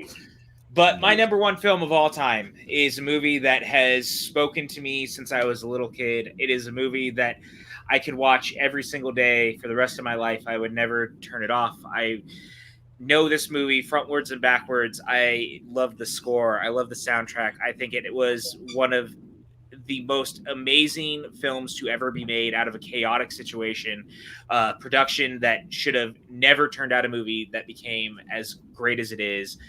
That film is 1985's Back to the Future, directed by Robert Zemeckis. Starring Michael J. Fox and Christopher Lloyd. My favorite film of all time. And I know this is shocking, but I don't think that there is a better film in any department that does time travel, romance, adventure. You know, it's got the science fiction side to it. It's got a little of a thriller side to it. It balances so many genres in a way that almost no movie ever has and no movie ever will. Michael J. Fox is just so fantastic, but Christopher Lloyd is like so straight up the unsung hero of this film, because his version of Doc Brown between both timelines is just so awesome. He really sells that film, and their relationship is so fantastic. Yes, there is something to be said that it's a little strange. It's about a movie where the dude might sleep with his mom, but at the same time, a lot of Oedipal complex stuff going on in this. How was this on no one else's list? This wasn't on anyone else's list, was it? It's on Dan's list. But this is, to me, for all intents and purposes, the best film of all time, because it just managed to come out of the fire and be a film that, like, it was edited up until the day before it was released. And that is almost unheard of. And yet, look at it now. It has gone on to span a trilogy, comic books, a TV series. You know, we all talk about it. The ride. The Simpsons ride even still has homages to it to this day, because the Simpsons ride took it over its spot at Universal. Like, Back to the Future is a cultural milestone for a reason, but it is also just maybe the all-time great film for me. Yeah, I think Godzilla 98 is a little bit better. Hi, Chris Clark. Thank you, Chris. Yeah, I mean, this is another one that used to be on my top 10 and is now just a little bit outside of it. I was actually lucky enough to see it recently at a drive-in, which was such a great experience, because like there were a lot of people there who hadn't seen it, because like when George finally punches Biff, like even though you're in cars, I could hear everyone clapping. Yeah. And I really think like the true hero of this movie is Crispin Glover. That's a good call too. It's so good, and without him, it doesn't quite work. But this is a movie I would call perfect in its scripting, in its construction, in its comedy. It's just so well done. And the fact, like you said, that it was such a chaotic experience. You know, they shot 2 or 3 weeks with Eric Stoltz before replacing him with Michael J. Fox. I'd love to see those scenes. Yeah. And fucking Huey Lewis in the News. Yeah. Come on. Dude, The Power of Love may be one of the great written songs for film. Like, it's so good. And the main theme is just Alan catchy, and it gets One of stuck. the great scores all the time. Even just like the toodaloo, toodaloo. Oh, the Twinkle. Yeah. The Twinkle, which they used also in Ready Player One to good effect. They did. I had that Twinkle as a text notification for years. That's good. And that score, I think at the time, was the largest orchestral score ever for a film at the time when it was made in '85. But like PJ said, there's no part, like I get him whistling, that almost gives me like hair standing up on my arm. Like I hear that and like transported to, yes, all hail Silvestri. Him, like I get transported back to that. It was weird because when I was younger, 2 was my favorite, and I think 2 actually has a really heavy influence on me loving meta content and meta humor, because the entire second half of that movie is them just doing a different take on the first movie. Yeah, that's what we call a midquel. Mow down. Tune in next Sunday when we talk about the top 10 greatest midquels. That'd be great. 5 hours. Kind of down for that. Yeah. So, but it's just like that. I can't say anything else about Back to the Future. It's a perfect film. Yeah. Does anyone else have anything they'd like to add to Back to the Future? It's great. I love I love the whole trilogy. It's amazing. Me too. It's my favorite trilogy of all time, actually. Yes. Something really minor that I love about Back to the Future is the image of the flaming tire tracks. Yep. Yes. Like that's after time traveling. That's all that's left is just flaming. Like there's something about that feels so iconic. Yeah, it makes you want to go to like a cookout. Thomas has done TV. He was on Freaks and Geeks. He's been on a couple other shows, but he was also in Heat. What was the one? Was that what was the one that the Heat? Yes, the one with Sandra Bullock and PJ. He was in Titus. Melissa McCarthy. And he was in Titus. He was in Titus. He was in an I episode of Titus. will say my favorite moment from the first Back to the Future movie is when Marty comes back and when he goes to Doc and he thinks Doc's dead, but then Doc is alive and he says, "What about all that stuff with the space time or whatever?" And he's like, "Well, I figured, what the hell?" Yeah. So charming. So good. The script is brilliant. Is so tight. Bob Gale. And real quick, something I've always loved about Indiana Jones 4, and I know how people might feel about that movie, but Indy 4 and the fridge sequence came from the original draft of Back to the Future, because originally Marty was supposed to time travel from an atomic explosion inside of a refrigerator, and they scrapped that because they couldn't do it at the time. They were supposed to go to a bomb town and everything. That entire sequence was taken from Back to the Future to be done for Indy. I remember hearing that not only that, but they were worried about kids getting themselves locked in fridges. Yes. So yeah, I think that was a thing around then. I remember as a kid, like I think that was a thing back in the 80s. Because I remember as a kid, that was the thing that was like I was always told, like, be careful around the fridge. Don't get shut in there. When I was a kid, I always said, when I'm an adult, I'm gonna buy a DeLorean. Exactly. Me too. Let me tell you all a secret. I never bought a DeLorean, and I'm not going to. Nope, they have terrible gas mileage, and they don't work. And I feel like as a 6 foot tall man, I don't think I'd and a husky man, to use Sean's term, I'm not even sure I'd fit in that fucker. Yeah, I've actually sat in one before. They are not very comfortable. Doesn't look. No, Jen, stop that. Just no, stop that. Oh. That's a takeaway I got. I don't know. Anyway, so we have talked about Back to the Future. This leaves one last number one left with Mr. Tim Franco. Timmy Franks. Tim Franco, you got to take us out strong, man. What is your number one film of all time? I mean, I've talked a lot about my number one film. It's a road trip movie.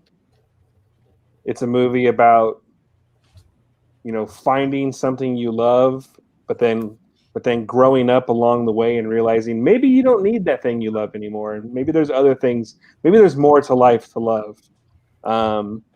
It's the feature-length directorial debut of one Tim Burton. There it is. It is featured on my T-shirt. And that is Pee-wee's Big Adventure. Yes. Great. This is such story. a great choice, man. Yeah, I know you are, but what Green am Book. I? I know you are, It's but what Green am Book. I? I know you are, but what am I? Love it. I mean, like this. It's just. I don't know, man. This movie to me it's timeless. I loved it when I was a kid. I was obsessed with Pee Wee when I was a kid. I continued to love it, as a teenager, as a young adult, and as a mid adult. I don't know, whatever I am now. I still love it, and it's great score by Danny Elfman. Also includes Back to School. That's cool. Oh, wait. That is awesome. I mean, Pee Wee's bike is one of the coolest, vehicles in movies. I mean, it's amazing.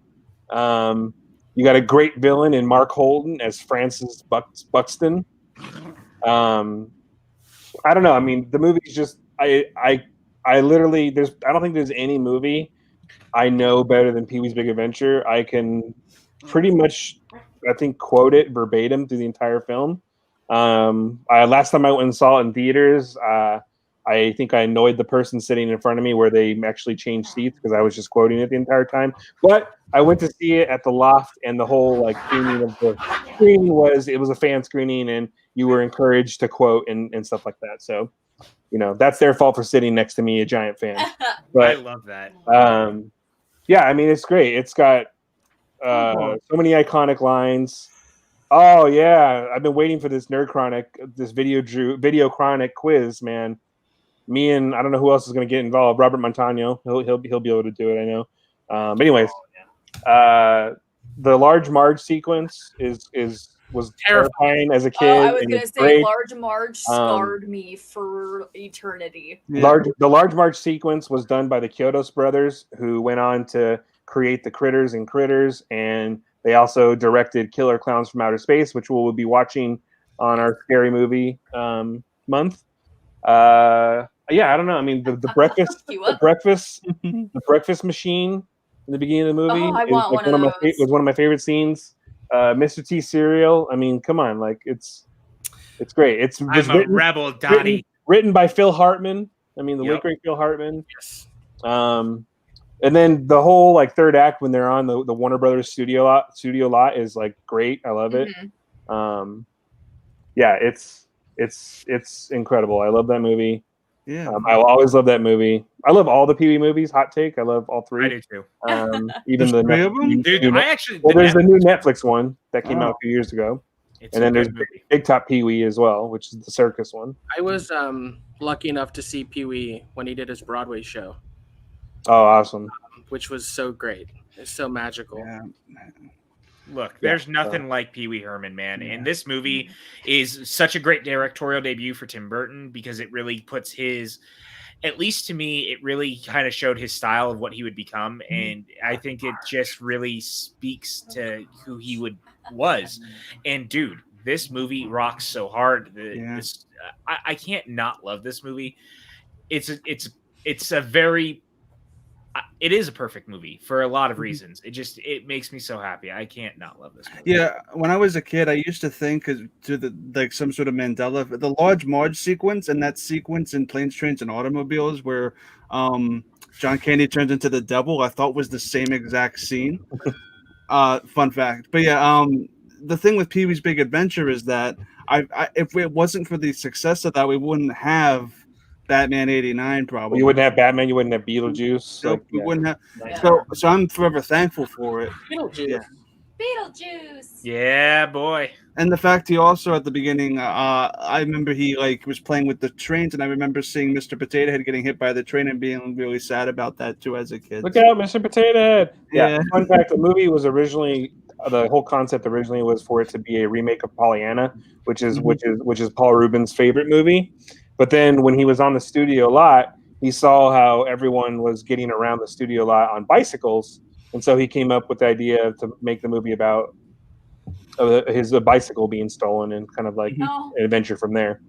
I love that. Yeah. So, I mean, I just love how unique everyone's choices have been. Yeah. No one's list was was ever really similar tonight to anyone else's.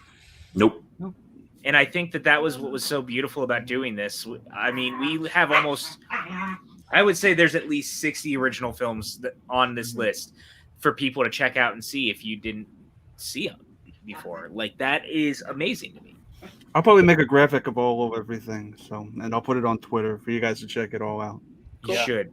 And look, man, I can't thank everyone enough because we have been going for 4 hours and 3 minutes at this point, which is not what I was expecting for tonight, actually, at all. And yet we did it. Like, it just became something really fun. No, it didn't. And again, I want to thank everyone in the chat who's been watching all night. We're consistent as hell. I know you guys have a lot of entertainment, and we're just a couple of schmucks talking about what we love. But we really appreciate you coming back and sticking with us for all this. It's really flattering. It really is, man. Because look, you could literally be anywhere. As the corgis, yeah, as you can hear, the corgis are having a great time behind me. Mac, you take this over real quick.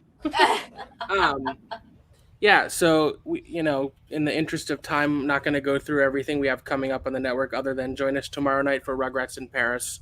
And if you join us there, we'll talk about everything else coming up. Sean and Jill, where can everyone find you online? And is there anything you want to promote that you have coming up? You can find me on Instagram and Twitter, Jilly Marie, 2 Y's, 2 E's. You can also check me out right now. We're on pretty much nightly at 6 p.m. over at A Certain Point of View. We run down all the latest Schmodown matches, and we discuss our thoughts and our feelings, and we talk a lot of nonsense. And it's a lot of fun. I love your show. I think it's... Thank you. I won't call it the best because I don't want to upset anyone, but I think it's a super strong reaction show in the Schmodown space with really nice diversity of hosts and some really great special episodes. Thank you. It's good stuff. It's a great point of view. It. Thank you. It is certainly a certain point of view. That's for sure. You can find me at Suit Up Sully on Twitter. Maybe something coming to Twitch this week or next week or something. Some interesting stuff. Maybe. I don't know. We'll see. I was getting there, Chris. On Friday, I'll be on here watching Godzilla and Pacific Rim. One great film and one all right film. Decide which one. But don't worry. But don't worry. You can stop watching after Godzilla '98. You don't. Yeah. Have to sit through Are we starting it early? We are going to be starting it early, 5 o'clock. Oh my God! Look. Thanks. And then the last thing I'll add, shirts, PJ Campbell Network. I hate that, PJ, you do not have my permission to use that image. Buy our merch right now. Look how good Sean looks in it, you guys. You want to look as cool as Sean? Buy those shirts. Look at it, man. They're very comfy. They're also slimming. Yes. Look, actually, I'll be honest. They run a little small. So keep that in mind. I think the baseball shirts run small, but from my experience with T Public, their regular T-shirts are true to size. Okay. Well, then the baseball shirts run small. I always get a size larger for shrinkage because of cotton in the washing machine. So. Well, I love all of you for being here on this and doing this tonight. Of course, Dan. Yeah, where can people find you? Danold. Hello. Oh, that's true. I do have that as well. You can see it. It's right down yonder. When mostly I have an Instagram. I rarely use it, but it's Ohio. You can go see other stuff I've done for Ramble On and Ramble On about movies. There's a Twitter. There's a Facebook page. There's a YouTube channel. There's a podcast as well that we haven't updated because it was mostly movie news, so it's not a lot to talk about now. But yeah, and then I'll be popping up. I don't have anything slated now. I'm going to have a very hectic month, so I don't know how much I'll be around, but I'll be around more in a month and a half or 2 months or so. Yeah, and when he comes back, he's going to be moved and happily married. And yes, we all here at the PJ Campbell Network are very happy for Mr. Dan I want nothing but the best for you, my friend. And Finn says hi too. Hi, Finn. Is that who you're marrying? Yeah, I mean, I wish. I don't know if it's legal in Ohio. He is a boy. Oh. My fiance is asleep upstairs. What about you, Mr. Franco? Where can people find you online? Anything to promote? You can find me at tfranco84 on Twitter. I have an Instagram, but I don't really add people I don't know, so don't worry about that. And if you're on Untapped for beer, you can find me there, AZ Batman 84. See some beer I drink, so that's fun. I've met a few people from this space through that as well. People. Let me see here. I think I have a Schmodown match this week. I believe you do. Yes. I think the schedule was changed. It might be on Tuesday. I think now. I think originally it was supposed to be Wednesday, but I believe it's actually going to be airing on Tuesday now. I think they did move it up. That sounds. You can see me go against Tom from the Den. See how things fare out. You're going down, Tim. Oh, sure. We'll say that. So much action drama. And then what do I do? I'm caught in the middle. Pretty soon, next month, you'll see me a lot more on the PJ Campbell Network with the Scary Movie Squad going on. So we got 2 months of lots of scary movies. So it's going to be a lot of fun. And I've been watching Crystal Lake. We've been rewatching Crystal Lake Memories to just kind of like gear me up for it, which is a great documentary, by the way. So other than that, that's kind of what's going on. I'm so excited for Scary Movie Squad. I'm so excited that you're going to be here for so much of this, man. Like, what about you, Chris Clark? What do you got going on? Where can people find you online? You guys can find me on Twitter and Instagram at ChrisClark8788. Those numbers mean nothing. We're gonna get back. Oh wow! Yeah. Well, you guys can find me on usually on Wednesday nights. We do Suddenly Soundtracks. We're taking the week off this week. But next week, we're going to be doing live top 10 opening numbers on stage and film live. And then the week after, we're going to be with Rachel Cushing. She's going to be joining us live for Moulin Rouge. And I believe I'm on both of those as well. Yes, and Max is on both of those as well. I think PJ's on Moulin Rouge. I'm on at least Moulin Rouge. Elizabeth is also joining for the opening numbers. So. Yep, and Paulie D from Call to Action. So you guys have a stack pedal with Suddenly Soundtracks. I think I'm just going to rear maybe rent with me and PJ this week. Yeah, so if you guys want to check that out, I'm probably just going to rear that because that was a good episode. So it's one of my favorites, man. Like I had a great time talking about Rent with you. Yeah, and there's no reason to re-record it because it was such a good. So I'll just rear that. So make sure to check that out. So bada bing, bada boom. Yep. Awesome. You can find me on Twitter at Cinemaxwell, which is right below. My Instagram is at Cinemaxwell Inc. My show that I co-host on this network, Front Center Mezzanine, we have a new episode Thursday with Kaylin West, who is on Broadway in The Prom. She's done a lot of other cool stuff. I am very much looking forward to talking to her about her experience as a young musical theater actress, what it's like to audition, et cetera, et cetera. And I leave it to PJ Campbell. I like how we switched to the. Am I fucking Candyman or something? Like the way we're doing this shit? Like, god damn, you guys! Look. If you say his name 6 times, corgis will show up. If I'm not mistaken, it wasn't even your idea to name the network this, right? No, it wasn't. It was actually Chris Clark's idea. So all of this is all on Chris Clark, which 8788. These numbers mean nothing. Yeah. No, I just want to say, guys, thank you again so much for everyone who tuned in for this 4-hour super stream.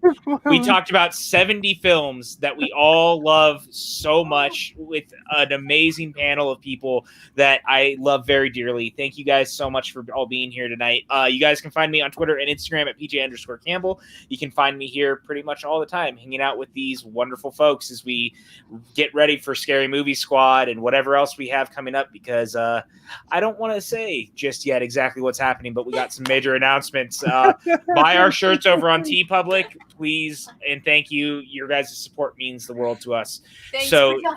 Thank you for everything. I love all of you. And, you can find me at the Schmodown. I'm the head writer. And please be nice to the writers. Shit happens. Mistakes happen. Things happen. I know it's not always perfect, but we get through it. I'm trying to make the best show possible. Until next time. 4 matches a week. Just think about the workload before. Mike's right. Writers are people too. I think when someone wants to complain about the questions, they should do this and mute themselves. Yeah. That's brilliant. All right. Good night, everybody. Good. Please leave this office. Do we get any sort of souvenir? Get out of my office! I'll be back. I gotta pay. Throw me a frickin' bone here. I'm the boss. Need the info. Shut the fuck up, Donnie. Heavy is the head that eats the crayons. I'm gonna take a nap. See you in 10 hours. Dude, I almost had you. You almost had me. You never had me. I like your style, dude. End of line.